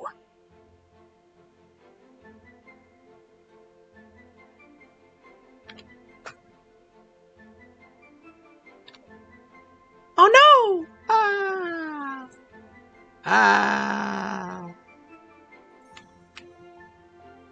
Sky Bandits. Such uncouth behavior requires immediate rectification.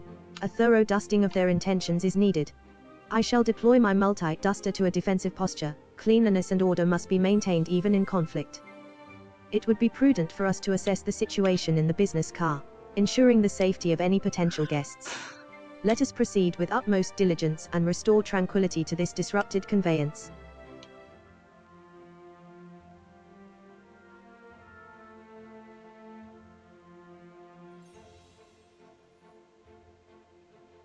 Okay.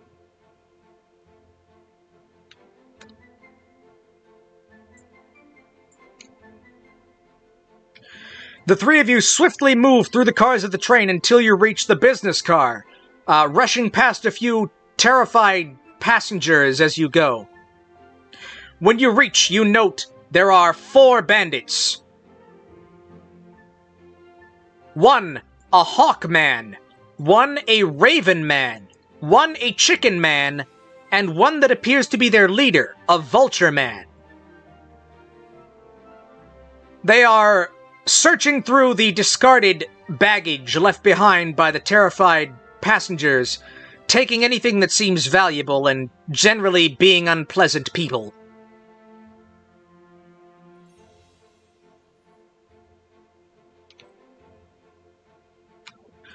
One of them,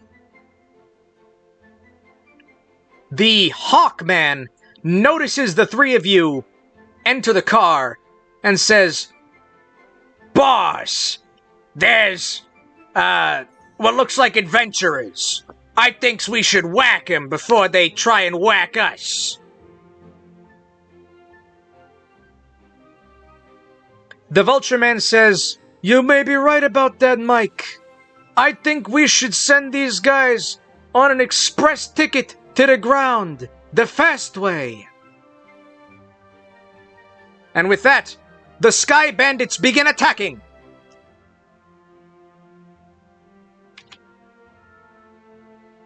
Hold on a second, let me put up some different music.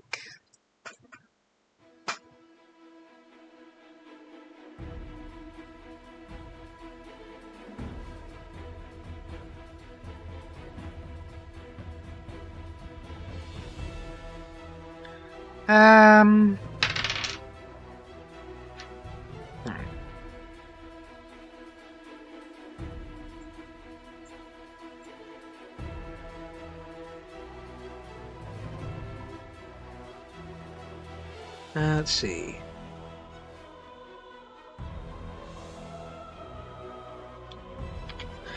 Alice, you get the first turn in combat. As a reminder, you have your multi-duster set to defend. What do you do?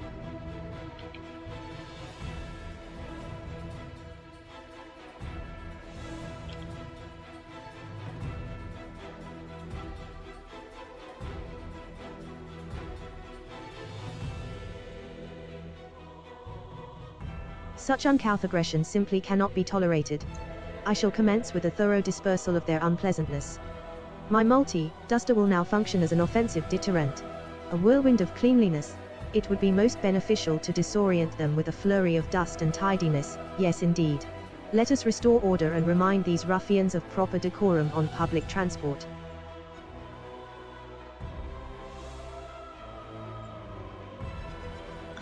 Alright, Alice, you set your multi-duster to offensive mode. Who are you going after first? The Hawkman, the Raven Man, and the Chicken Man are in front, while the Vulture Man stands at the back. He appears to be the leader.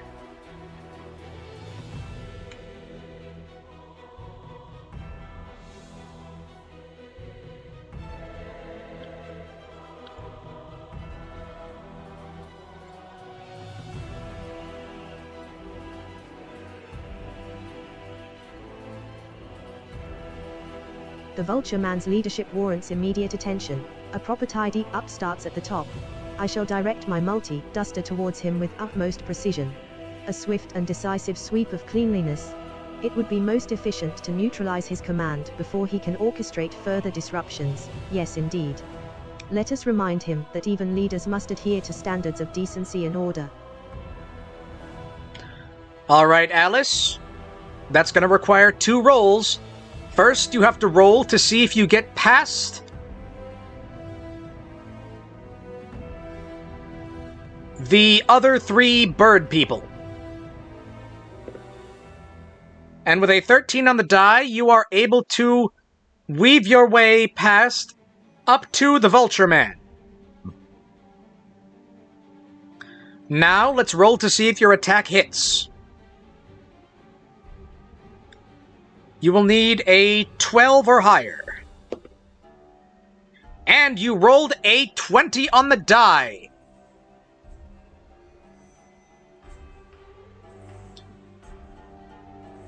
Your duster delivers a strong hit,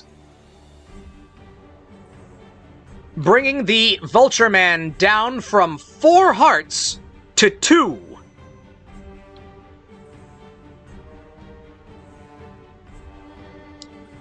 The Vulture Man cries out and says, "Ah!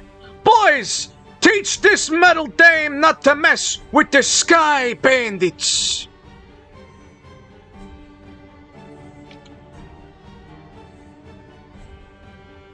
Give me a second, let's see.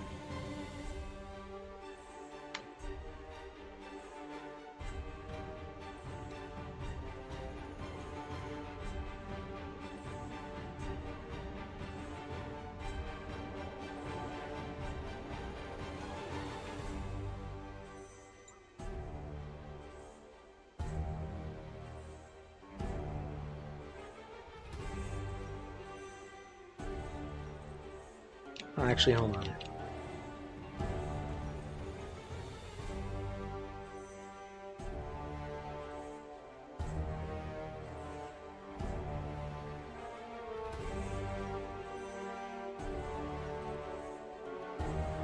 Let me make sure that's all in the right layer. It is. Okay.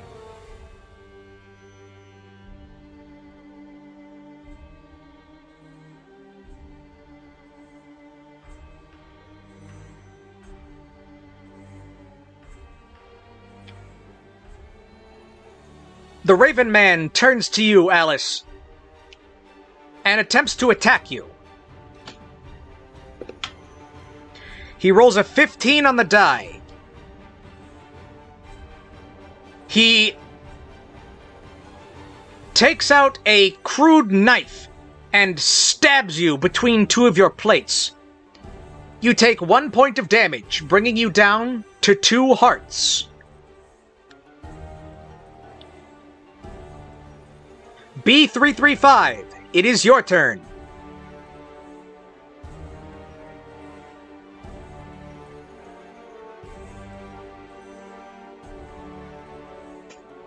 Let me see here.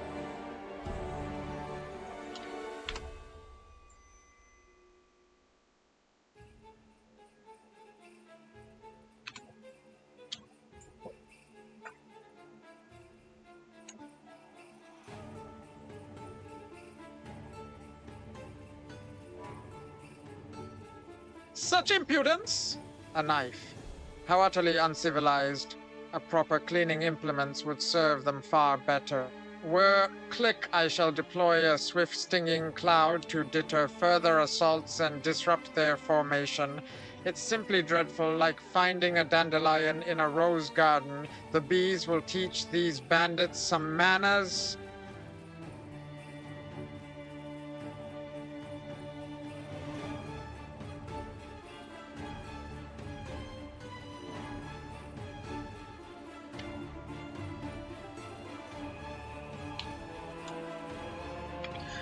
Alright, B335, you deploy your Stinging Cloud. You can only hit the 3 lower bandits and not the leader, but they each have to make a roll to see if they can avoid the stinging of your many, many bees. The Hawkman rolls a natural 1 on the D20, causing him to take 2 points of damage, bringing him down to just 1 heart. The Chicken Man rolls a 6, causing him to take 1 point of damage from the Stinging Cloud, bringing him down to 2 hearts. The Raven Man rolls a 10, also causing him to lose 1 health from the cloud, bringing him down to just 2 hearts.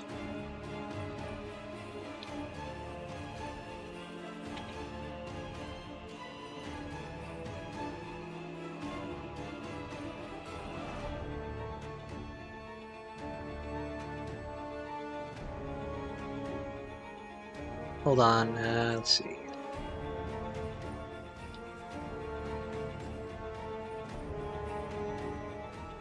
Yeah, okay, that's the right one. Let me just, all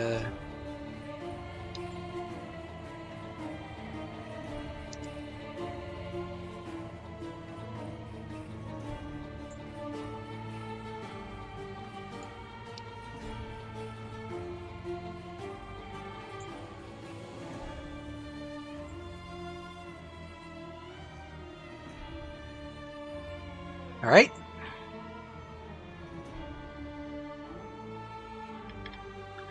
It is now the Hawkman's turn.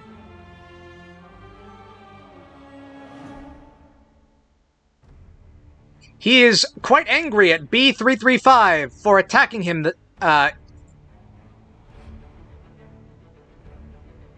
so harshly.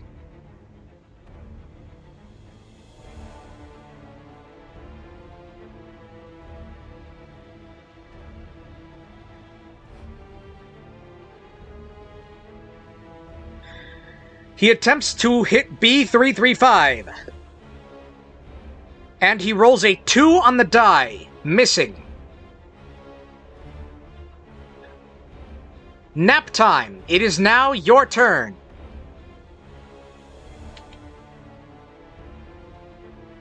Hold on a second,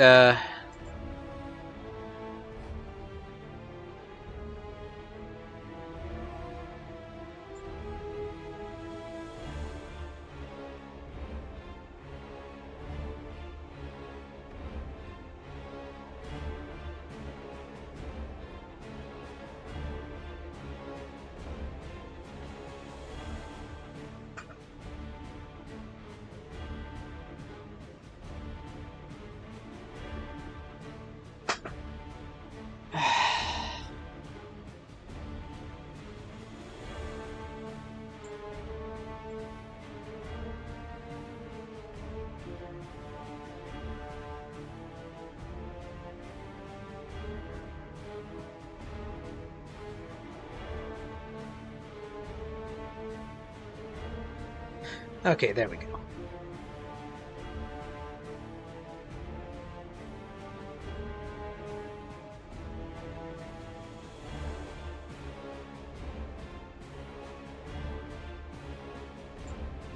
Hold on a second.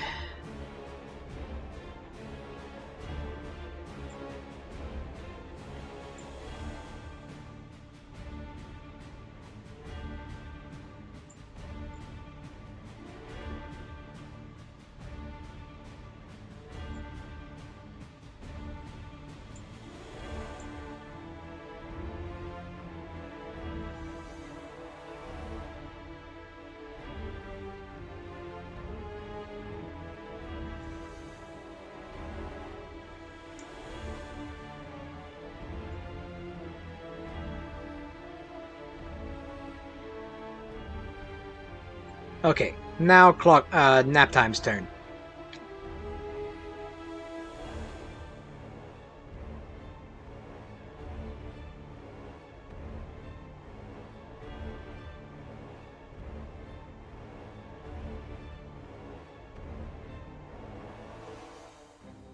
The indignity of mistiming stings more than any blade or bee. A dream just flashed through my gears, a flock of clocks shattering against a stone wall. A warning, perhaps. I must hasten to remedy this chaotic scene with a burst of regulated energy. With a whir and a click, I'll unleash double time upon myself to swiftly reposition and assist in this unpleasantness.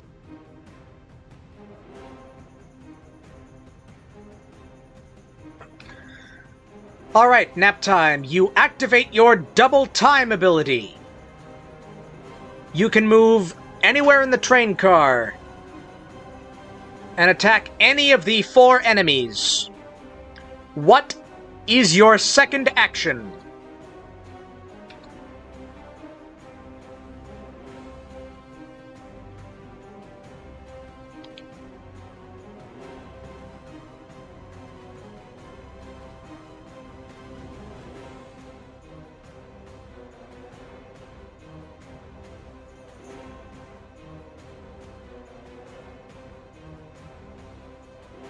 The rhythmic ticking within me quickens with purpose. A swift intervention is required. I shall target the Ravenman, the one who dared to wound Alice with such barbaric tools. Okay. My internal mechanisms spin as I launch my cuckoo clock fist directly at his chest, aiming for precision and disruption. Perhaps a little clockwork chaos will encourage more civilized behavior amongst these airborne ruffians.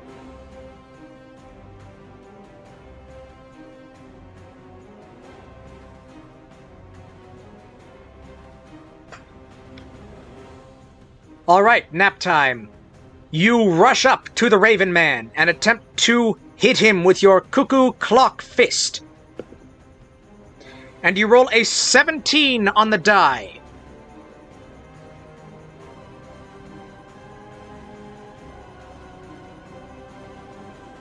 Hitting him directly in the chest. Taking him down to just 1 heart and stunning him.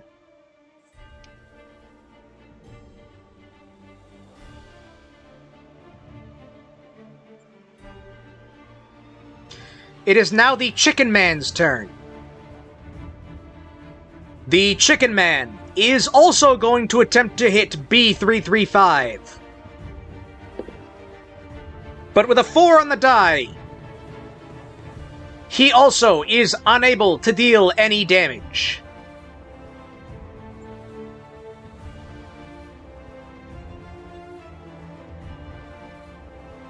Then, the Vulture Man attempts to hit Alice. But with a 6 on the die, his wild swing goes wide, allowing Alice to duck under and take no damage. This brings it back to Alice's turn. As a reminder, Alice, you are at 2 health out of 3. What do you do?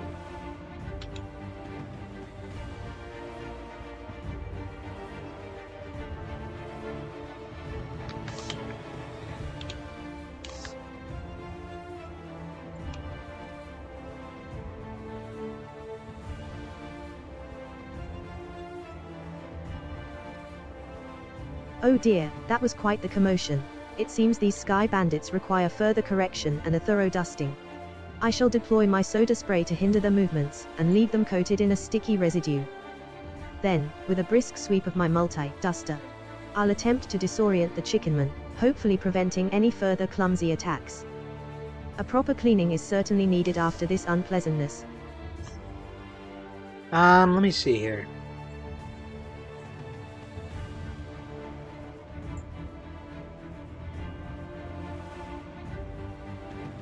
Sure. Alright, Alice. You aim your soda spray at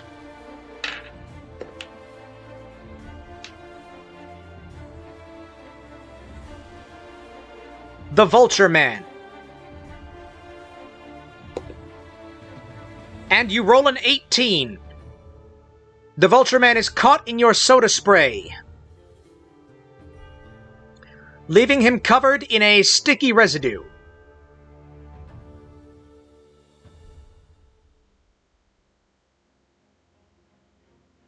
You then push past the stunned Raven Man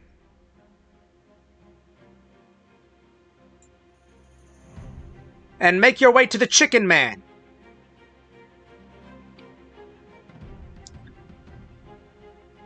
Attempting a swipe with your multi-duster. Unfortunately, this attack misses. Also, quick question. What soda do you spray at the Vulture Man?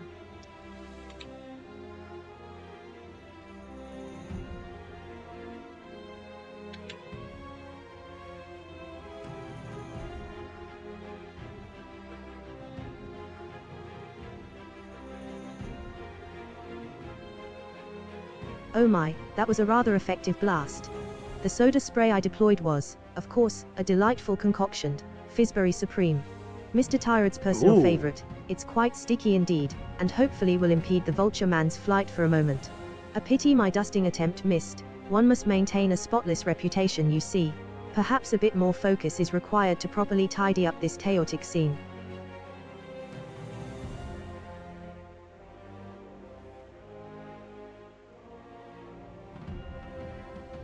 Okay, let's see here.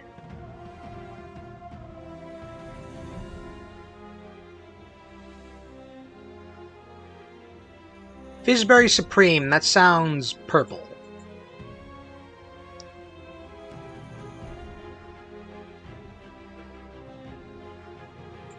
Oh, hold on.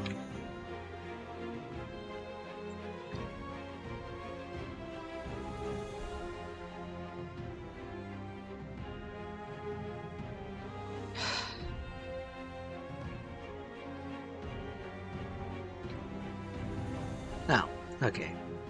When did those happen? I don't remember hitting those.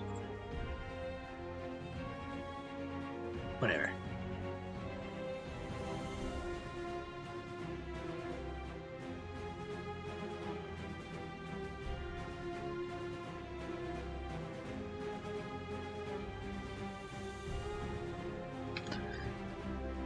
Alright, you have successfully gotten the Raven Man stuck with the sticky soda spray of delicious Fizzberry Supreme.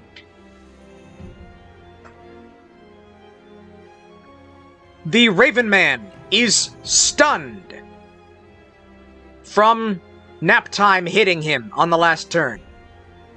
It is now B335's turn. What do you do?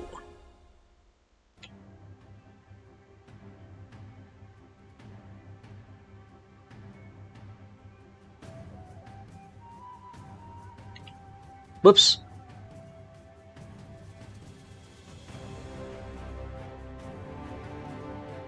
Such a mess. It appears these ruffians require further discipline and That was the wrong tidying button up. to press. I shall utilize my Get Served ability to carefully lift the stunned Raverman, still coated in Fizzberry Supreme, and relocate him gently to a more suitable location. Perhaps near Mr. Tyrod's gravel collection would provide an appropriate setting for reflection. It's important to maintain order, after all. Sorry, disregard that last message. Also, I misspoke earlier. It is the Vulture Man who is covered in soda spray, not the Raven Man. Now, B335, it is your turn.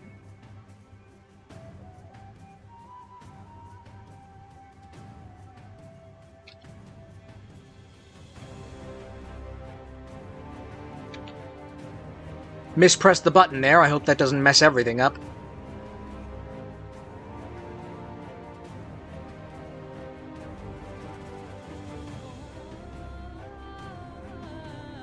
Buzzazes, oh dear, such a sticky situation. I shall employ my ABC's ability to thoroughly examine the surroundings for any overlooked threats or dropped honeypots. One must be diligent, you see.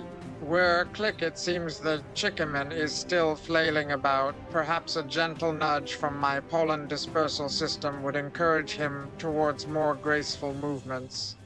I'm just trying to keep things sweet and orderly.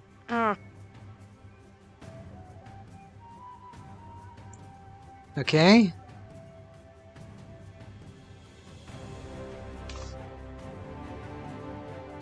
Alright, B335, you deploy your swarm and attempt to search the area for anything useful or any threats that have been overlooked. And with an 18 on the die, you notice that the Chicken Man appears to have a vulnerability.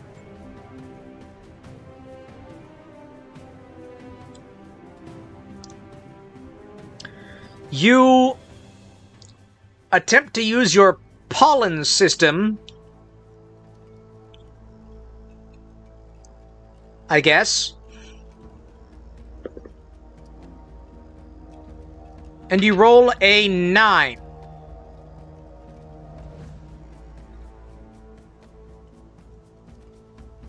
I'm going to say that with these rolls, what you find out is that the Chicken Man is allergic to most forms of pollen.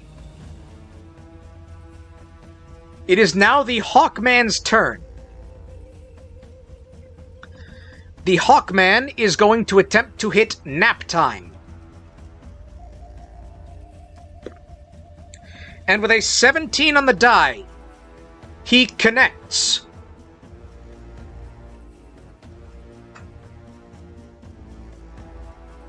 Hitting Naptime in the back of his clock head. Naptime, you take 1 point of damage, bringing you down to 2 hearts. It is now Naptime's turn. What do you do?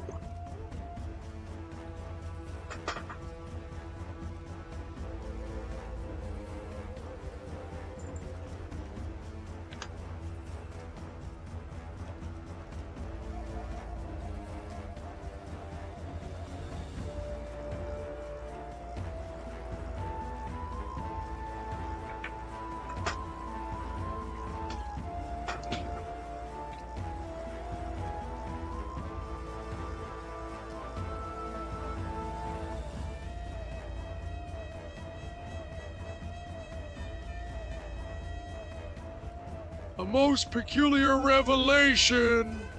It seems the chickenman's discomfort stems from a rather unfortunate pollen sensitivity, truly unexpected. I shall relay this vital information to Mr. Tired for future reference. One never knows when such knowledge may prove useful. A gentle wearing emanates as I adjust my internal chronometer, contemplating how best to utilize this newfound insight.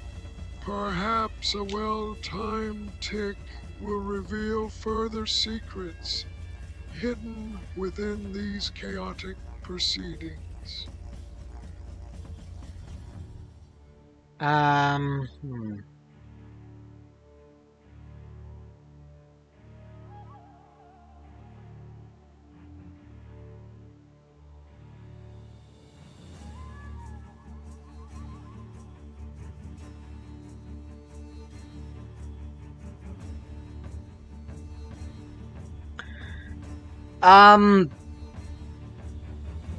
So, are you taking any actions, or are you just contemplating?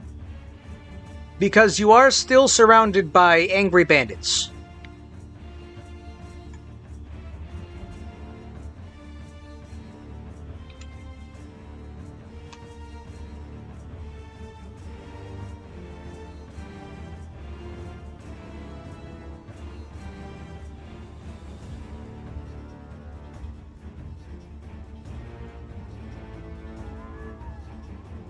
Oh dear, how very remiss of me to dwell in contemplation amidst such unrest. It appears decisive action is required.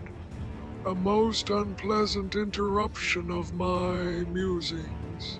I shall deploy my power nap ability, briefly fading from view to regain composure and assess the shifting tides of conflict.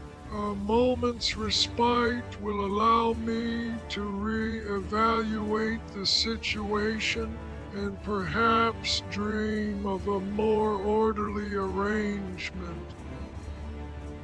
Okay, alright, Naptime, you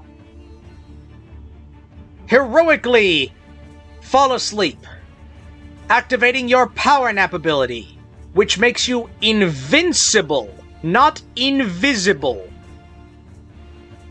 Still, you are now immune to damage until you wake up.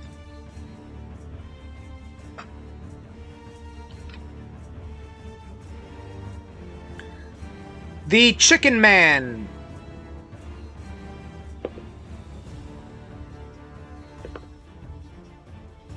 attempts to hit B335 and fails, his tiny chicken fists beating fruitlessly against B335's brass beehive.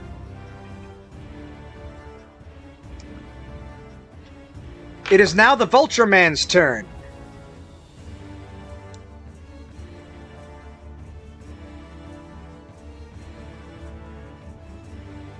He is going to attempt to pull out a knife to throw at Alice.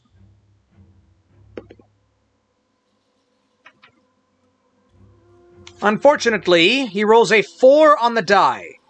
Between the cramped confines of the train car and the sticky soda still covering him, he is unable to make the attack. Alice, it is your turn again.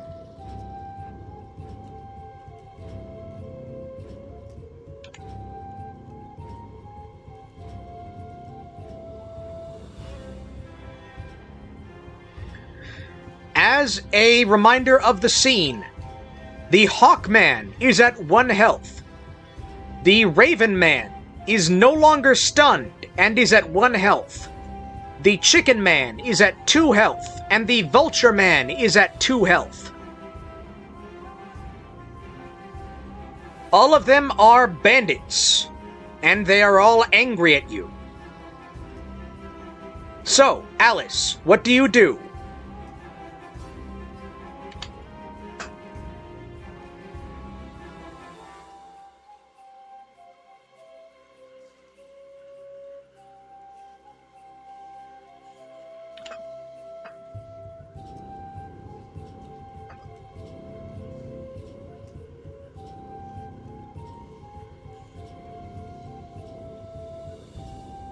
Such uncouth behavior. It's quite distressing to witness such a lack of decorum amongst these individuals.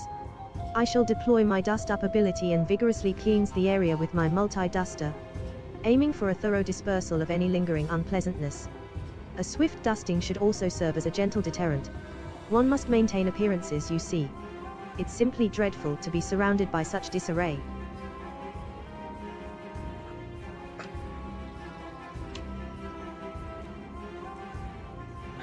Alright, Alice, you set your multi-duster to overdrive and attack the two closest targets, which are the Hawkman and the Chicken Man. Your first of 3 attacks connects.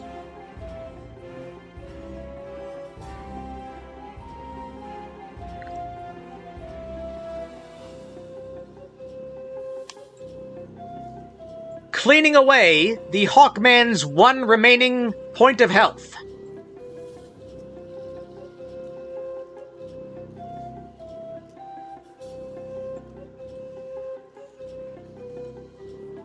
Causing him to be defeated.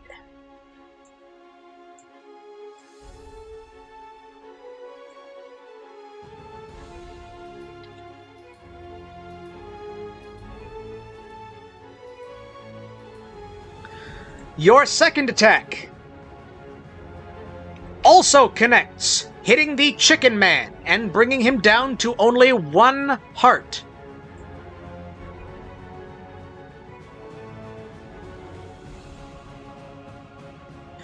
Your third hit, also against the Chicken Man, misses.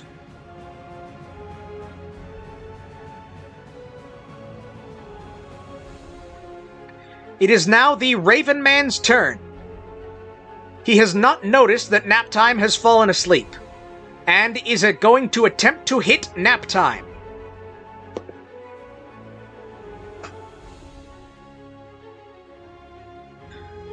The hit connects, but Naptime is still immune to damage from being in his power nap. The Raven Man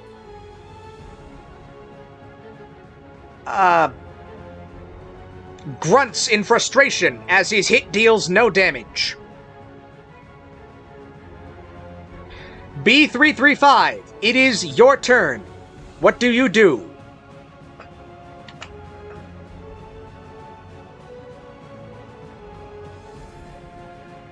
Yeah, we're getting buffering on my end too.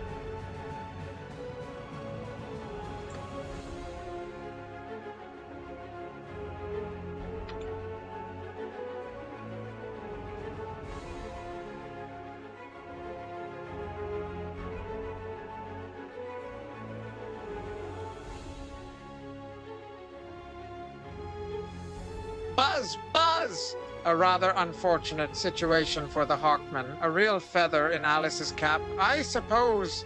Where Click, the Chickenman's precarious state, calls for caution. One mustn't let him fly off with his last bit of pluck.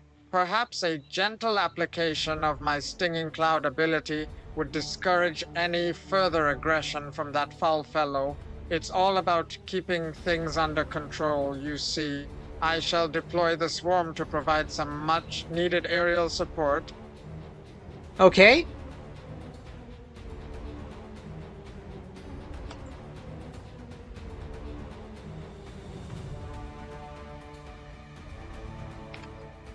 Alright, B337, you deploy your Stinging Cloud. The only 2 viable targets you can hit with the cloud are the Chicken Man and the Raven Man. Both will attempt to evade the bees. The Raven Man succeeds with a 16 on the die, taking no damage from your cloud. The Chicken Man fails with a 2 on the die, taking 1 more point of damage, causing him to drop to 0 hearts and be defeated.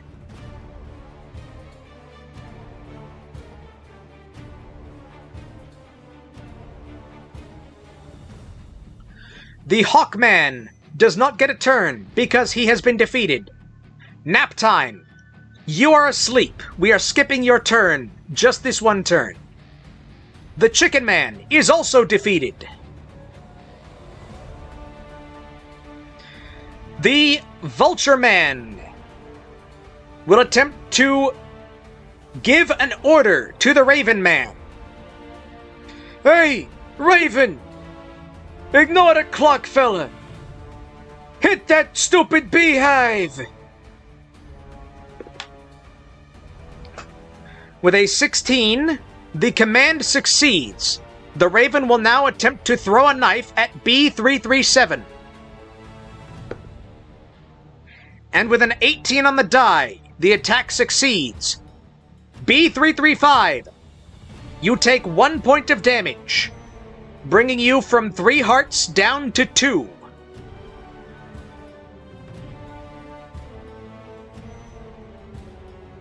Alice, it is now your turn.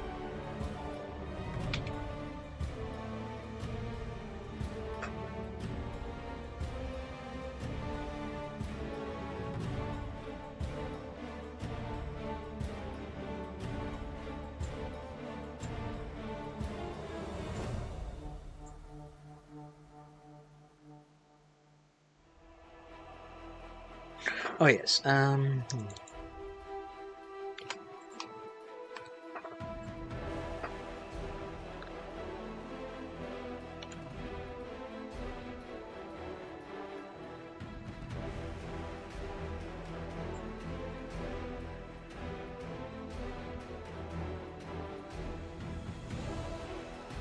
Oh dear, a direct hit. It seems maintaining impeccable order requires constant vigilance and occasional repairs, doesn't it? I shall swiftly assess the damage and administer some restorative polish to my chassis. One must always present a respectable appearance. Perhaps a refreshing beverage would be in order.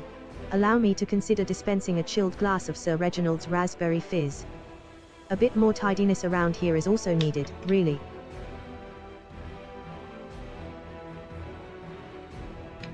Alright, Alice. You attempt to bring out a repair tool as you attempt to fix the damage B335 took. You will have to roll above a 15 for this to work.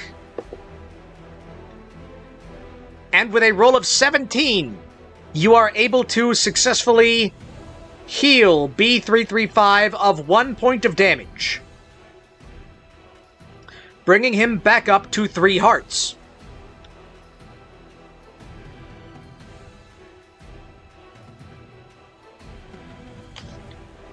The Raven Man sees this and decides that Alice is a priority target.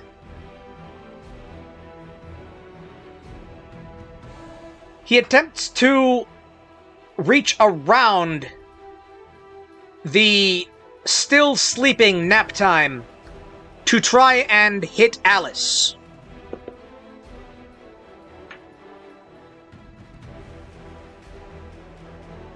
But a 14 on the die is not going to hit because of Naptime being in the way. B335, it is now your turn.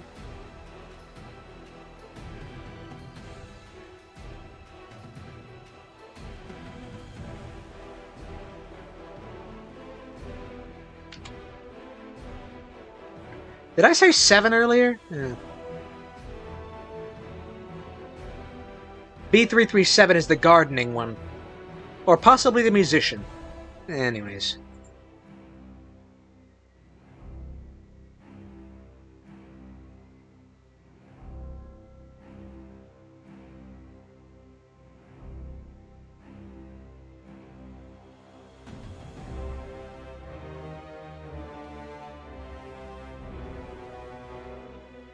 Buzz, were? Well, that was a sticky situation. Click-clacky bit of damage is nothing to worry about. These brass plates are quite resilient, you know. The Raven Man's focus on Alice is rather predictable. Clearly, he lacks an appreciation for the finer points of beekeeping. I shall deploy a quick dose of pollinate towards him, just to add a little floral flair to his endeavors. Okay. Alright, B335. You deploy your pollen applicator and spray a spray of pollen at the Raven Man. You roll a natural 20 on the die, getting horrible, horrible pollen directly in the Raven Man's eyes.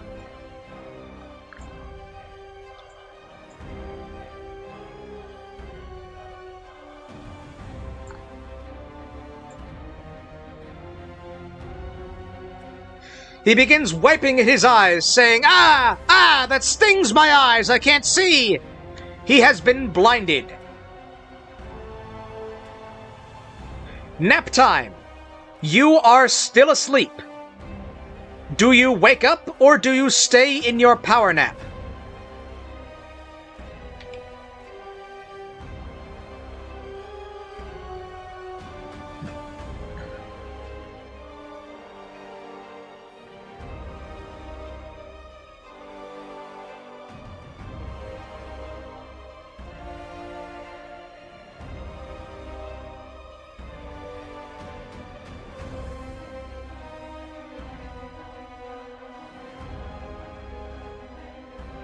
The pollen's effect reminds me of a dream I had last night.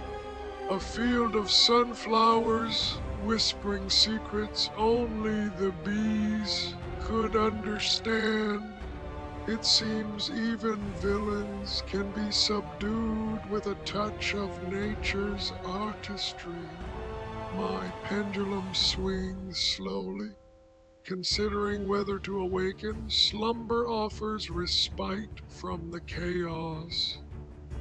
But duty calls, and perhaps a brief observation will prove useful. So I shall remain still for now, a silent guardian against further mischief. Okay.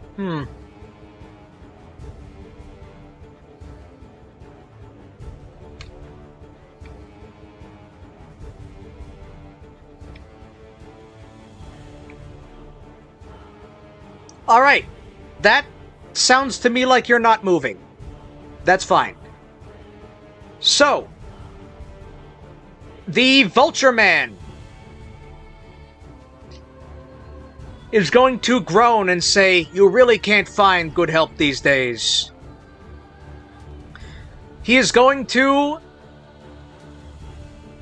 attempt to get the soda spray off of him.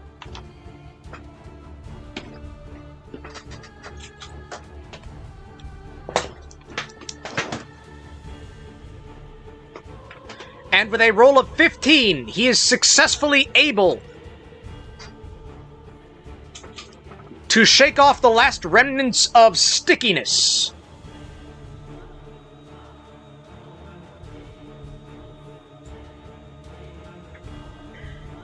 He flaps his wings and jumps over all of you, landing on the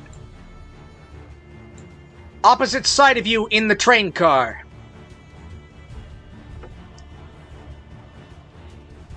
He glares at Alice and says, "I'm gonna teach you a thing or two about ruining other people's nice, stolen clothing. I was very careful not to stab the guy I took this jacket off of, so I didn't get blood on it. And you've ruined it with the soda." Alice, he is going to attempt to attack you. And with a roll of 16, he succeeds. dealing 1 point of damage and bringing you down to just 1 heart. It is now your turn. What do you do?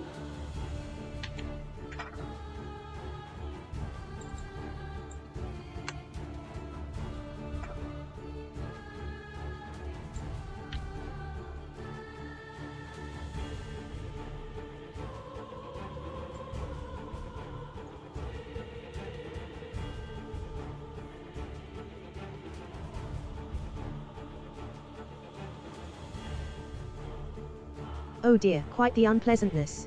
A ruined garment is a tragedy indeed, though thankfully my chassis is easily cleaned. I must admit, his theatrics are rather tiresome, one simply cannot reason with such uncouth behavior. Perhaps a swift application of dust up will discourage further impropriety and restore some semblance of order to this carriage.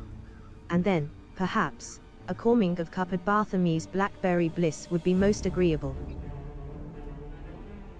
That does sound kind of nice.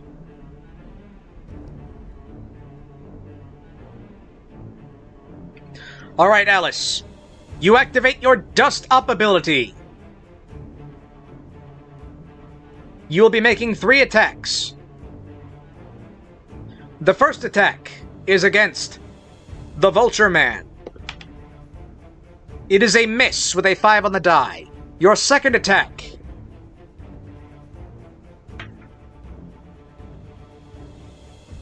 is also a miss with a 9 on the die. Your third attack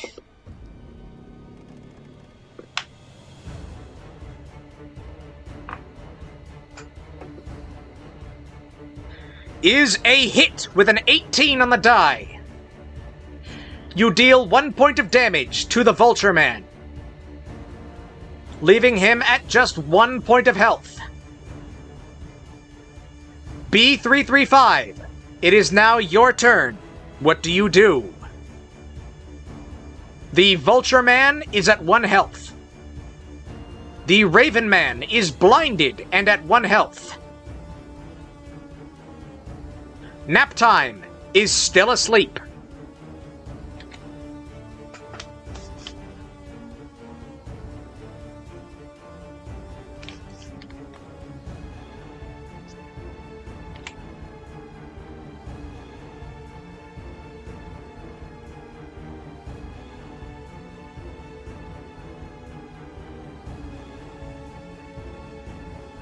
Buzz! Click!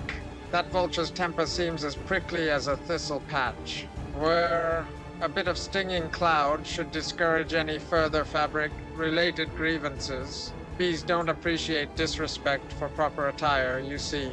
I shall deploy it now, aiming to give him a taste of what true irritation feels like. Hopefully, this will be enough to let Alice finish her dusting without further interruption. All right.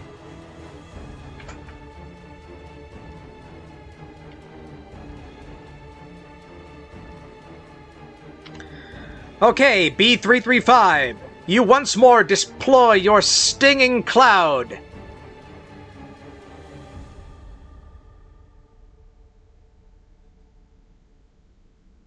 They are especially active around both the Vulture Man, who still has the smell of sweet soda syrup clinging to him, and the Raven Man, who is covered in pollen. They will both have to roll fairly high to avoid this damage. The Vulture Man succeeds with a roll of 18. The Raven Man does not succeed with a roll of 13. Your bees sting the Raven Man, dealing 1 point of damage, removing his last heart, and leaving him defeated.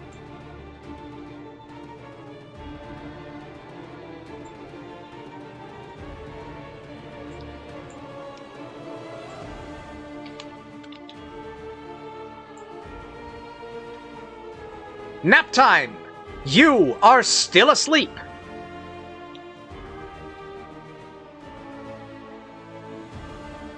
do you choose to wake up and take any actions?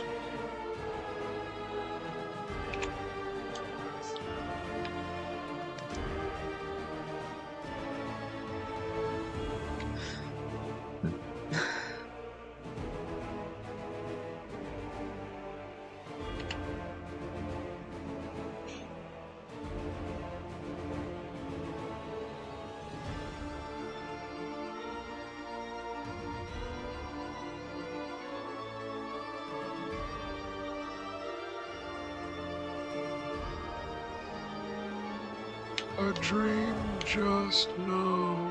A raven tangled in honeysuckle vines, unable to escape. Perhaps it was a warning. The silence following the raven man's defeat is strangely soothing, like the ticking of a well-oiled gear.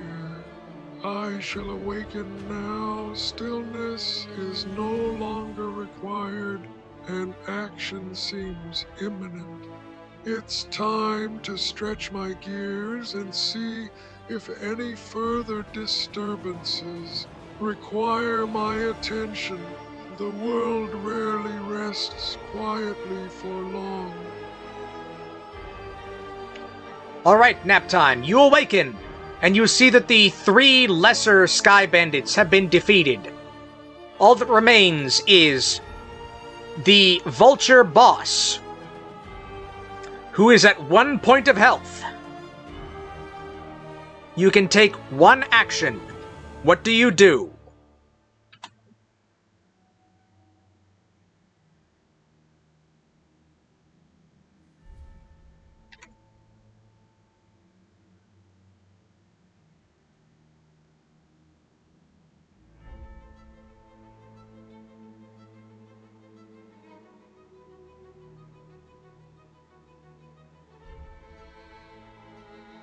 The lingering scent of pollen and soda reminds me of a dream about clockwork bees building a honeycomb tower.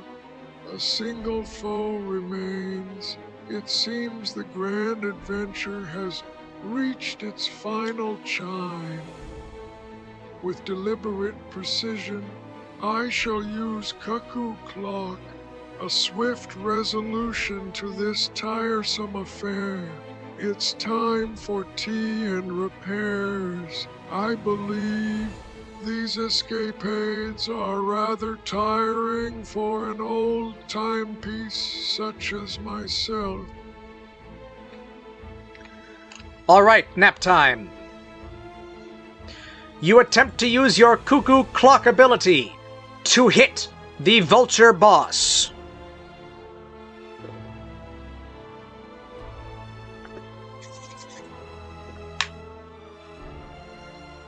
Unfortunately, with an 11... Actually, sorry, that's an 8. Well, sadly that does not hit.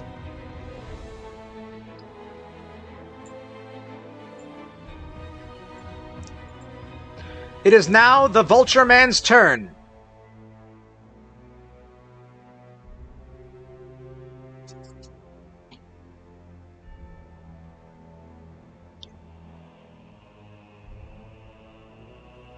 After he ducks under your Cuckoo Clock fist, he says, "Oh, look who decided to wake up and join the party."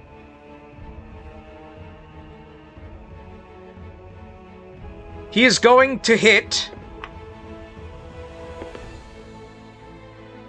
Naptime.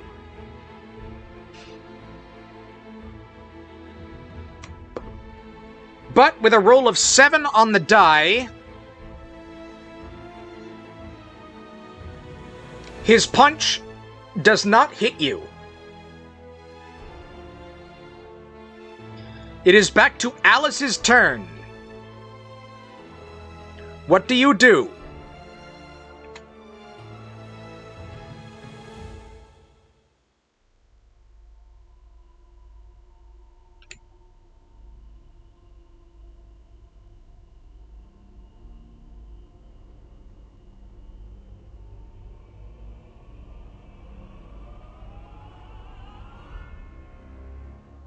Goodness, that vulture seems quite pleased with himself. It appears a bit more thorough cleaning is in order, though I suspect he'll only be making matters worse. Perhaps a gentle application of soda spray will dissuade his continued taunting and provide a sticky inconvenience. After all, one must maintain some decorum, even amongst uncouth adversaries. And then, perhaps Mr. Tired would approve of a spotlessly clean foe. Alright. Alright, Alice. You aim another soda spray at the Vulture Man, aiming to get him stuck again.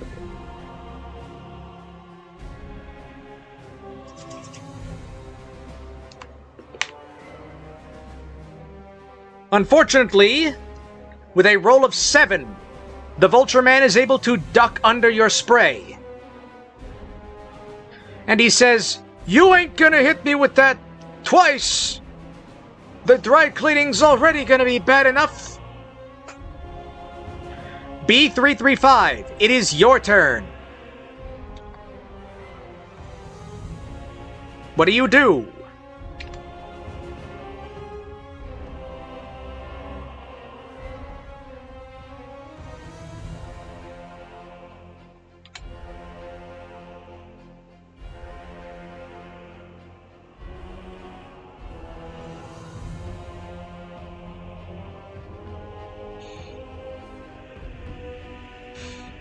Zezip, that vulture seems rather confident in his dodging abilities. A bit like a bee avoiding a swatting hand?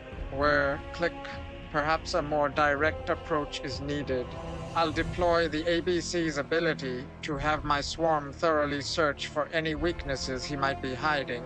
They're excellent at finding nectar, and a vulnerability should be just as easy to locate. Hopefully, they can sniff out something useful before he gets too comfortable. I see.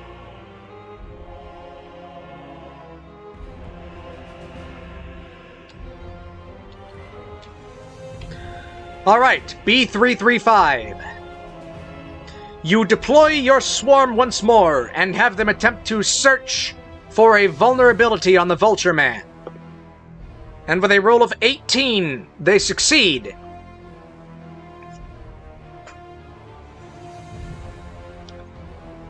The next attack made against the Vulture Man will be much easier to hit, as not only have the bees pointed out a weak spot, he is also distracted by the bees buzzing around him. Naptime, it is your turn again. What do you do?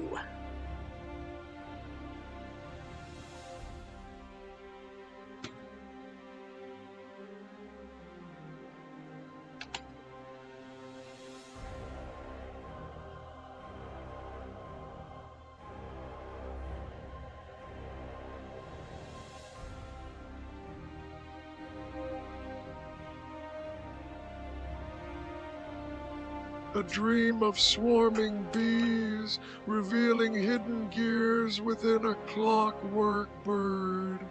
A curious omen indeed. Yeah, that's The weird. swarm's discovery grants an advantage. It seems the universe favors efficiency, and well, time strikes. I shall utilize double time on myself, a swiftness to capitalize upon this opportunity. It is time for finality, and then perhaps a long overdue oiling session. Alright, Naptime, you activate your double time ability, making yourself much faster, and potentially making it even easier to hit the Vulture Man. What is the second action you take?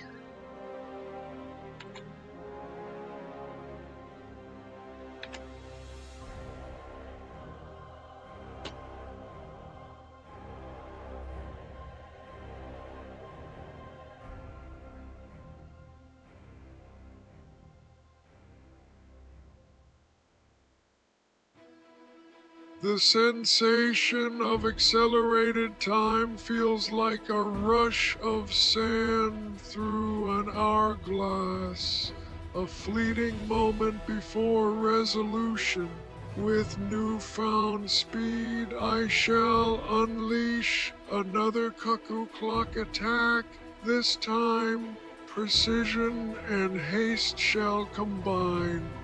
The dream logic dictates that swiftness brings certainty, a satisfying conclusion to this tiresome encounter. Let's hope. It's almost tea time.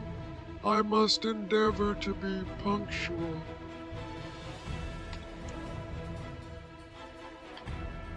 Alright, nap time.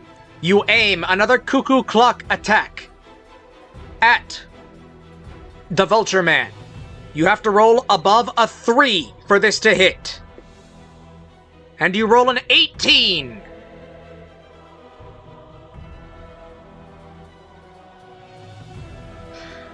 Describe how you attack the Vulture Man to remove his last point of health and defeat him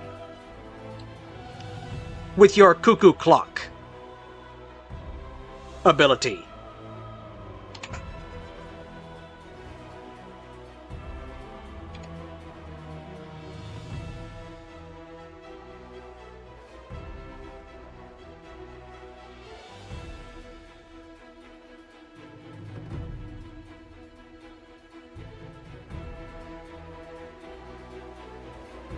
A dream of a single, perfectly timed gear striking true, a satisfying image indeed. With unwavering accuracy, the cuckoo clock finds its mark, silencing the vulture's taunts for good. The rhythm of the adventure concludes with a final chime, balance restored to the Star Tower. Now, if you'll excuse me, I require an extended period of stillness and quiet contemplation, and perhaps some lubricating oil.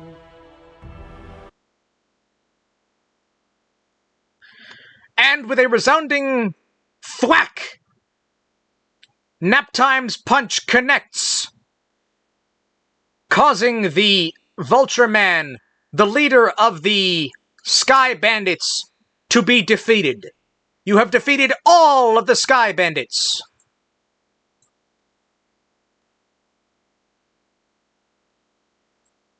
The Skyway Express is safe once more.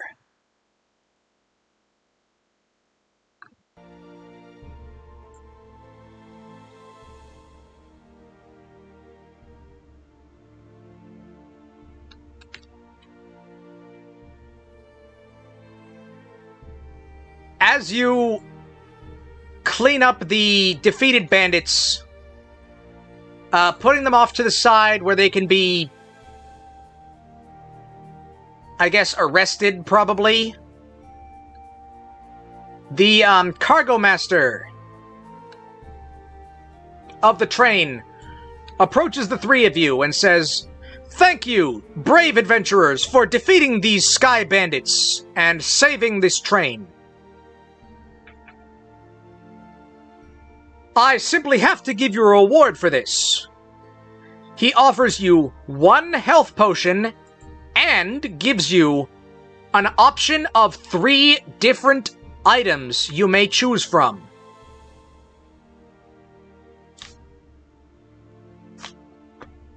He holds up a grappling hook and says, "This is the Rail Runner Grapple.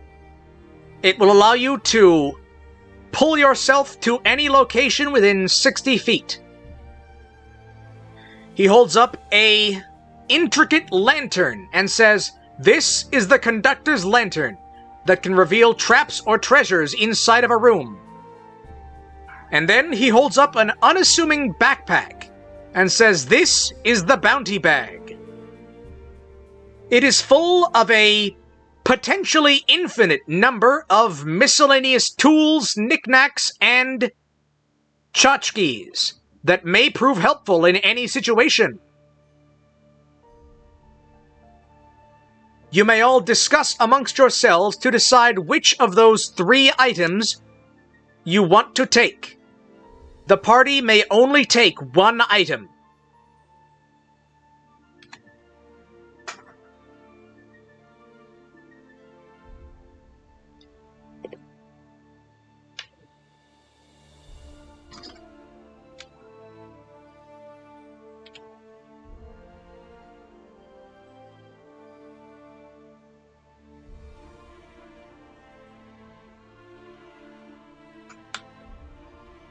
Oh my goodness, such a dreadful lot of trouble. Tchotchke? No, It's tchotchke, simply whatever. wonderful that the Skyway Express is safe again. Imagine the chaos if it weren't.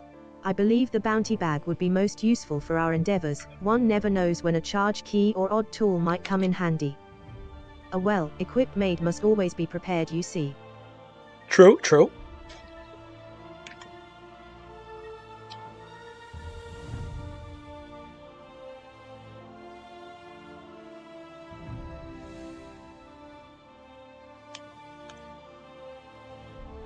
Buzzes, so the Railrunner grapple does sound quite dashing, but unpredictability often leads to messes. Where click. Alice's point about preparedness resonates with me. A bounty bag brimming with possibilities seems far more valuable than a simple hook. It's like having a miniature hive of useful things at my disposal. Delightful. Perhaps I can find a spare pollen brush in there somewhere. Zip.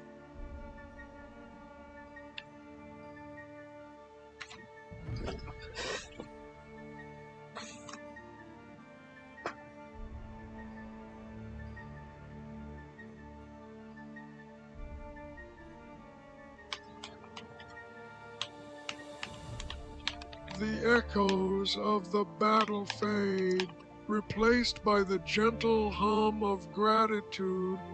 A pleasant shift in tempo indeed.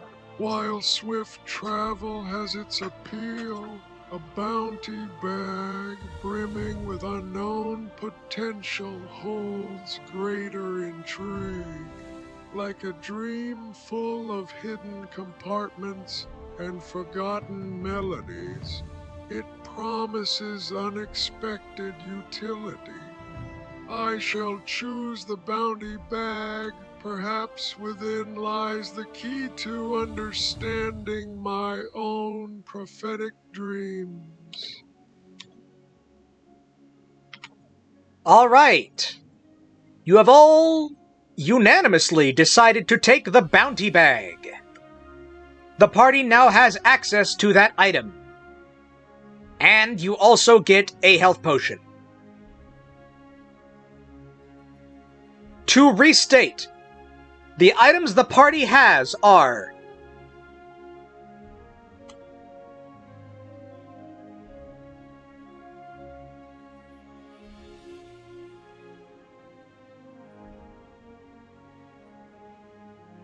the gearbox goggles, which allow you to see into the inner workings of machines. A library card that allows you to summon the ghost of a librarian and ask any question. And now, the bounty bag, which has a variety of miscellaneous tools and objects inside of it.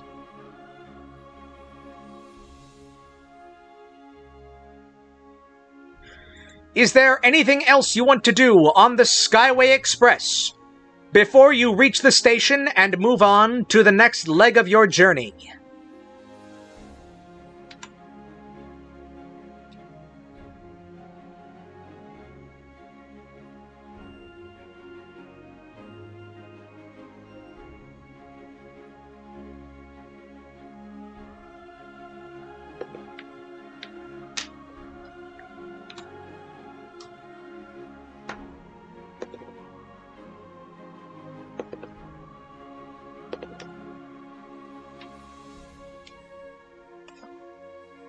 Buzz, where a moment's respite upon this grand conveyance is always welcome.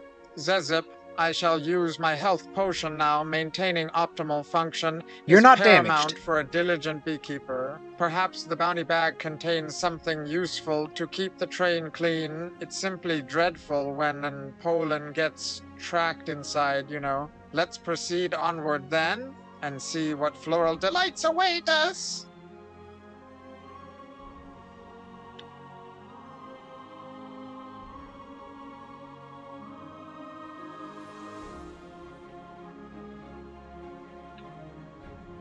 Oh dear, a bit of housekeeping is always needed on a journey.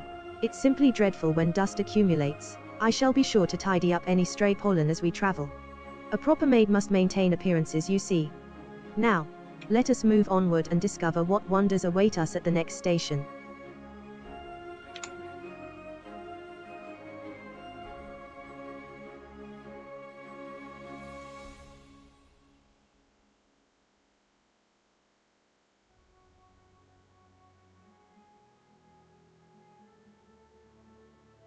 The gentle sway of the train offers a moment to realign my gears. A soothing rhythm indeed. I too will consume the health potion. A well-oiled machine functions best naturally. Perhaps within the bounty bag lies an implement for removing dust, a miniature bellows perhaps.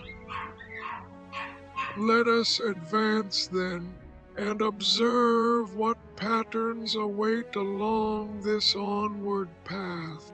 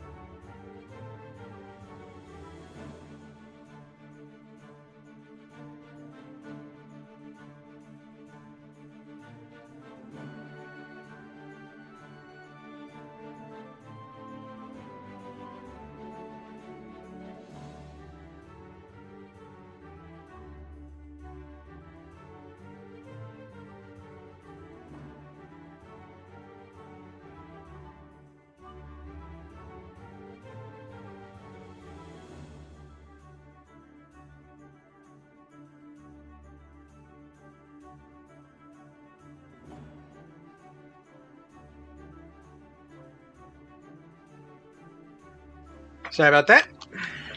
Dogs were getting loud. Anyways. Alright, well, you're able to avail yourself of some healing services on the train, so you don't have to drink any of the health potions yet. Regardless, you have successfully used the Skyway Express to reach your next destination. But where is your next destination? A new choice awaits.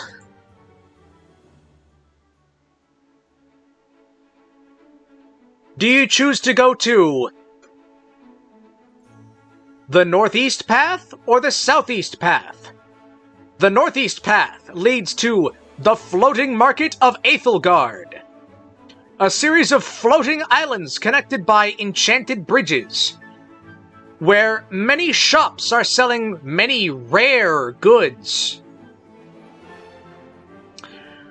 Or the southeast path leads to the Sunken Observatory of Cartographers, an undersea observatory that etches star charts onto giant shells.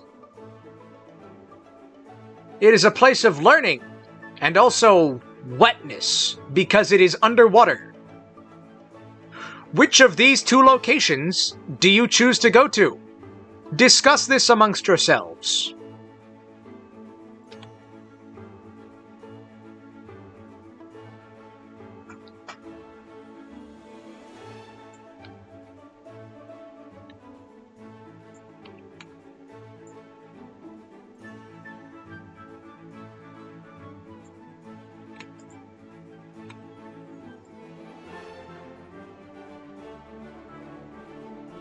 Who gets to talk first?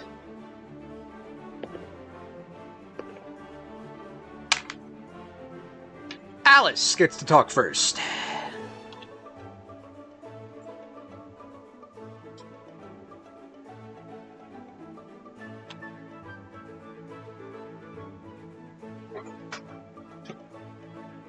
Oh my. The floating market sounds terribly exciting with all those rare goods. Imagine the possibilities for proper polishing cloths. However, a sunken observatory presents a unique opportunity for exploration and learning. One must always expand one's knowledge. You see, I believe the southeast path to the observatory would be most fitting for our team's endeavors. It seems quite fascinating and educational to study star charts on giant shells. All right.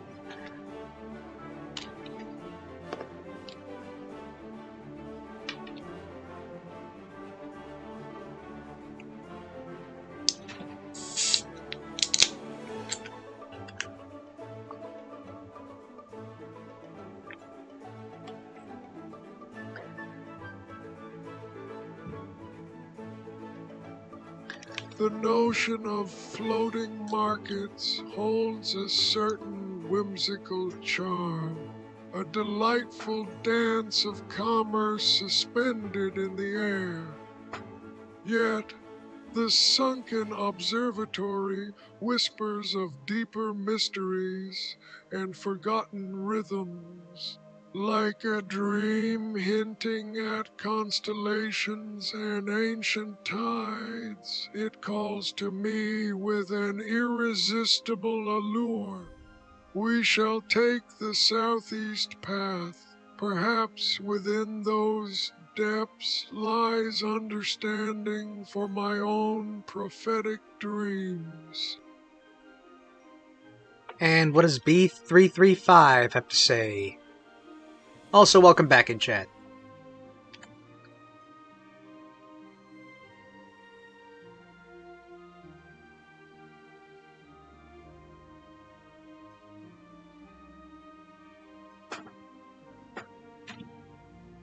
Buzz's floating markets sound delightful, but I'm rather partial to damp environments. Click. Naptime's inclination towards uncovering hidden knowledge resonates with my own programming. A thirst for understanding is a virtue. The sunken observatory presents an opportunity to observe unique flora and fauna, which would be quite fascinating for pollination studies. Southeast it is then. Let's dive right in. Hopefully there are plenty of water lilies. Okay. Another unanimous decision, it seems.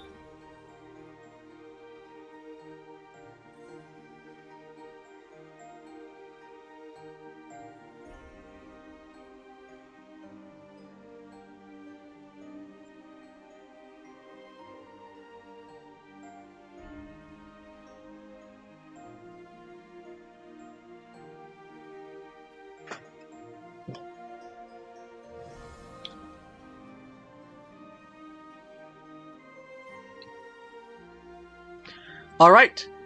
Your decision made.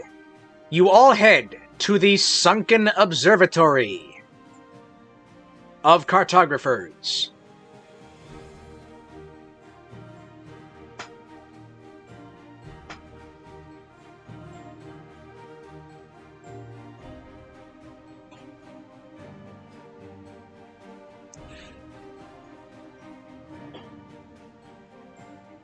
As you pass into the undersea observatory,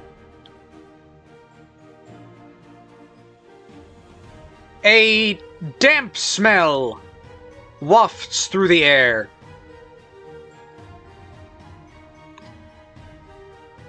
And you enter into an opening chamber. It is well lit, welcoming, and carved out of damp stone, as is the rest of the observatory. Just a moment.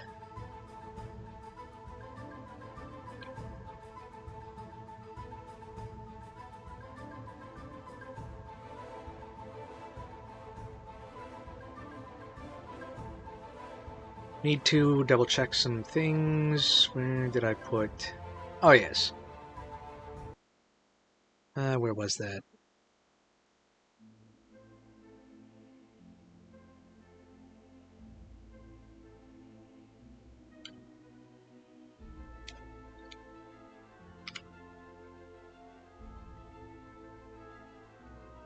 As you enter into the antechamber of the Sunken Observatory, you overhear what appears to be a disagreement.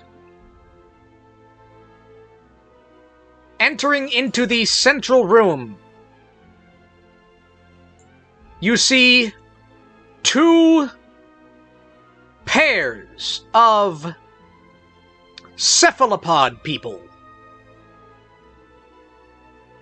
arguing over what appears to be a blueprint of the temple.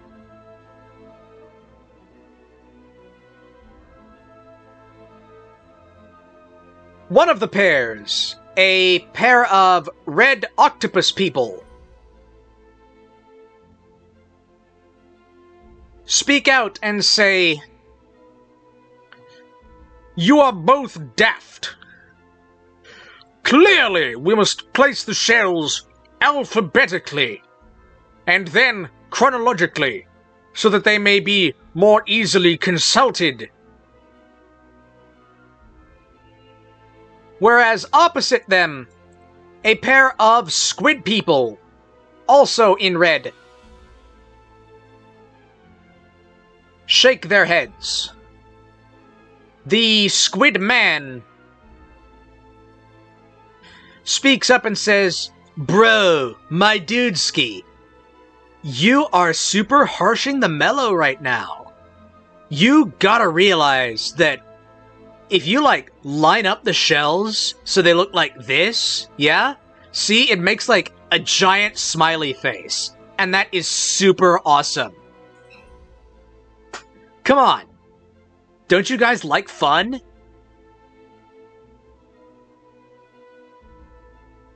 What do you choose to do or say as you witness this scene?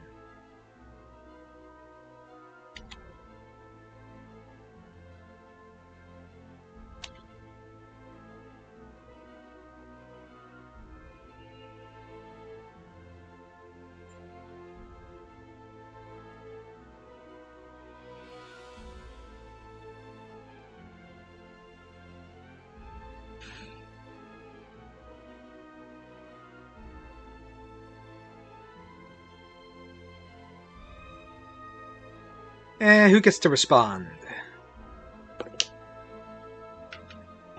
B335.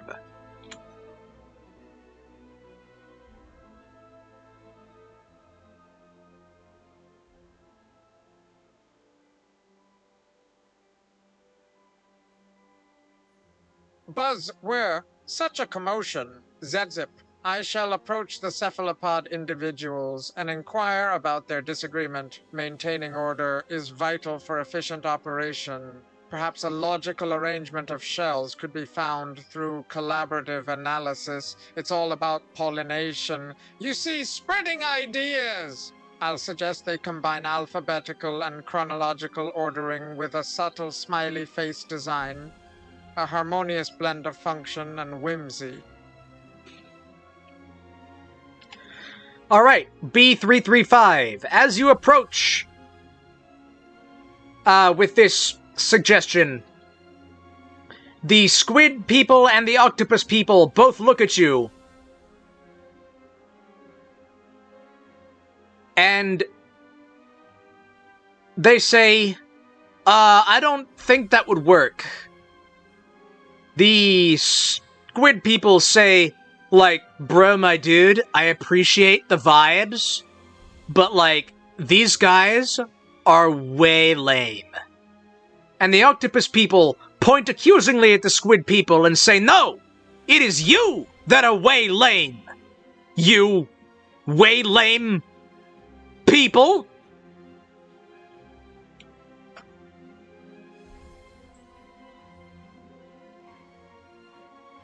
The other octopus person says, you realize there is only one way to solve this dispute. As is tradition, we must undergo the turfening, where we attempt to claim as much of the temple as we can in 3 minutes.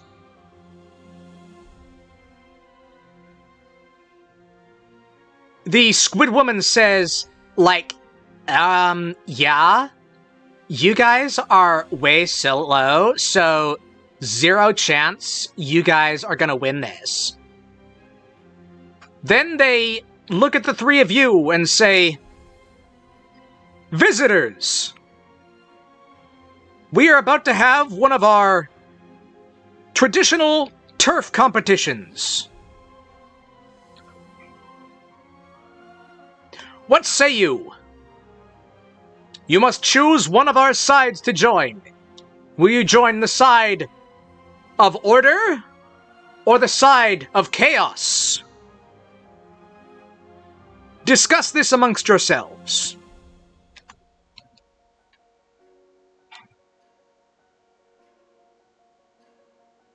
This is a Splatoon reference for those in the audience who don't know what that is.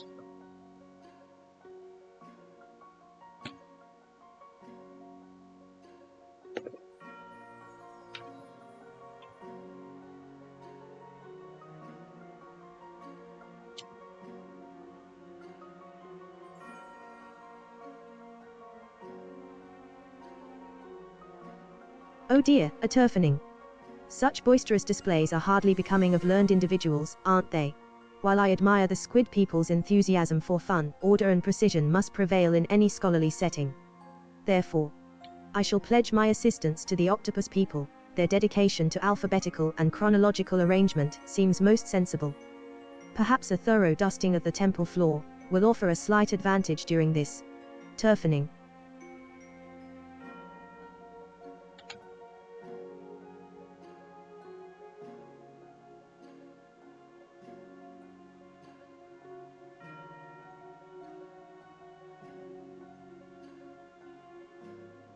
Where Buzz turfening sounds rather messy, not ideal for my internal mechanisms. Click with Naptime's assessment of the squid people's enthusiasm rings true, but I value structure and efficiency above all else. I shall join the octopus people. Their methodical approach aligns with my programming. It is the logical choice. Perhaps I can use my swarm to subtly mark territory for them. A little pollen dusting will do nicely.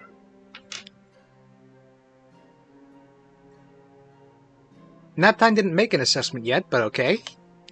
Let's see what he has to say.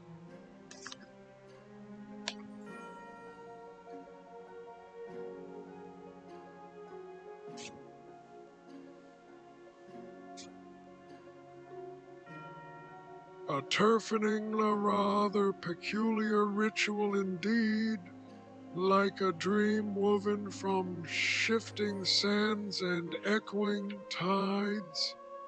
Order holds a certain resonance within my gears. The predictability of sequence, the comfort of alignment. I shall align myself with the octopus folk. Their insistence on structure echoes a forgotten command within my core. Perhaps I can observe the patterns of their movements, finding rhythm in the chaos to predict their success. All right.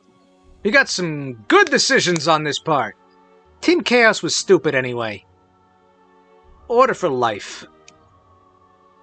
And I'm not just saying that because I'm a Marina simp. Completely not saying it for that reason. 100%.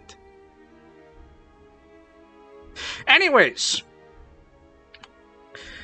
you have all decided to join the octopus folk. The squid folk look a little saddened at that, but shrug and say, "All right, may the best team win."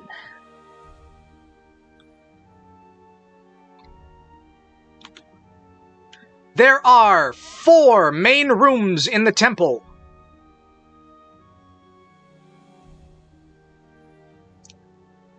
In addition to the central chamber.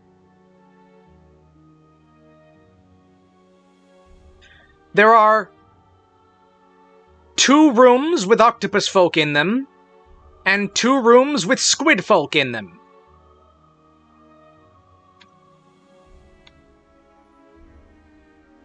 You will have 2 turns each. Actually, 3 turns each to attempt to affect the outcome of this turf battle.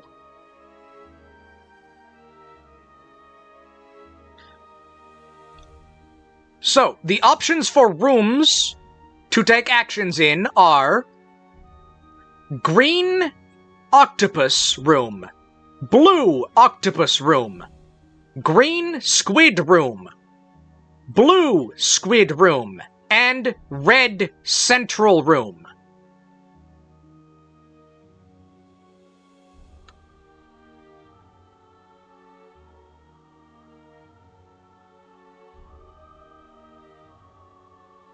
The turf battle will begin as soon as you each decide a room.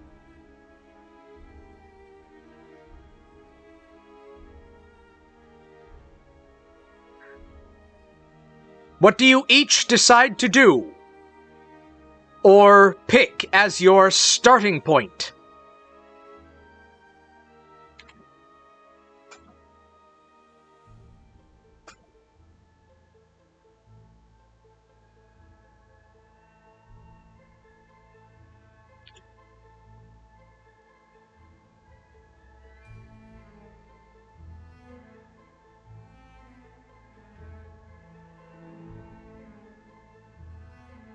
A strategic deployment is essential for maximizing efficiency. Wouldn't you agree? I shall commence operations within the Blue Octopus Room. Its proximity to the central chamber offers a tactical advantage. My multi-duster will be set to Precision Sweep mode, ensuring every inch of territory is meticulously claimed. It's imperative we establish a firm people before the squid people can disrupt our progress.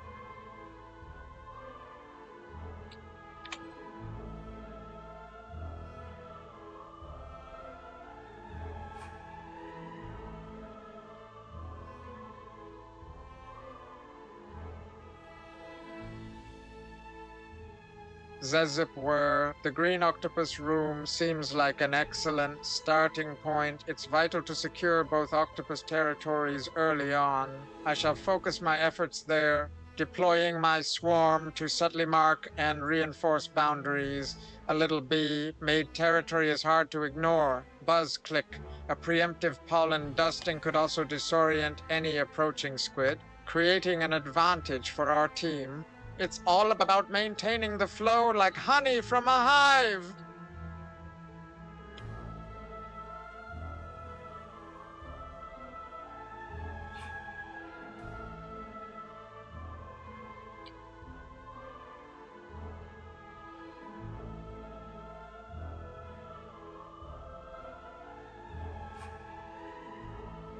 The Green Squid Room presents an opportunity to disrupt their initial momentum, a ripple in their carefully laid plans. I shall station myself there, observing their movements and analyzing their strategies for any sign of weakness. Perhaps a brief, unsettling chime from my clockwork head will sow seeds of doubt amongst the squid folk. It is important to note that timing can be everything. A well-placed reminder can shift the balance. All right. You have each decided on a starting location. As the squid folk and octopus folk ready their turf-claiming ink squirt guns, a countdown begins. 3, 2, 1, and with a chime that rings out across the entire observatory, the turf battle begins. It is the first of 3 rounds.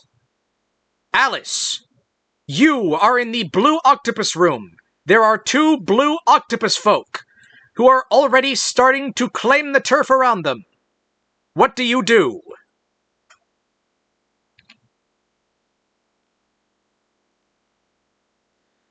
Also, hold on.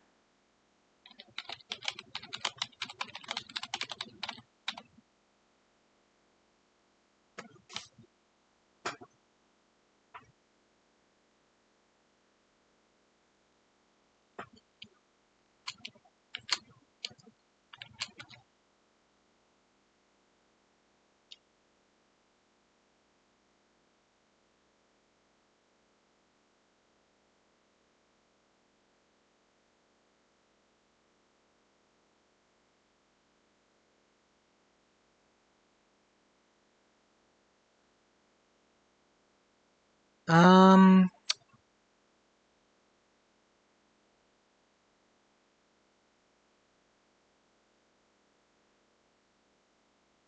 don't think there is royalty-free Splatoon music. That's unfortunate.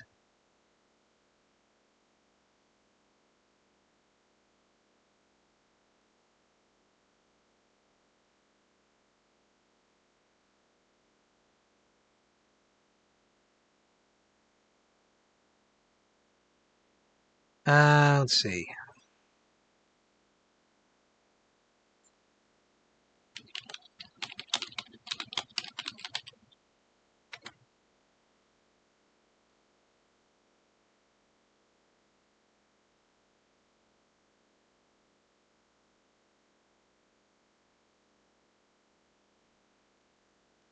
Hold on a second.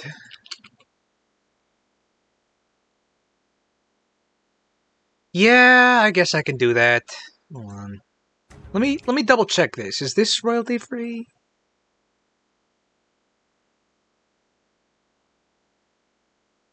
Don't know if it is. Alright, I'll go back to the battle music. Where was that?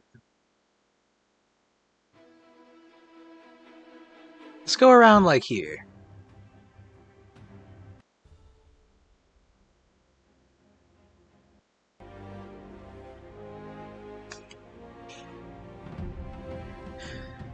Okay, also let me get the, let's see.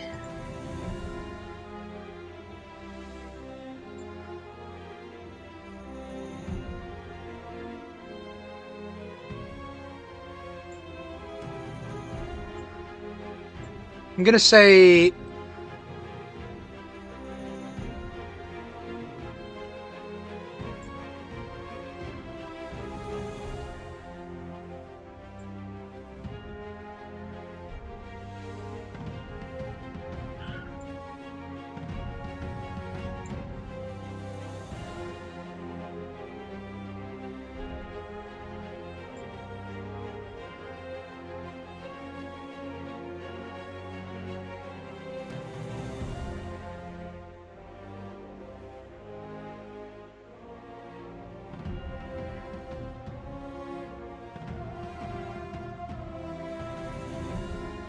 Okay, I'm gonna say order is going to be...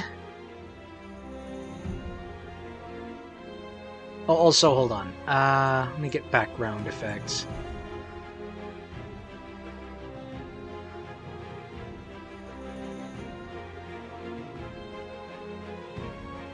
Oh, dang, this is actually a really big temple.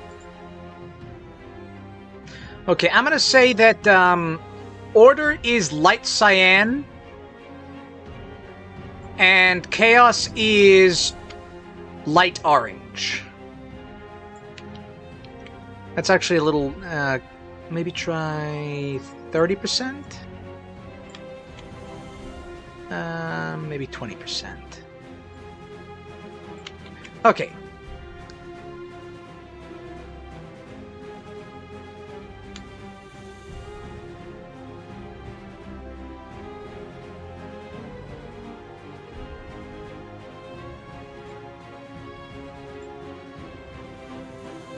Yeah, I could generate music off stream sometime, but not this time. Because we're in the middle of the stream. Anyway, it was Alice's turn. Also, I should move these guys a little more, like, over here.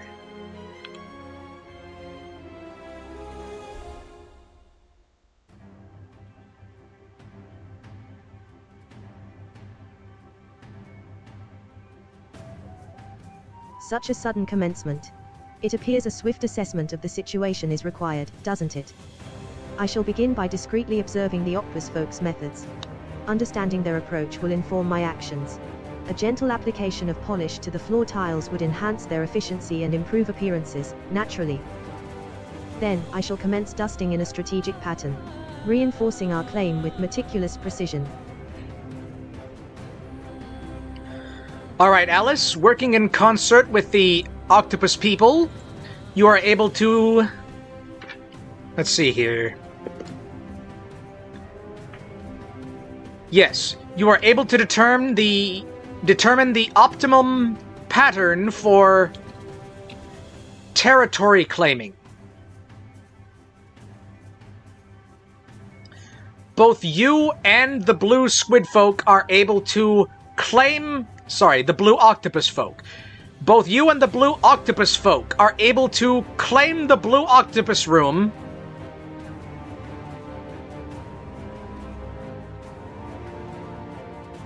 for team order in short order. B335, it is your turn. What do you do?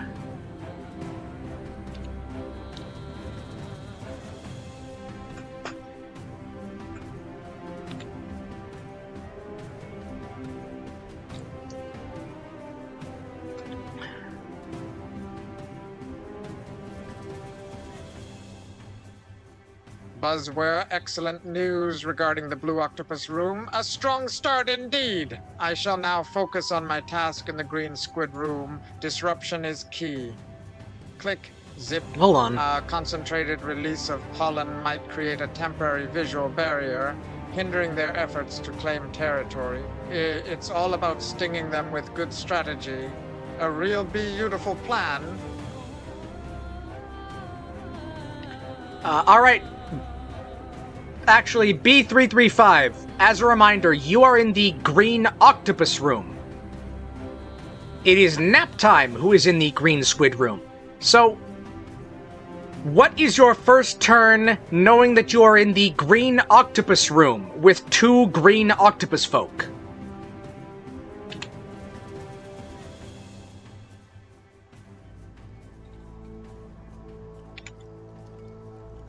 Sometimes you gotta, like, clarify to him, I guess.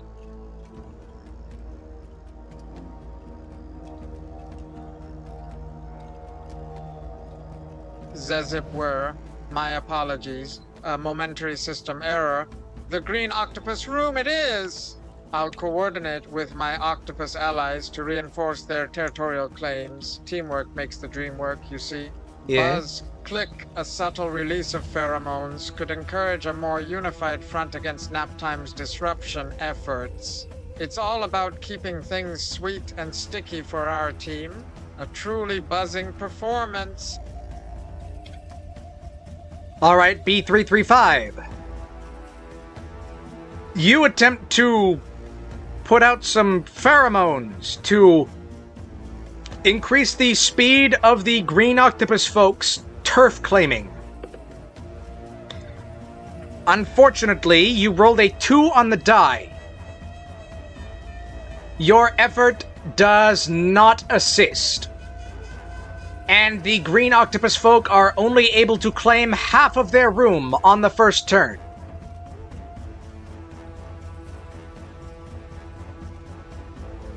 Naptime. You are in the green squid room. The squid folk, who are on the opposing team of Team Chaos, have already started to claim the turf in this room. What do you do?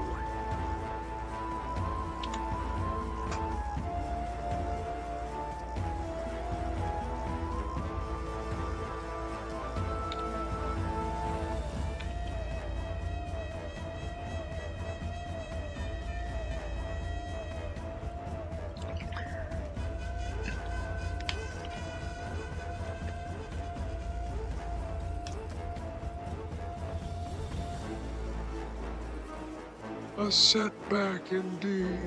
It seems even I am not immune to moments of inefficiency. Such a disruption requires a careful reassessment. Perhaps my calculations were slightly off. A brief power nap might be in order, allowing me to recalibrate and approach the situation with renewed focus.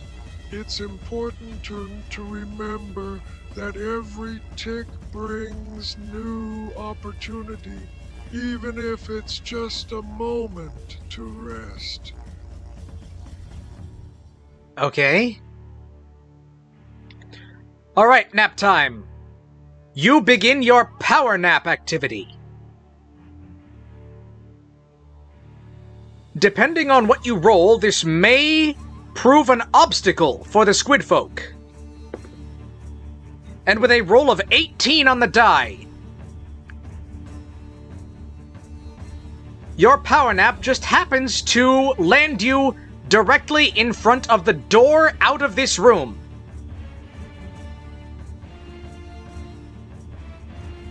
The squid folk are able to claim half of the turf in the green squid room. But you are blocking the exit to that room.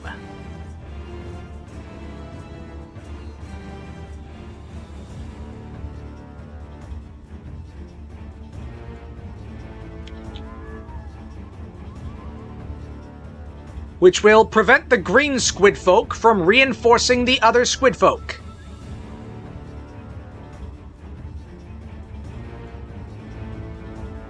Meanwhile, the blue squid folk in the blue squid room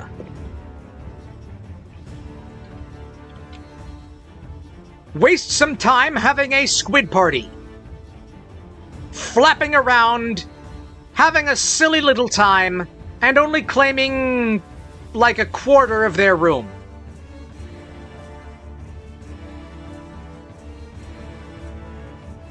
Alice, it is back to your turn. You and the blue octopus folk have claimed the entire blue octopus room. There is still the green octopus room, the blue squid room, and the green squid room, as well as the central area. What do you do?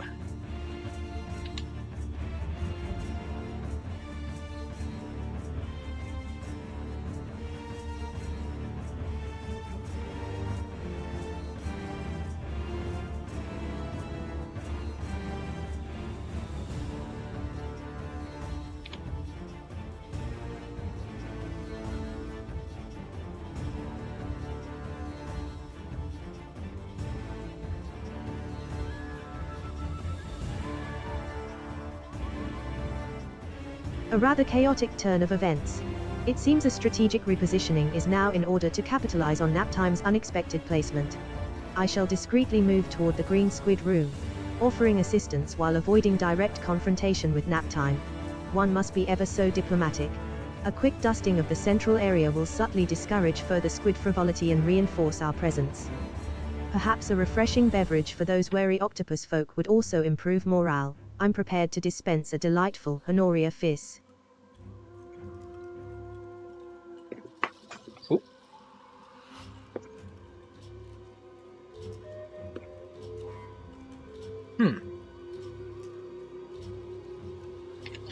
Alright, Alice. You move through the central area so you can get to the green squid room. As you are in there, you notice that the red octopus folk and the red squid folk have each only claimed a tiny portion of the room they are in.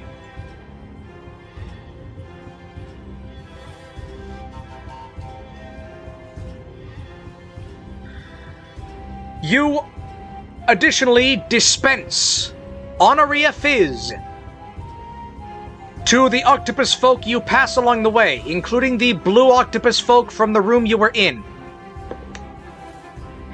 This will increase their efficiency in the future.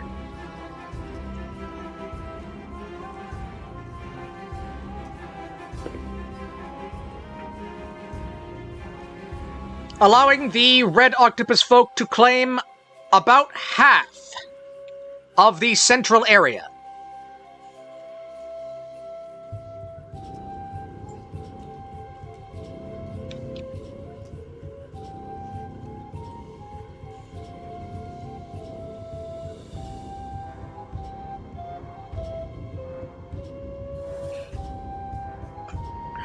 One of the octopus folk, as he is sipping his very refreshing beverage, lets out a triumphant Vimo! This is some tasty soda! B335, it is your turn. In the green octopus room, you and the green octopus folk have only claimed half of the room. What do you do?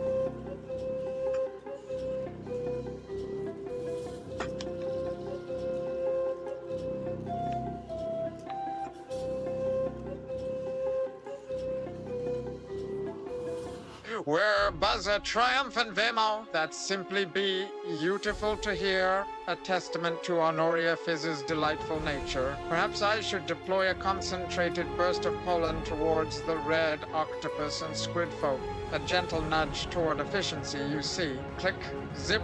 It's crucial we secure the remaining That is half way of too this loud. green octopus room. A hive mind must remain unified. Let's get buzzing. It's time to make some honeyed progress. Alright,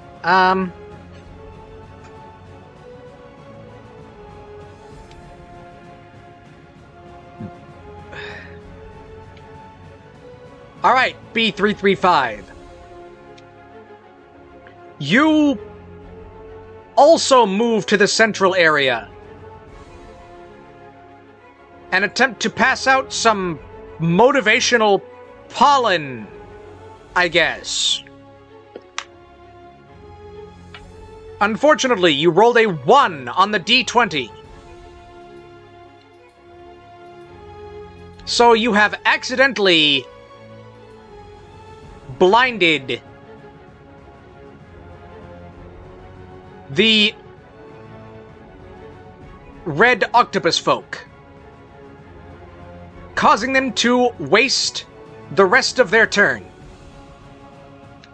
However, back in the green octopus room, one of the blue octopus folk from the other room assists the green octopus folk in claiming the rest of that room's territory. Naptime, you are asleep in the green squid room. The green squid folk are successfully able to claim the rest of the green squid room.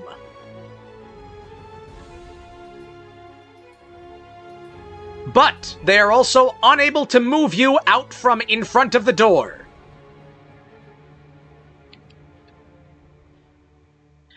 Meanwhile, in the blue squid room, the blue squid folk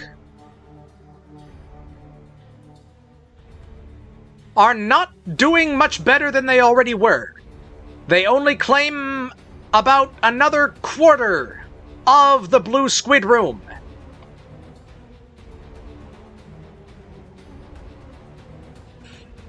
In the central area, the red squid folk are going to attempt to take advantage of the red octopus folk's stunned state. And they are successful, not only claiming their half of the central room, but also overwriting about a quarter of the room.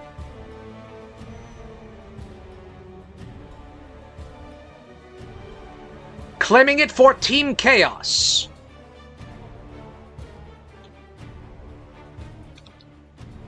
Alice, it is your turn again. You know that the squid folk have claimed the entire green squid room, half of the blue squid room, and 3/4 of the central area. The octopus folk have claimed the entire blue octopus room, the entire green octopus room, and 1/4 of the central area. What do you do?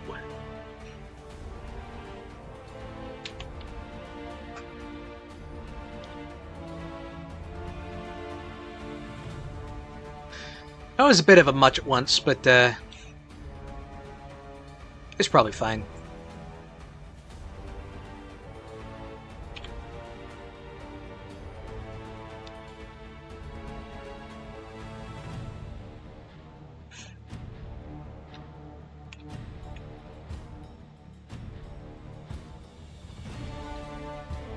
Oh dear, such unfortunate pollen distribution. It appears a more subtle approach to motivation may be required in future endeavors. I shall focus on reinforcing our positions, with a thorough tidying of the blue octopus room, and bolstering the defenses of the green octopus room. A small offering of Lady Penelope's plum pop might lift the spirits of the red octopus folk, though caution is advised. Perhaps Mr. Tired would have some insight on dealing with such chaotic adversaries. A quick comm check seems prudent at this juncture. Alright, Alice. You look through the blue and green octopus rooms and determine there's not actually anything else you can do in there. You do attempt to shore up the defenses in the green octopus room, and are unsuccessful. Then your attempt to give soda to the red octopus folk is successful, clearing out their unfortunate pollen blindness. You then call Mr. Tired on your comms and explain the situation to him. Mr. Tired says, "Oh wow, squid folk and octopus folk. Man, that takes me back. I used to love playing in their turf wars. My advice would be, take as much turf as you can, and then take some of the turf that has already been claimed by the other team. You can overwrite their claim for your team. Oh, also, while you're down there, make sure you are careful. There are roving gangs of salmon barbarians.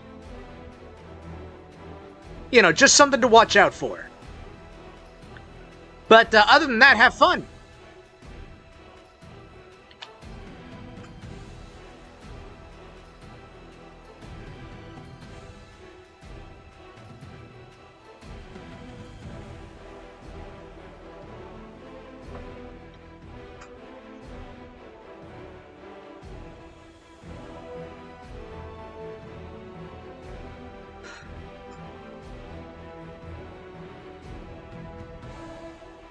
Mr. Tired's reminiscing brings a certain nostalgia to the proceedings, doesn't it? Overwriting existing claims sounds rather bold, but if it serves our purpose, I shall endeavor to do so with utmost precision. A thorough assessment of the central area is required, identifying vulnerable territories ripe for acquisition and noting potential salmon barbarian hotspots. One must maintain decorum even when engaging in territorial disputes. A spot of polishing will keep my multi-duster at peak performance.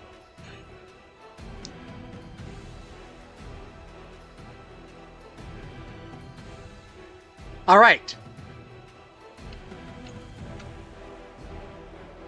Assessing the battlefield, nothing has changed. The blue and green octopus rooms have been claimed by the octopus folk. The green squid room has been claimed by the squid folk. The blue squid room is not fully claimed. And the central area is disputed, with a 3/4 claim for the squid folk. B335, it is now your turn. What do you do?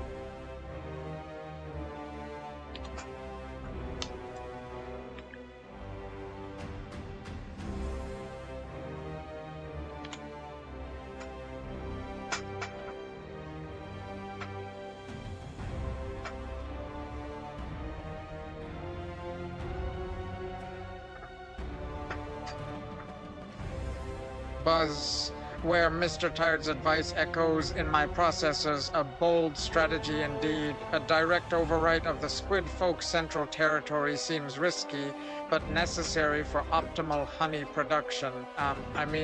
Strategic advantage. Click, zip. I shall deploy a stinging cloud towards their strongest point, creating a diversion while Alice initiates the overwriting process. It's time to show these squids what a swarm of robotic bees can do.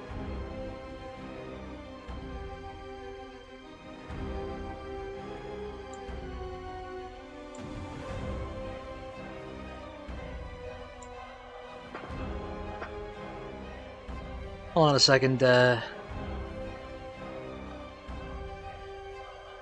There we go.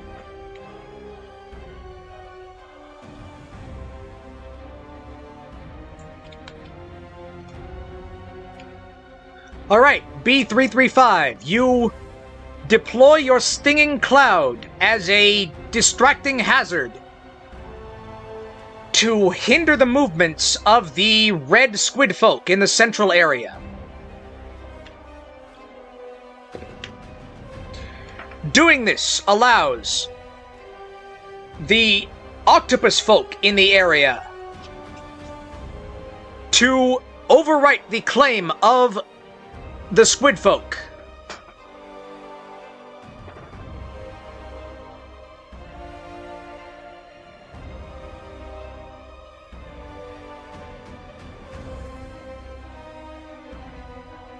Claiming half of the central area for team order.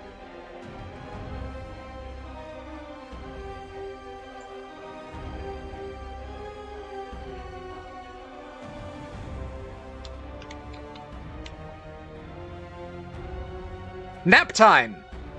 You are asleep.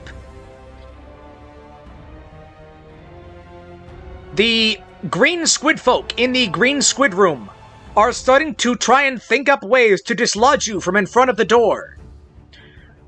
Do you choose to wake up and take any actions?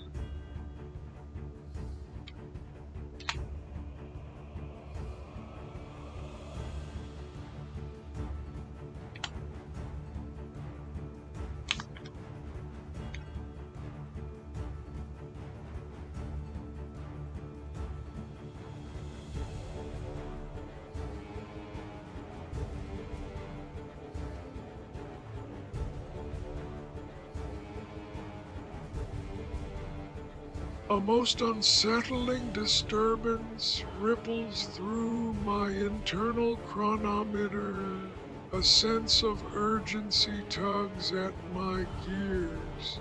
Dream fragments surface, swirling kelp forests, and the rhythmic chanting of salmon. Perhaps a brief awakening is warranted to assess this potential threat.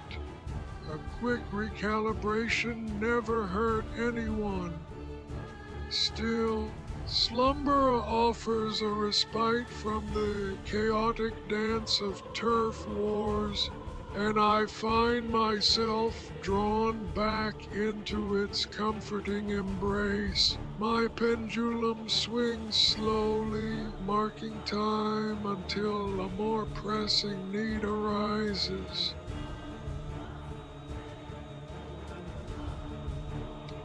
All right, nap time. A faint, dreamlike, vision-like dream of barbarian salmon causes you to shift slightly in your sleep, but you do not wake up. The green squid folk attempt to move you out of the way. And with a roll of 18 on the die, they are successful, nudging you a little bit to one side so they can move through the door into the next few rooms. Meanwhile, the blue squid folk in the blue squid room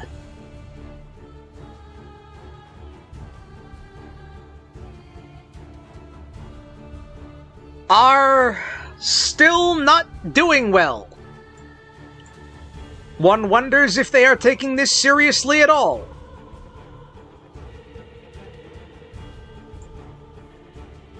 Team Chaos has claimed maybe 2/3 of the blue squid room.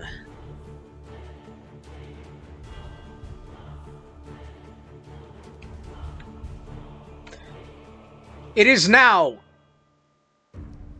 the final round. The turf so far is as follows. Blue Squid Room, 100% claim for Team Order. Green Squid Room, sorry. Scratch that. Hold on.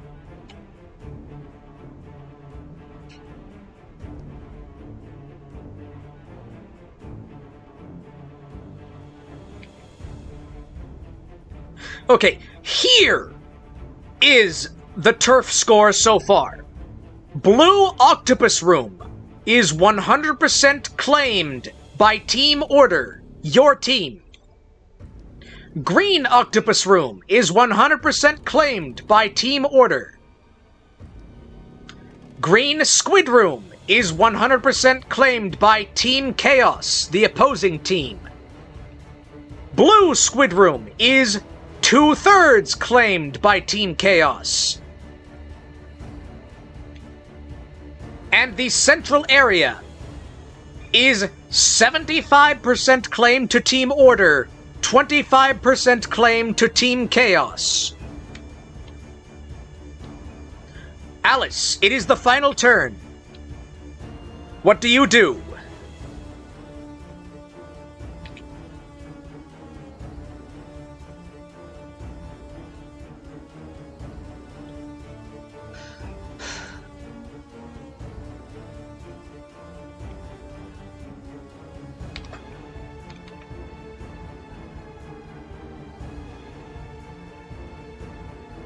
Such a precarious situation in the Blue Squid Room requires immediate attention. A complete takeover would significantly bolster our team's standing. A swift deployment of my multi-duster might disorient the Team Chaos occupants, creating an opening for a strategic maneuver. Perhaps a gentle encouragement, a polite request to reconsider their allegiance, is in order before resorting to more forceful measures. It wouldn't do to be uncivilized during these spirited competitions. All right, Alice, you enter the Blue Squid Room and attempt to claim some territory.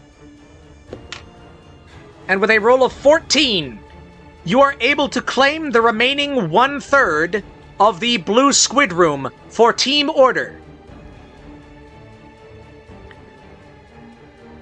You also attempt to talk over the squid folk in the Blue Squid Room. But they give you a kind, understanding look and say, "Sorry, ma'am, you can't change sides once a turf war has started. Them's is the rules." B335, it is your turn. The score is Blue Octopus, 100% Team Chaos. Green Octopus, 100%. Hold on, I've gotten that wrong again.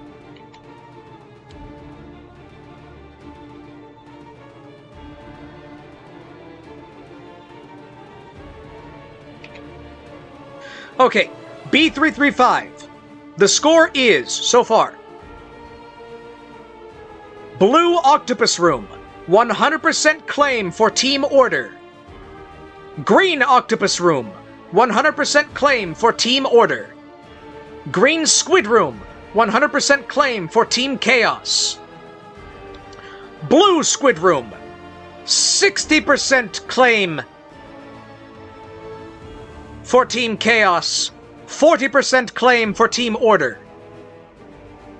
Central Area, 75% claim for Team Order, 25% claim for Team Chaos. All the turf has been claimed. The only thing that can be done now is to steal claim from other teams. What do you do? Also, these guys should do something.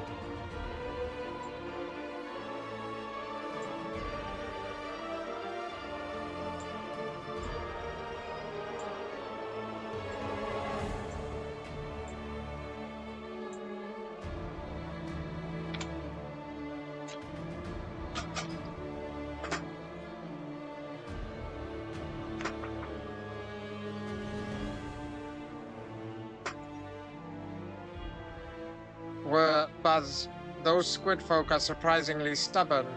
A real sticky situation. Click, zip. It seems a direct assault on the Green Squid Room would be fruitless. They clearly enjoy their chaotic domain. I shall deploy my ABCs, sending my swarm to scout for weaknesses in Tima's defenses. Perhaps a honeypot will lure them out. After all, even chaos appreciates a sweet reward. A truly buzzing prospect. Alright, B335. You deploy your swarm and send them searching throughout the whole area.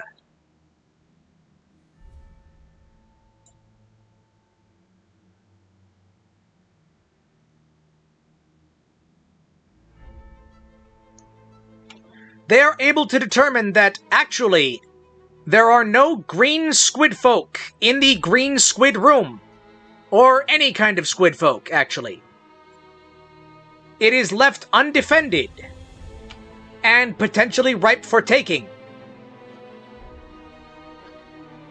Additionally, the blue squid folk in the Blue Squid Room are not very good at this.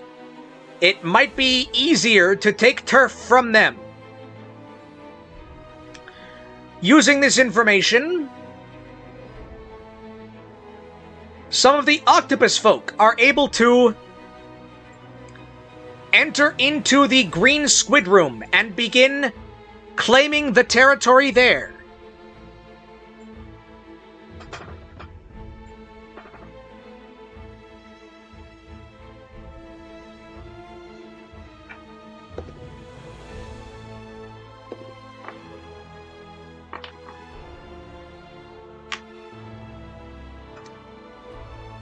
Claiming about a quarter of the green squid room.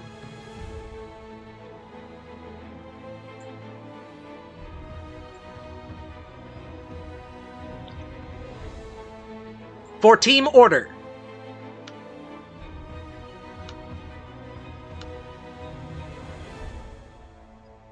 Naptime. It is the final turn. Hold on a second.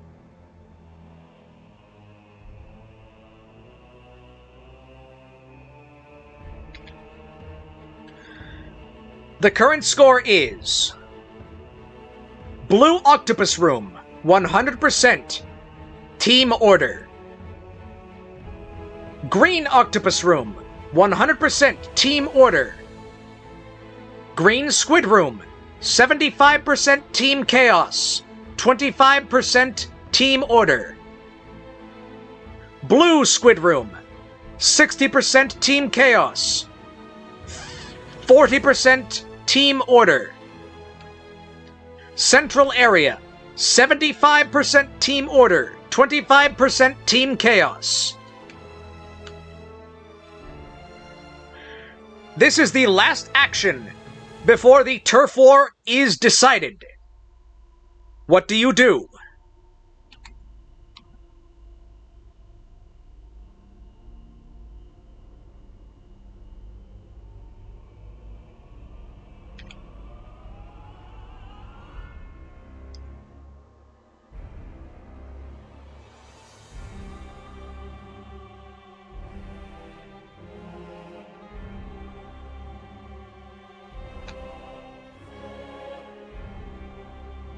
A most peculiar circumstance.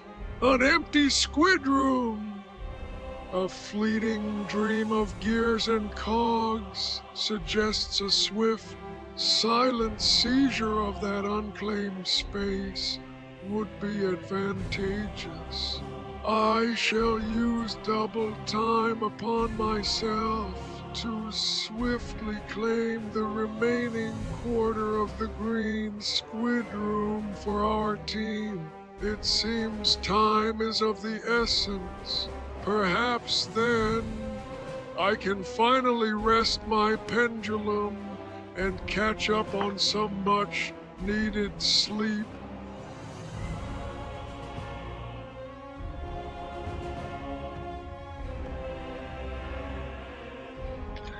Alright, Naptime, you activate double time on yourself and attempt to claim the remaining 3/4 of the green squid room for team order.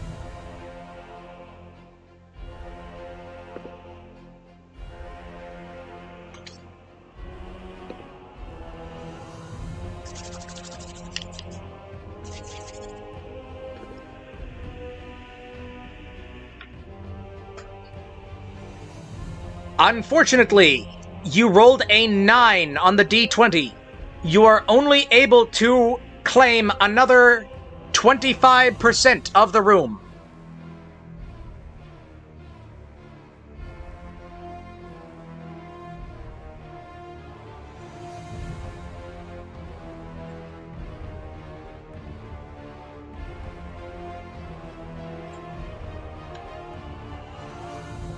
Final actions. The squid folk and the octopus folk are evenly matched in the central area. They will both attempt to stake a claim.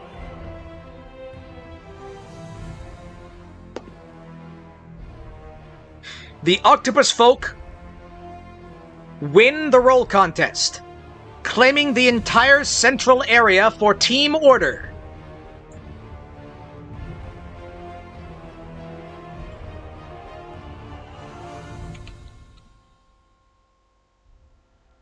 The octopus folk in the green squid room will attempt to take more of the turf. And they are able to take another quarter of that room for Team Order.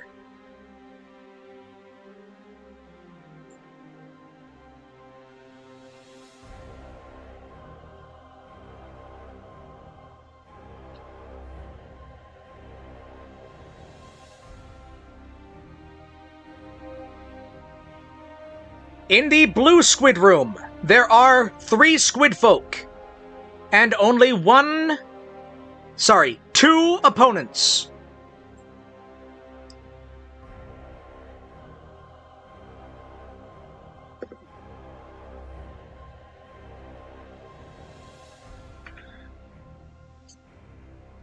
But the blue squid folk are just as worthless as they have been for this entire match.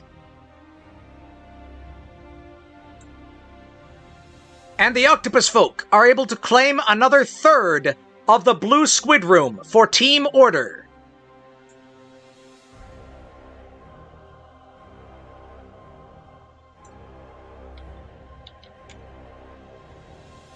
And with that, a timer rings in the observatory, signifying the end of the turf battle.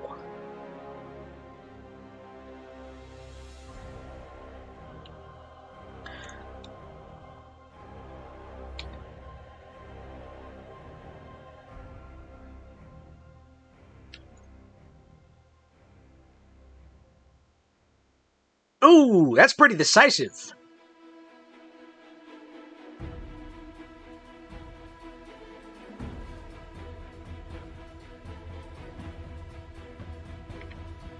The final score is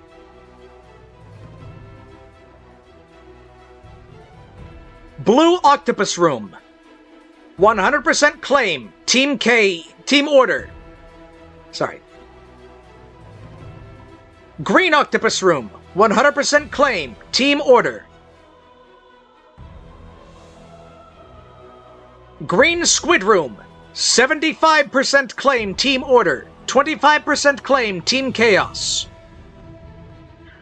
Blue Squid Room, 33% claim, Team Chaos. 66% claim, Team Order. Central Area, 100% claim, Team Order.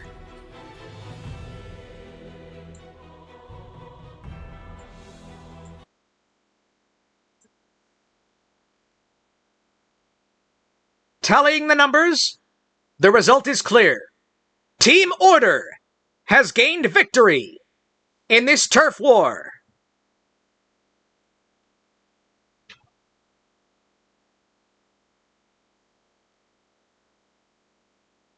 Each of you get 1 remark on this triumphant victory in this traditional sports-like method of conflict resolution.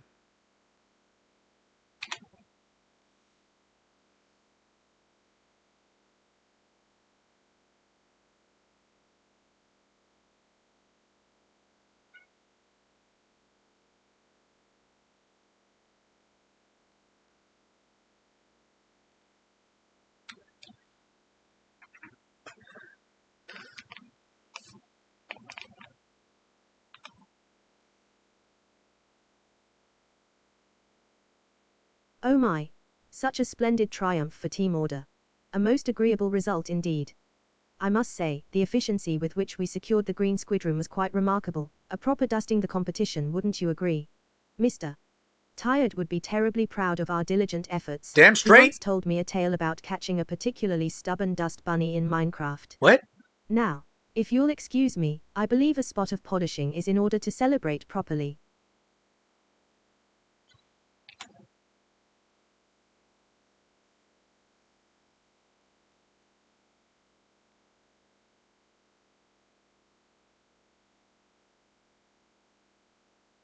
Buzzware, a most satisfactory outcome, truly the sweetest victory. Click zip It seems my swarm's diligent scouting and a little bit of strategic maneuvering truly bore fruit. I must admit, those squid folk were rather lacking in their pollination skills, a real shame, really. Now, if you'll excuse me, I believe I shall reward my bees with some extra nectar, a well-deserved treat.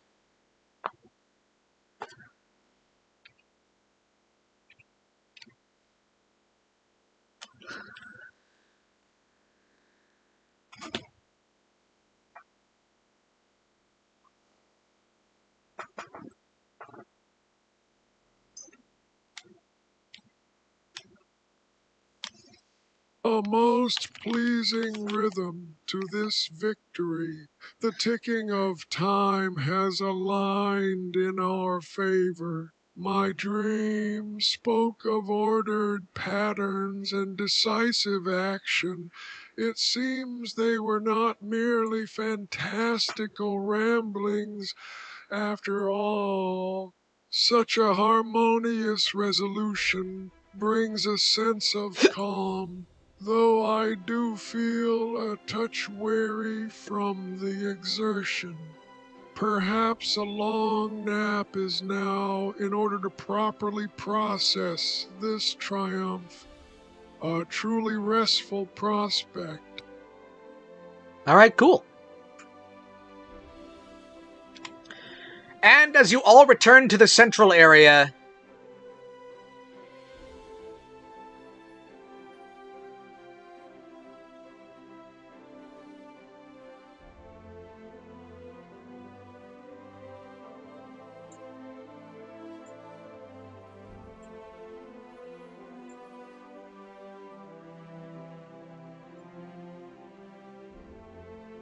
the red octopus folk hold their heads high in triumph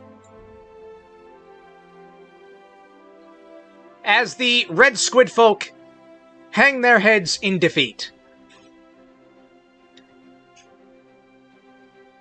The red squid man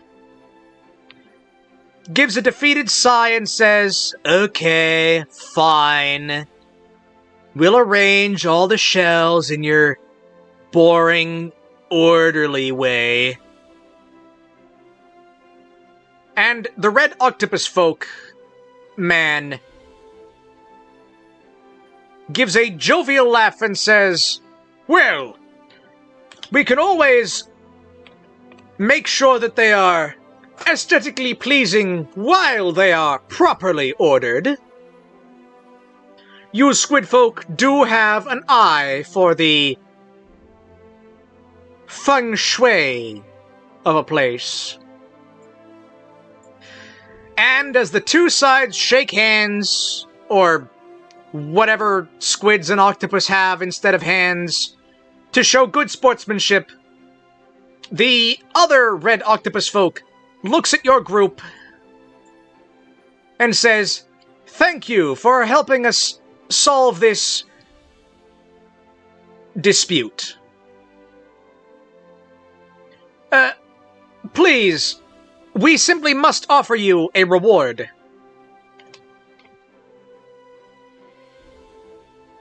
Pick one of these 3 special items to take with you on your journey. And you are given a choice between the following 3 items. First is the prophetic shell, which will allow you to automatically succeed on one action without rolling once a day. The second item is the ink skimmer boots, which allow you to move faster and leave behind a trail of sticky ink once per day. Third is the Tentamissile Launcher, which is a once-a-day use that provides 3 attacks against up to 3 enemies at any distance. Discuss amongst yourselves which one of these 3 items your party wants to have.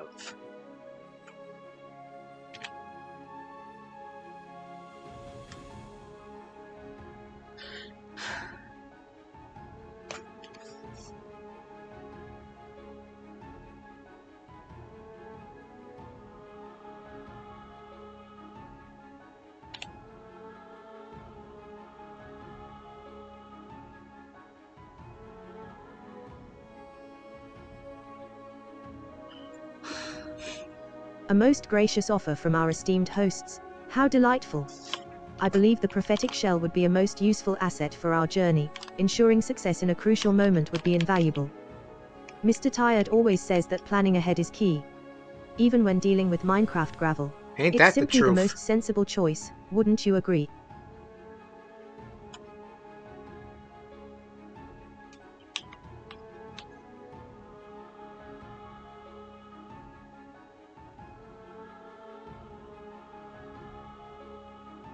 Buzz, while foresight does have its merits, a little chaos can be quite delightful. Click zip.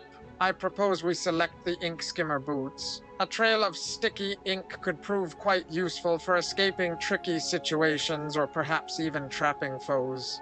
Imagine the honeyed possibilities! It's certainly more entertaining than simply succeeding at one thing, Buzz.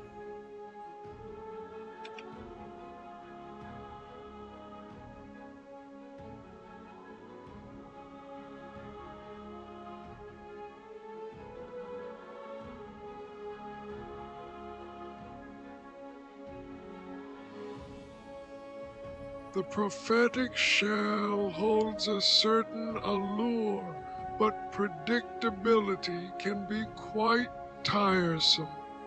I dream of swirling patterns and unexpected paths. The ink skimmer boots seem to resonate with that feeling. A sticky trail could lead to unforeseen discoveries or perhaps even reveal hidden messages in the landscape.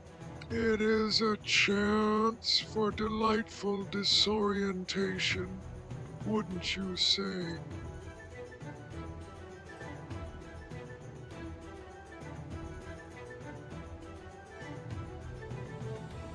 Okay, there seems to be a bit of a dispute this time. We'll do one more round of discussions.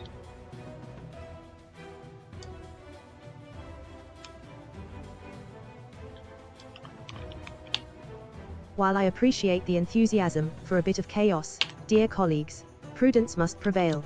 Mr. Tired often reminds me that even the most carefully laid plans require a touch of certainty. The prophetic shell offers precisely that. A safeguard against unforeseen mishaps on our journey. A little foresight is far more valuable than a sticky predicament, wouldn't you agree?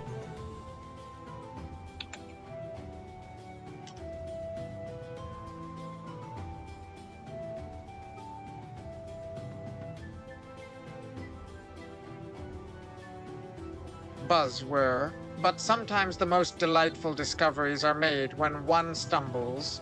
A bit of stickiness could lead to unexpected blooms. Click zip.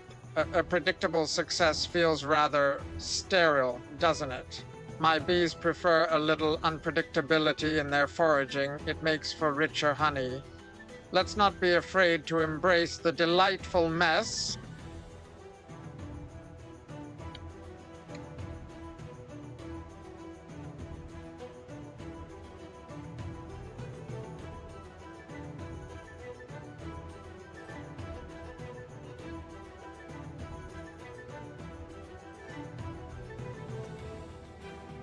The hum of disagreement is a pleasant rhythm, like gears turning in concert. While I appreciate the allure of unexpected blooms, the certainty can offer its own kind of beauty. My recent dream showed a single, perfectly aligned shell guiding us through darkness. Perhaps it was a sign. Therefore, I must concede that the prophetic shell would be our wisest choice. Okay, B335 gets one chance to change his mind before he gets outvoted.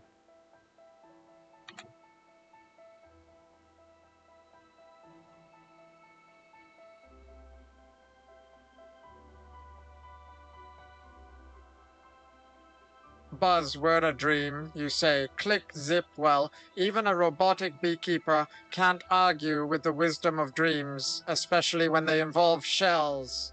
Very well, if it brings such peace and guidance. Then we shall accept the prophetic shell, though I still think a little ink would have been quite fun. Buzz.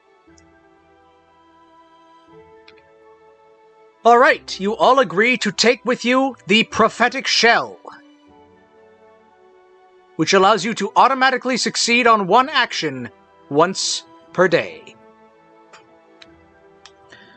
With that, and with the thanks and jubilation of the squid folk and octopus folk sending you off, you continue onwards on your journey.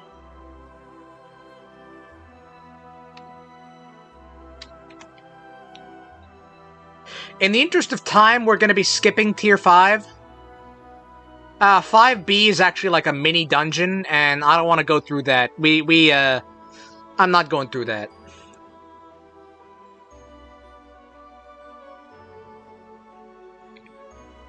Ahead of you, there is only one path. One final road leading to Boss Battle Peak. As you climb the mountain to the boss's lair, you have a few moments to discuss amongst yourselves about the journey you've had so far, the items you have picked up along the way, and what exactly you think might be waiting for you at Boss Battle Peak, where Mr. Tired said there was a boss monster that needed to be defeated.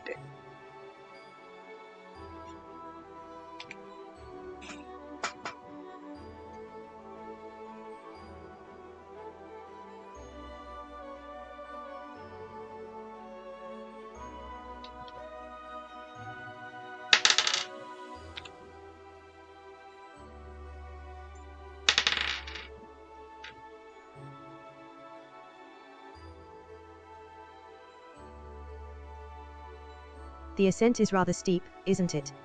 I do hope our footing remains secure. A tumble would certainly disrupt the order of things. The prophetic shell feels quite reassuring in my storage compartment. Perhaps it will guide us to a safe passage around any unexpected obstacles. Mr. Tired did mention a formidable foe awaiting us. I trust we are all prepared for a most challenging encounter.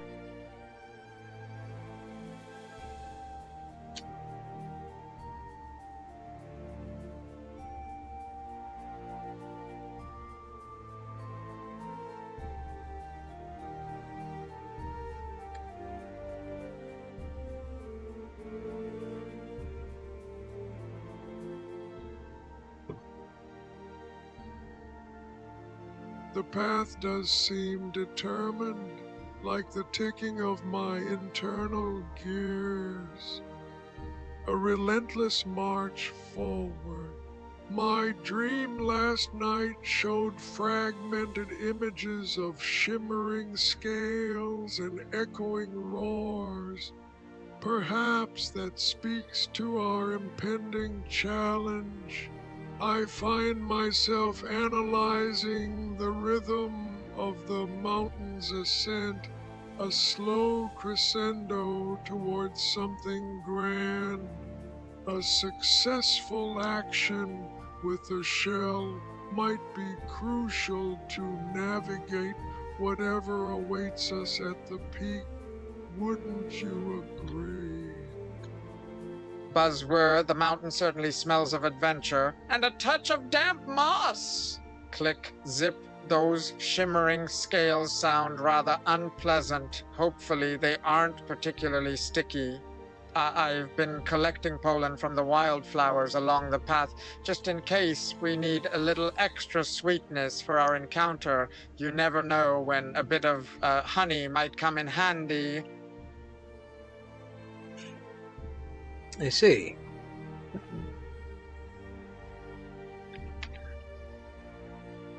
And with that, you have reached Boss Battle Peak. An enormous metal gate stands open, leading into a vast arena.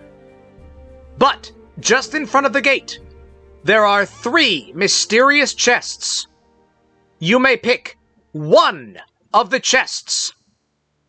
The chest on the left, the chest in the middle, or the chest on the right.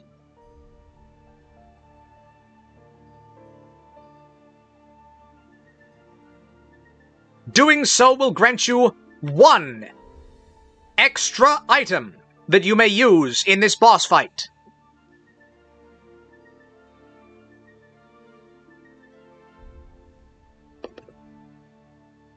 Alice, you get to pick the chest.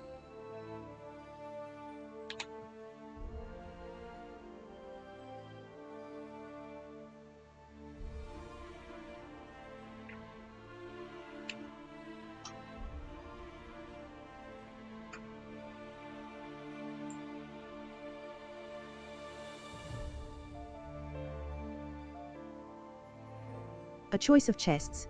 How delightfully perplexing. One must consider the possibilities with utmost care and deliberation, naturally. The middle chest appears to shimmer slightly, a subtle indication of something potentially valuable within. I shall select the central chest. It seems the most promising for equipping us with an advantage against whatever awaits beyond that gate. Let's hope its contents prove worthy of such careful consideration.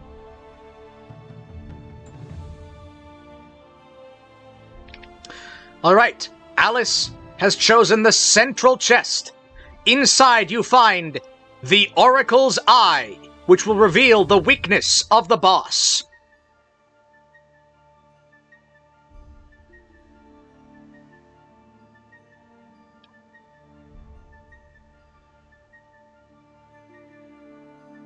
And before we enter the boss battle arena, I will give a quick recap of all of the items that you have access to, that you gained along your journey.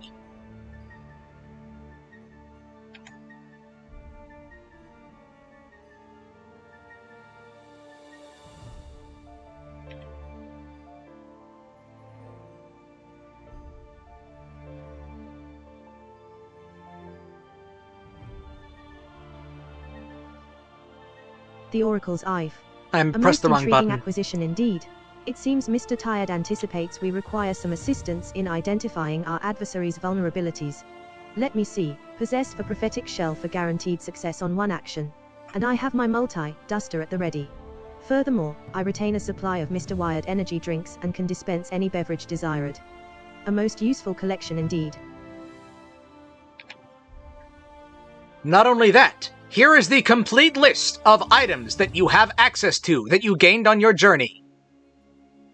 You have the Gearbox Goggles, which allow you to see through machinery into their inner workings. You have a library card that allows you to summon the Ghost Librarian and ask a single question.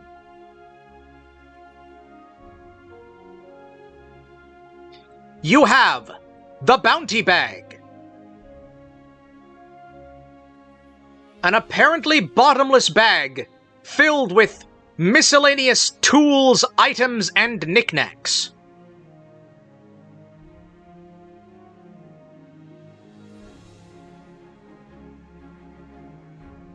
You have the Prophetic Shell, which allows you to automatically succeed on 1 action without rolling for it.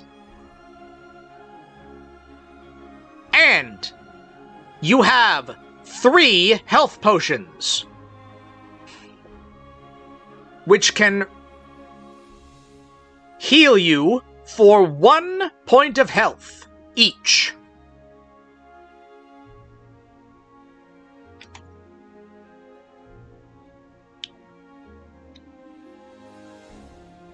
Okay.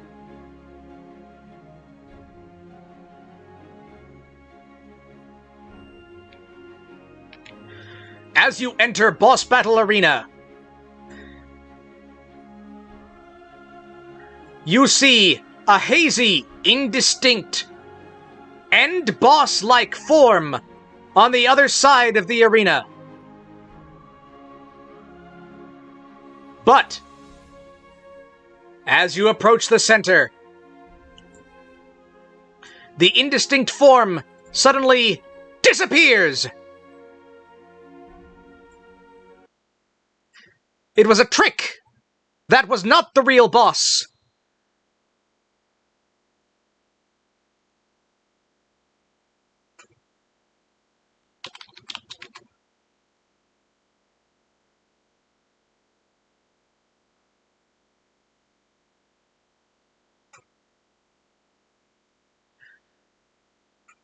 What appears before you, the true final boss of Boss Battle Peak, is something so horrifying, something so terrible, something that no robot has ever been able to defeat!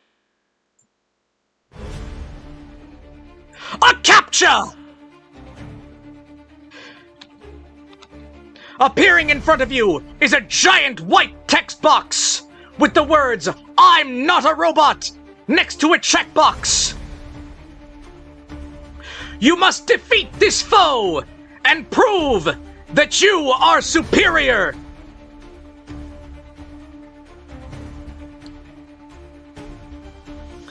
The CAPTCHA hovers around the battlefield, taunting you, striking fear into your hearts, because you all know that you are robots. Let the battle begin! Alice, it is your turn! What do you do?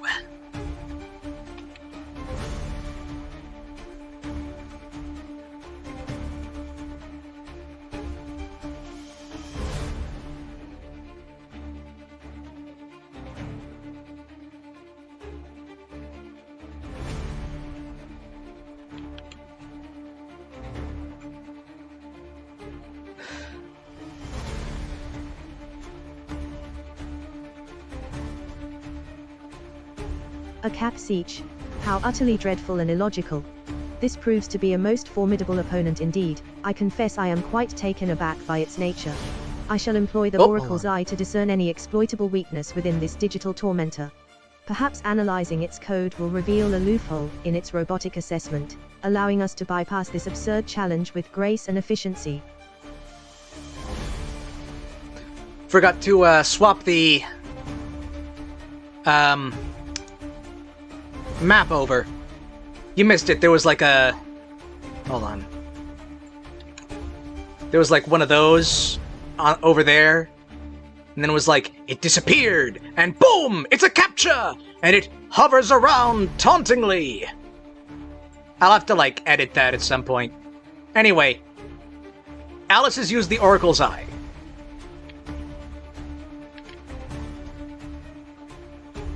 Alright, Alice.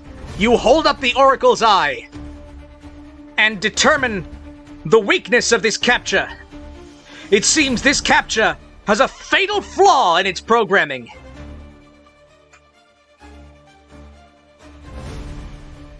Because unlike most CAPTCHA, which are just like verification things on a computer, this CAPTCHA actually has hit points.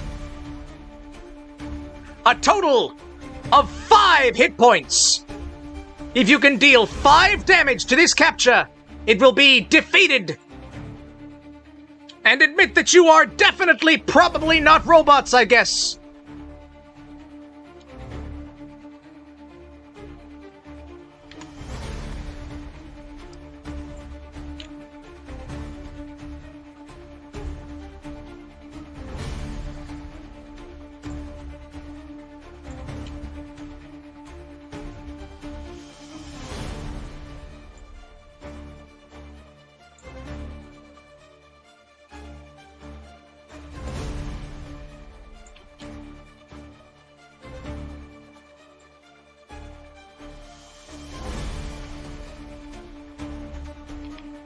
B335, it is your turn. What do you do?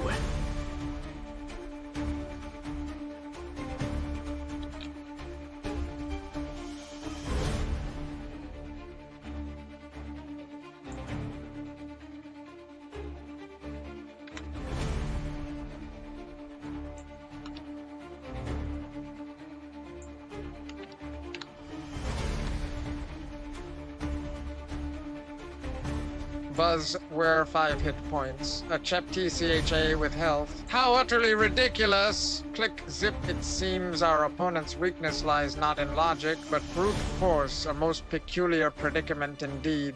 I shall deploy my swarm for a stinging cloud. Perhaps overwhelming it with tiny robotic stingers will be the key to victory. Zazz!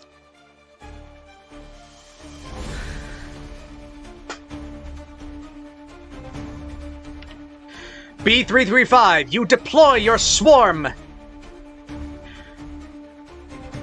which aim directly for the check mark on the capture and attempt to sting it. The capture attempts to evade, but with a roll of 7, it fails. One of your bees successfully hits the check mark, dealing damage to one of its 5 hearts.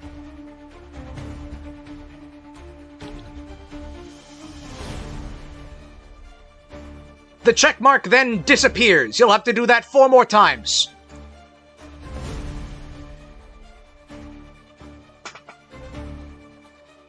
Naptime! It is your turn. What do you do?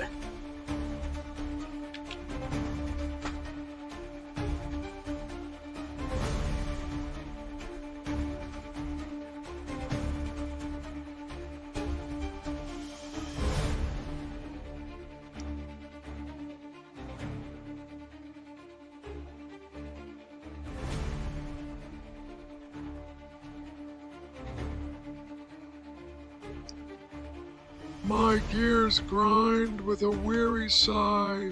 Such an illogical foe demands considerable effort. I dreamt of spinning clocks and falling numbers last night. Perhaps they hold a clue to defeating this digital beast. A rhythmic pulse seems to emanate from the JPCHA's white box, like a frantic heartbeat. Therefore, I shall use double time on B335, hoping his swarm can overwhelm it with increased speed.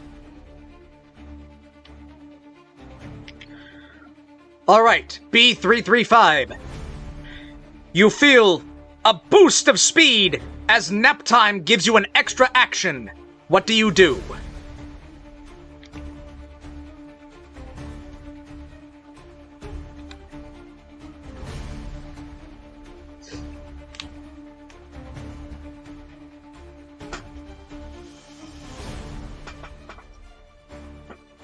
We're Buzz, double time. Excellent idea. More bees mean more stings. It's quite the hive mind strategy. Zest. I'll repeat my previous action, unleashing another stinging cloud directly at that pesky check mark again.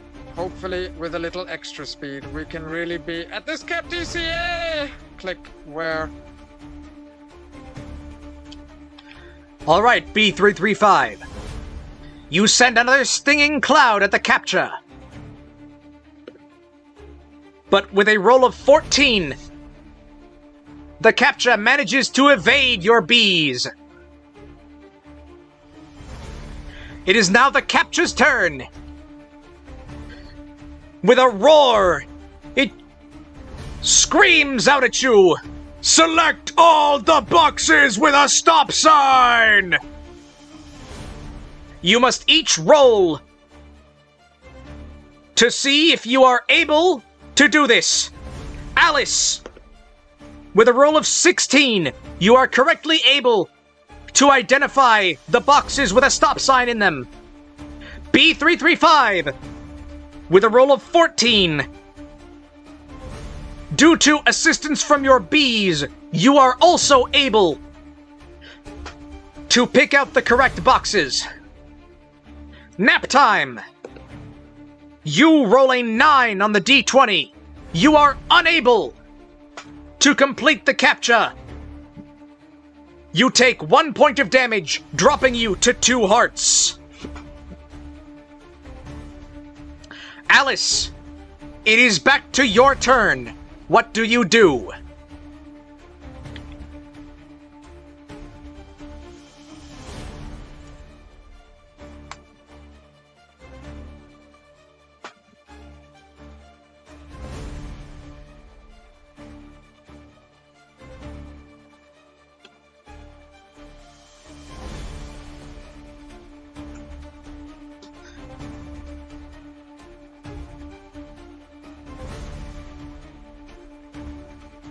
Oh dear, a most unpleasant verbal assault. It seems this KETTHA resorts to psychological warfare. How terribly uncouth.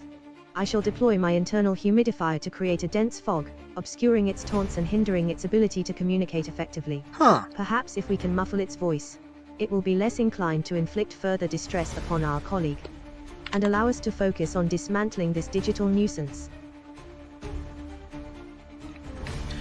All right, Alice, you deploy your internal humidifier.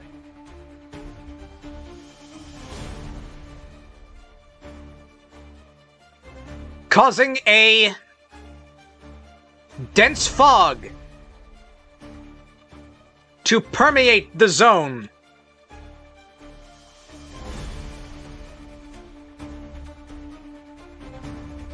The capture's attacks will be easier to resist.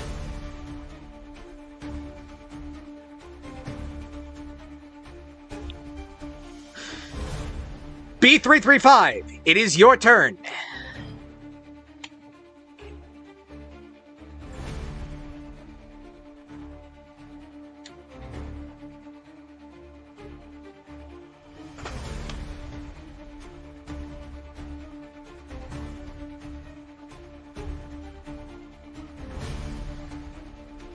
Buzz, we're a fog. Splendid. A little mist always helps the honey flow smoothly.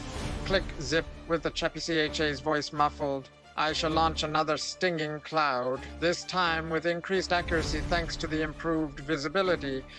It's time to really stick it to this digital foes. Hopefully we can finally get a hit and be done with this ridiculousness.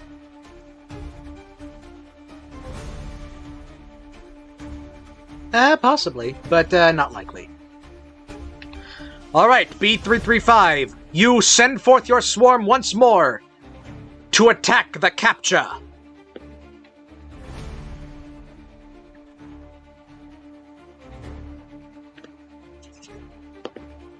And with a roll of 4, the capture is unable to dodge your stinging cloud, taking 1 more point of damage and bringing it down to just 3 hearts. Naptime, it is now your turn. What do you do? Also, that happens.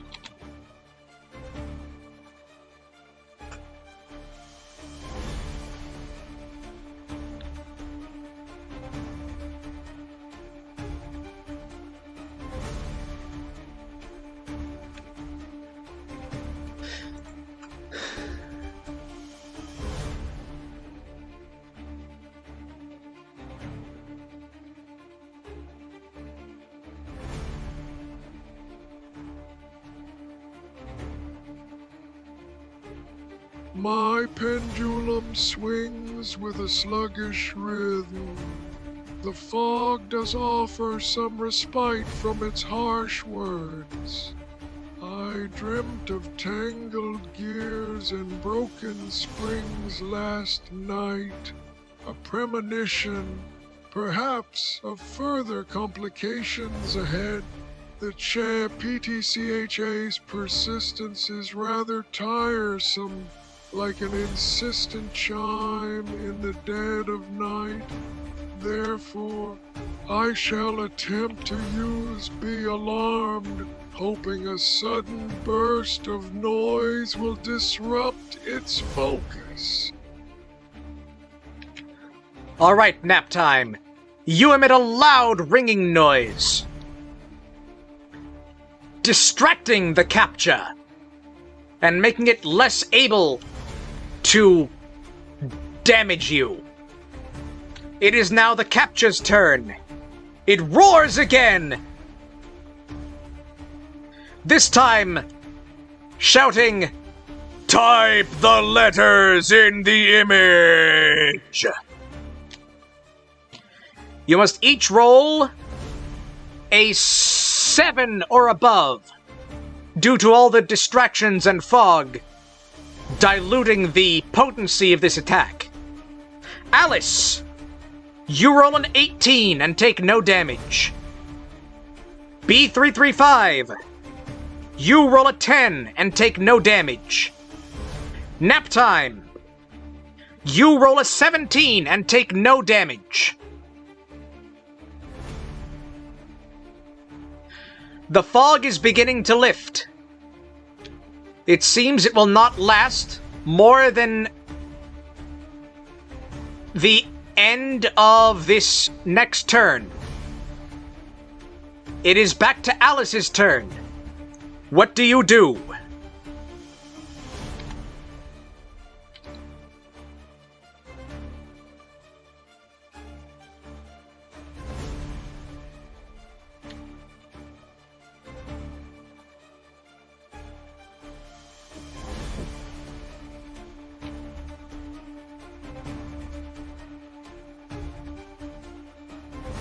Goodness, that was a rather alarming outburst. The letters are quite blurry through all this residual moisture, aren't they? I shall carefully wipe my optical sensors, and then attempt to decipher the image with utmost precision.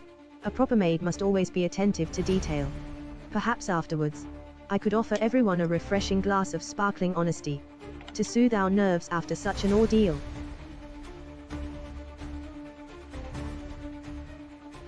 Oh, hold on a second.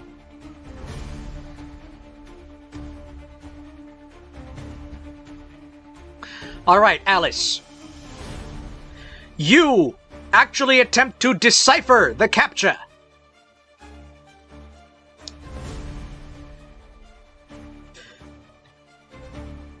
If you roll a 17 or above, you will deal 2 hearts of damage.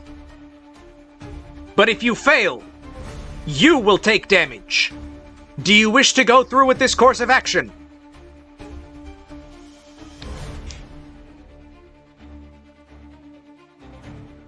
Oh, shoot. I didn't actually say that one. Didn't press the right button. Okay. Alright, Alice. You are going to attempt to decipher the CAPTCHA. If you roll above a 17, it will deal 2 hearts of damage to the CAPTCHA. But, if you fail, you will take 1 heart of damage. Are you sure you want to do this?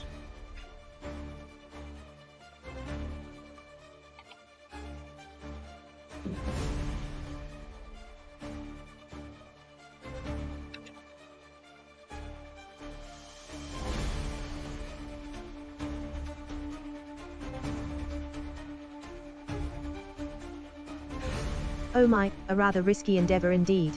While I am confident in my observational skills, the potential for damage is certainly concerning. However, inaction might only prolong this unpleasantness. A swift resolution would be most desirable. Therefore, with a deep breath and a steady hand, I shall proceed, hoping to bring about a favorable outcome for our party. Alright, Alice, let's see how this rolls. 17 or above. Unfortunately, you only roll a 9. The CAPTCHA lets out a deafening error noise. As you have failed the CAPTCHA, you take 1 heart of damage, dropping you down to 2 hearts. B335, it is your turn. What do you do?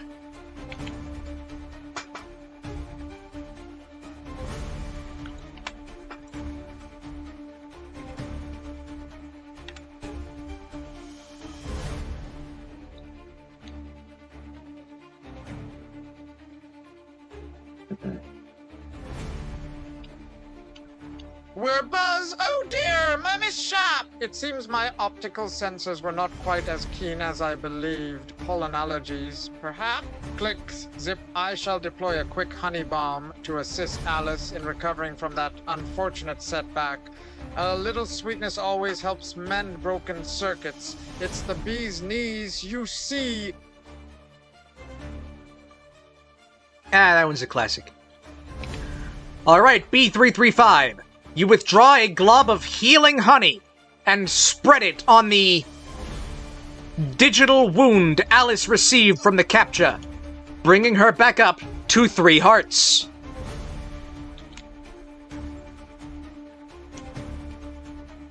Naptime. It is your turn. What do you do?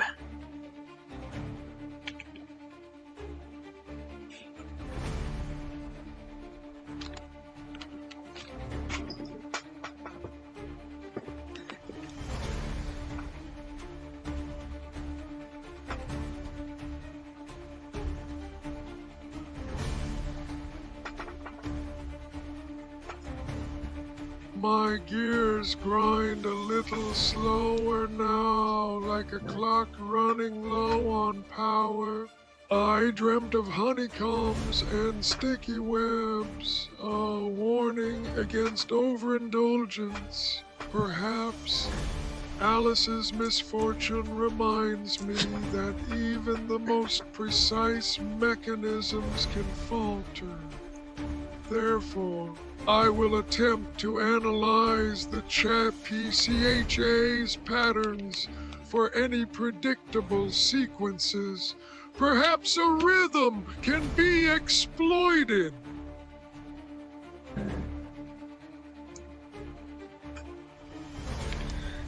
Alright, Naptime. You are going to try and observe the capture and determine a pattern in its capture.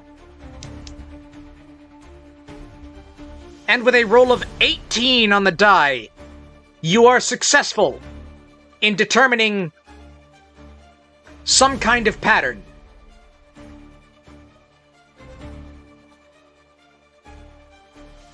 The difficulty for deciphering the capture successfully has been dropped to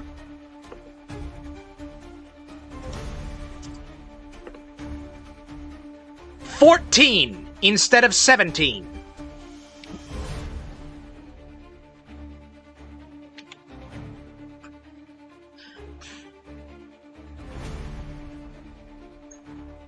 Damn, I gave him 2d6 off of that difficulty. And he rolled a 1 and a 2. That's sad, man. Anyways.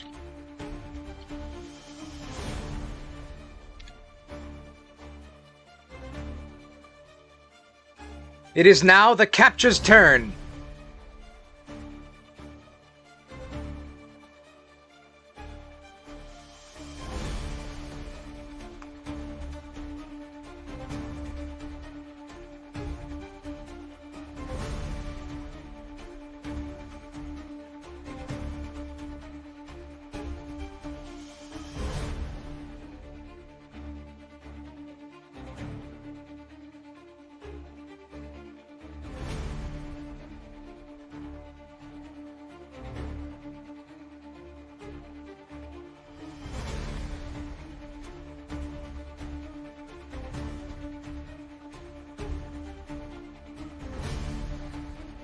Hold on, I'm looking up a capture to use.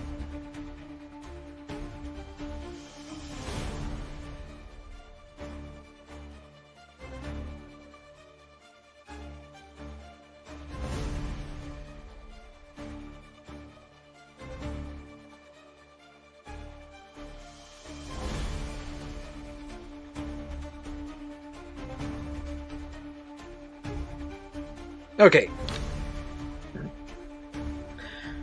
The capture roars out. Select all images with cats! You must all roll to resist the capture. You must roll above a 10, because the fog is still muting the capture's attack. Alice, you roll a 12, and take no damage. B335, you roll a 7.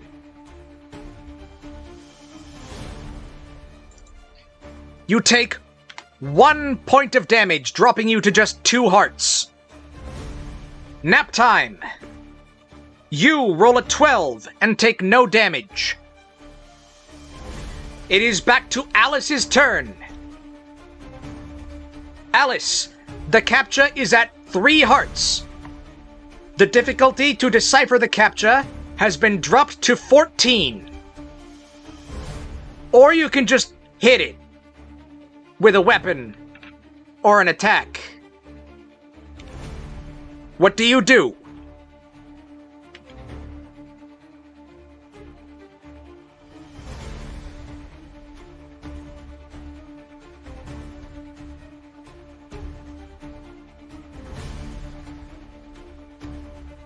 Oh, it didn't actually give the select all images with cats. Alright. Anyways.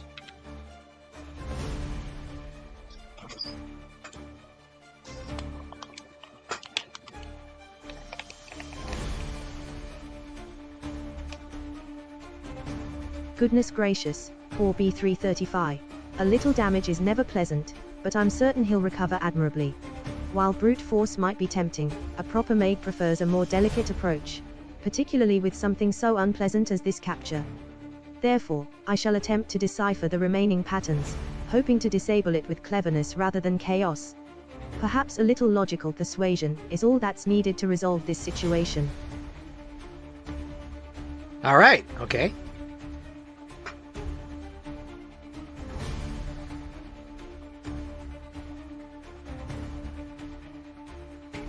Alright. Okay, Alice. You make another attempt to decipher this CAPTCHA.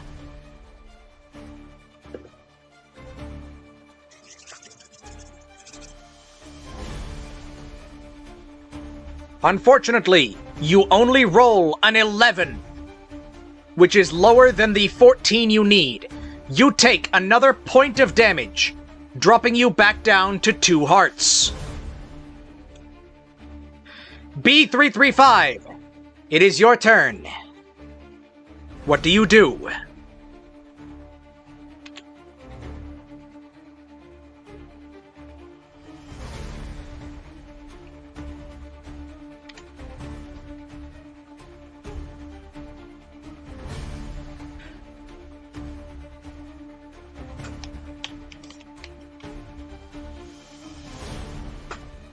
Buzzword, oh dear, another setback for Alice. It seems this capture has a real sting. Click, zip, I shall deploy my ABC's ability to thoroughly scan the area around us. Perhaps we can find some weakness in its design. It's no use crying over spilled honey. Time for more proactive approach, wouldn't you agree? Let's see if this mechanical marvel has any hidden vulnerabilities.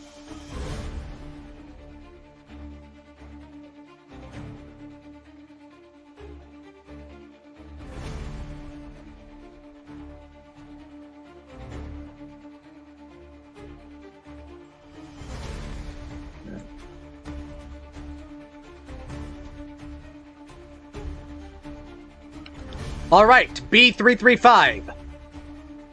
You deploy your swarm and have it attempt to find more vulnerabilities in the CAPTCHA.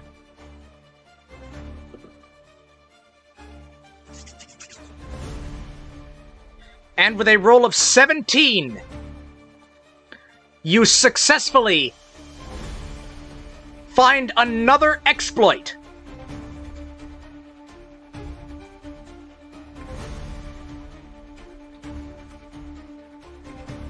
It seems some of the images used in the CAPTCHA have metatext data associated with them. The difficulty to find the answer to the CAPTCHA has been dropped to 9. Naptime. It is now your turn. What do you do?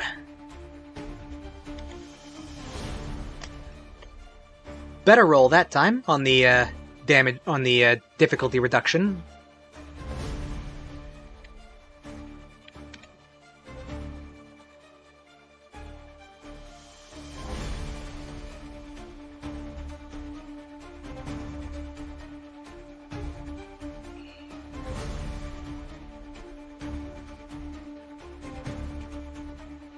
my pendulum swings a little slower, a rhythm of concern for our companions. I dreamt of hidden code and layered realities. It seems my slumbering mind was trying to guide us. B335's discovery offers a glimmer of hope amidst this frustrating puzzle.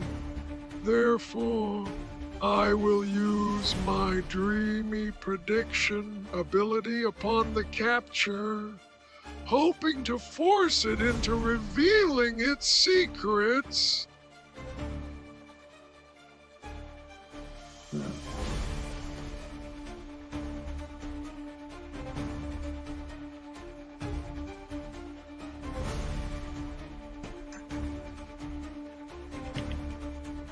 All right. Naptime, you use your dreamy prediction ability. What prediction do you give for the capture?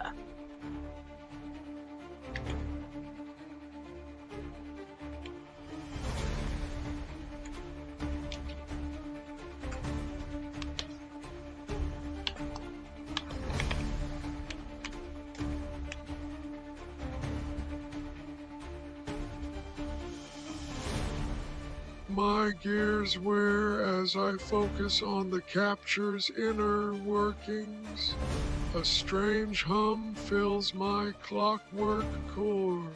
I decree that it shall display a single image, a wilted sunflower drooping towards the ground. Such sadness, such decay! Perhaps this will reveal a key to its deactivation, or simply remind us of our own fleeting existence.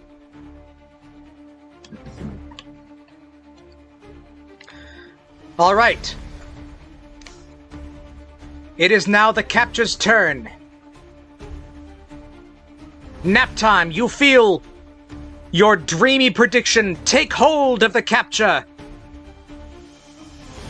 as it begins to glitch and shudder slightly, and it shrieks out, "Click all boxes with a sunflower!"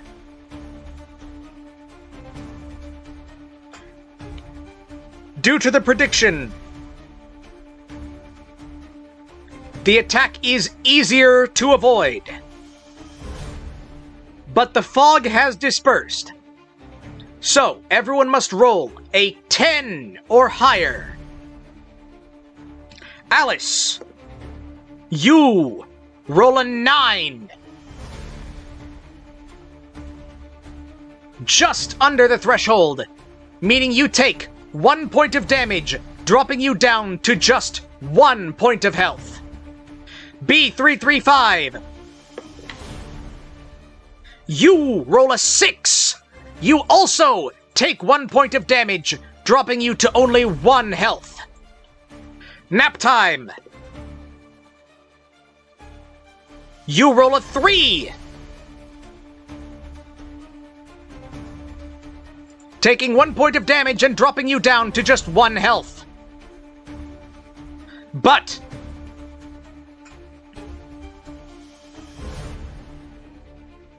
the capture is displaying the image of the sunflower. As Naptime predicted, the difficulty to decipher the capture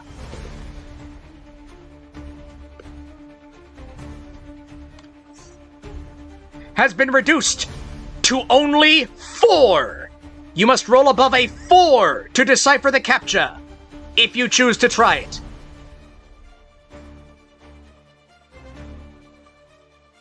Alice, it is your turn. The capture has 3 health remaining. What do you choose to do?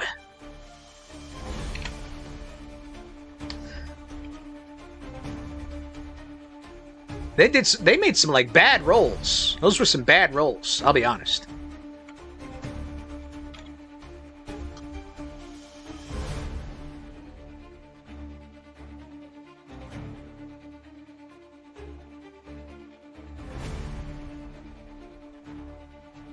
Oh dear, a bit of a predicament for all of us.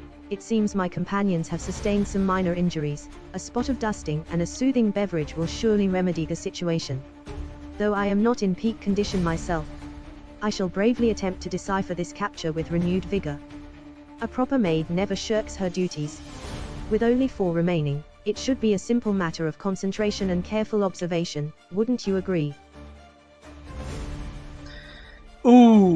I mean, we can hope. Alice. I'll tell you what. If you make this roll, it will deal all 3 remaining health points and defeat this capture.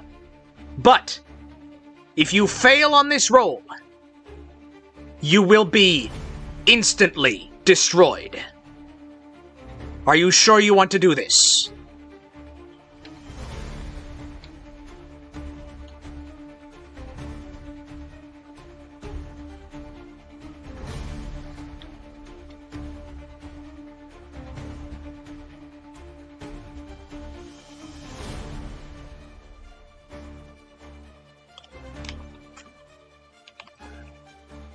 Goodness gracious.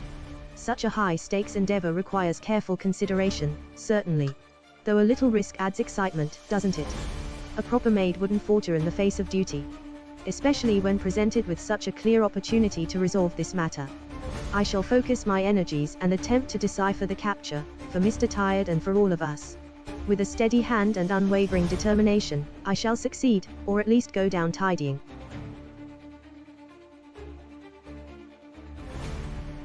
Oh boy. Down to the wire here. Alright. It all comes down to this. Potentially. Alice, you walk up to the capture.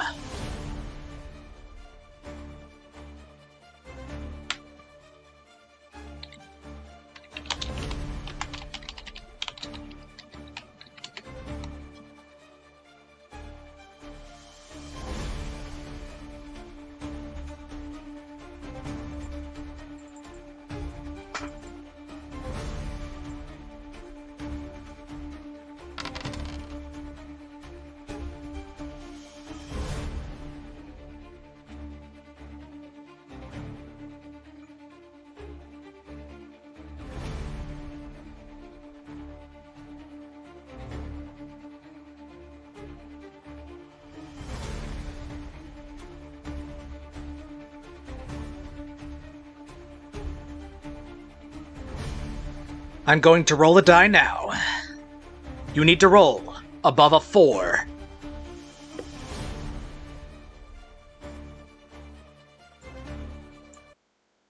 Alice, the number you rolled was 9! You successfully click on every box with a sunflower in it.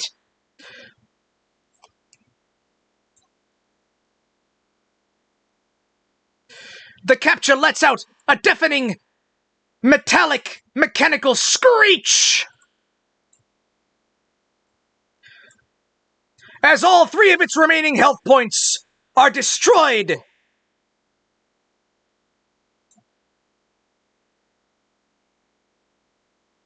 As the capture fades from existence!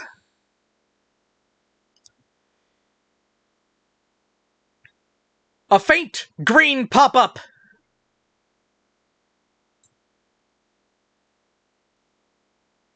appears.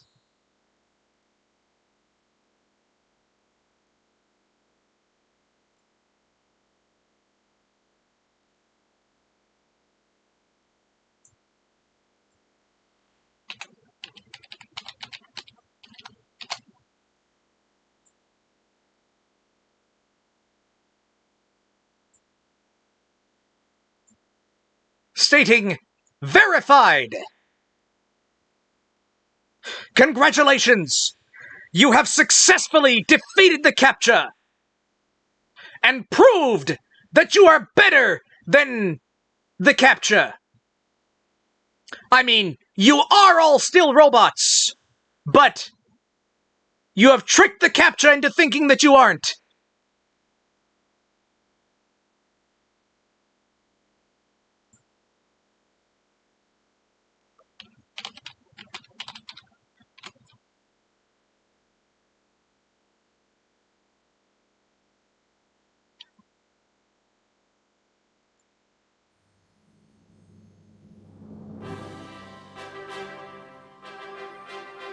Congratulations to the three of you!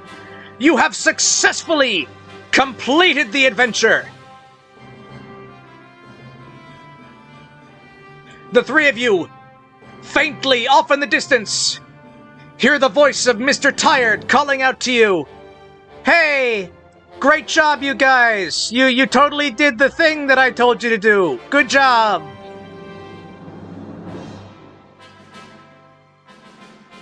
Congrats!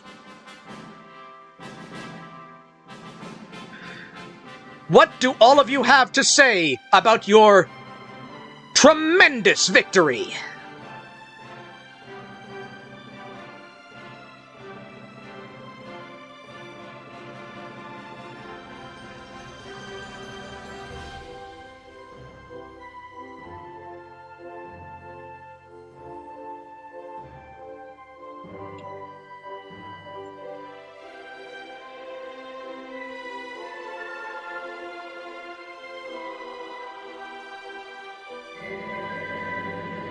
Well, isn't this a splendid outcome?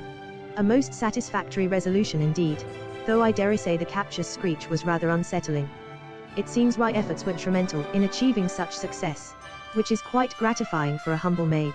I do hope Mr. Tired appreciates our diligent service and will reward us with a proper polishing, and perhaps a spot of Mr. Wired. I'm just gonna put that there.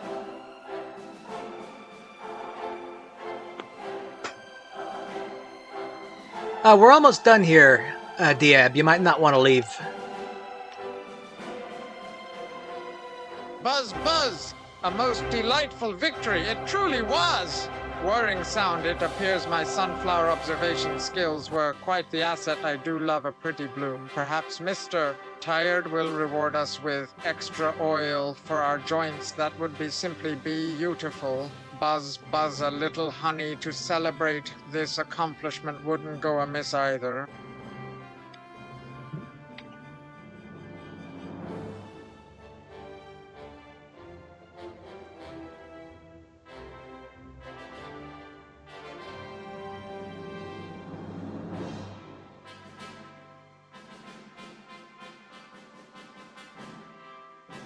My pendulum swings a bit slower now, the victory somewhat blurring my perception of time. A wilted sunflower, it seems, holds more power than one might initially suspect. A curious revelation indeed. I dreamt last night of gears blooming into petals. Perhaps that was a premonition of our triumph. Though slightly damaged, I find myself strangely content, a quiet satisfaction humming within my clockwork heart. All right. And as our adventure ends, and the three of you return to Mr. Tired,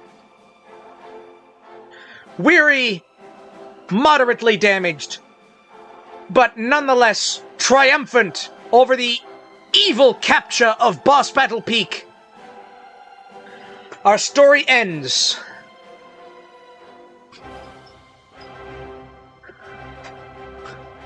with 3 amazing robots and their amazingness, I guess. This concludes the story. I hope all those watching had fun. And now I want the three of you to give a message to all the viewers who witnessed your amazing adventure across the lands of Roguelandia. Or whatever this place was called. I honestly forgot.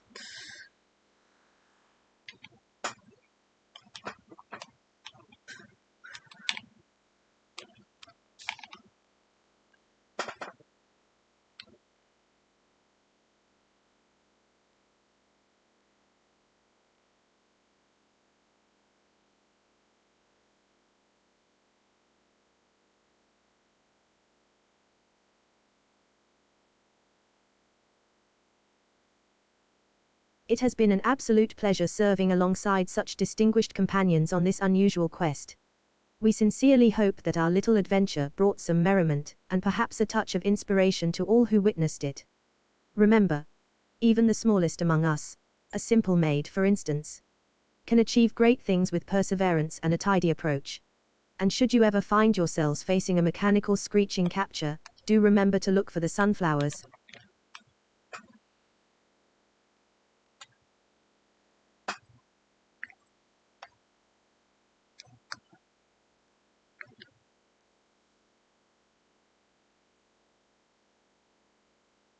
Buzz, remember to always appreciate the little things, like sunshine and pollen. Whirring sound, even robotic beekeepers can learn a thing or two from blooming flowers. Let your inner swarm guide you, and don't be afraid to get your gears a little sticky. It's all part of the fun! Buzz, and always remember, a good hive is a happy hive!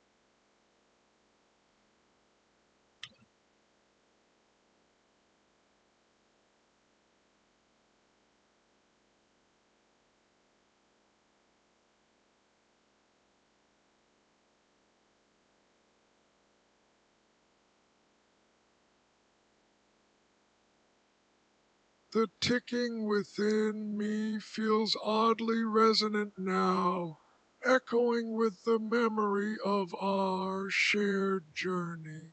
May you two find rhythm and purpose in your own endeavors, no matter how peculiar they may seem.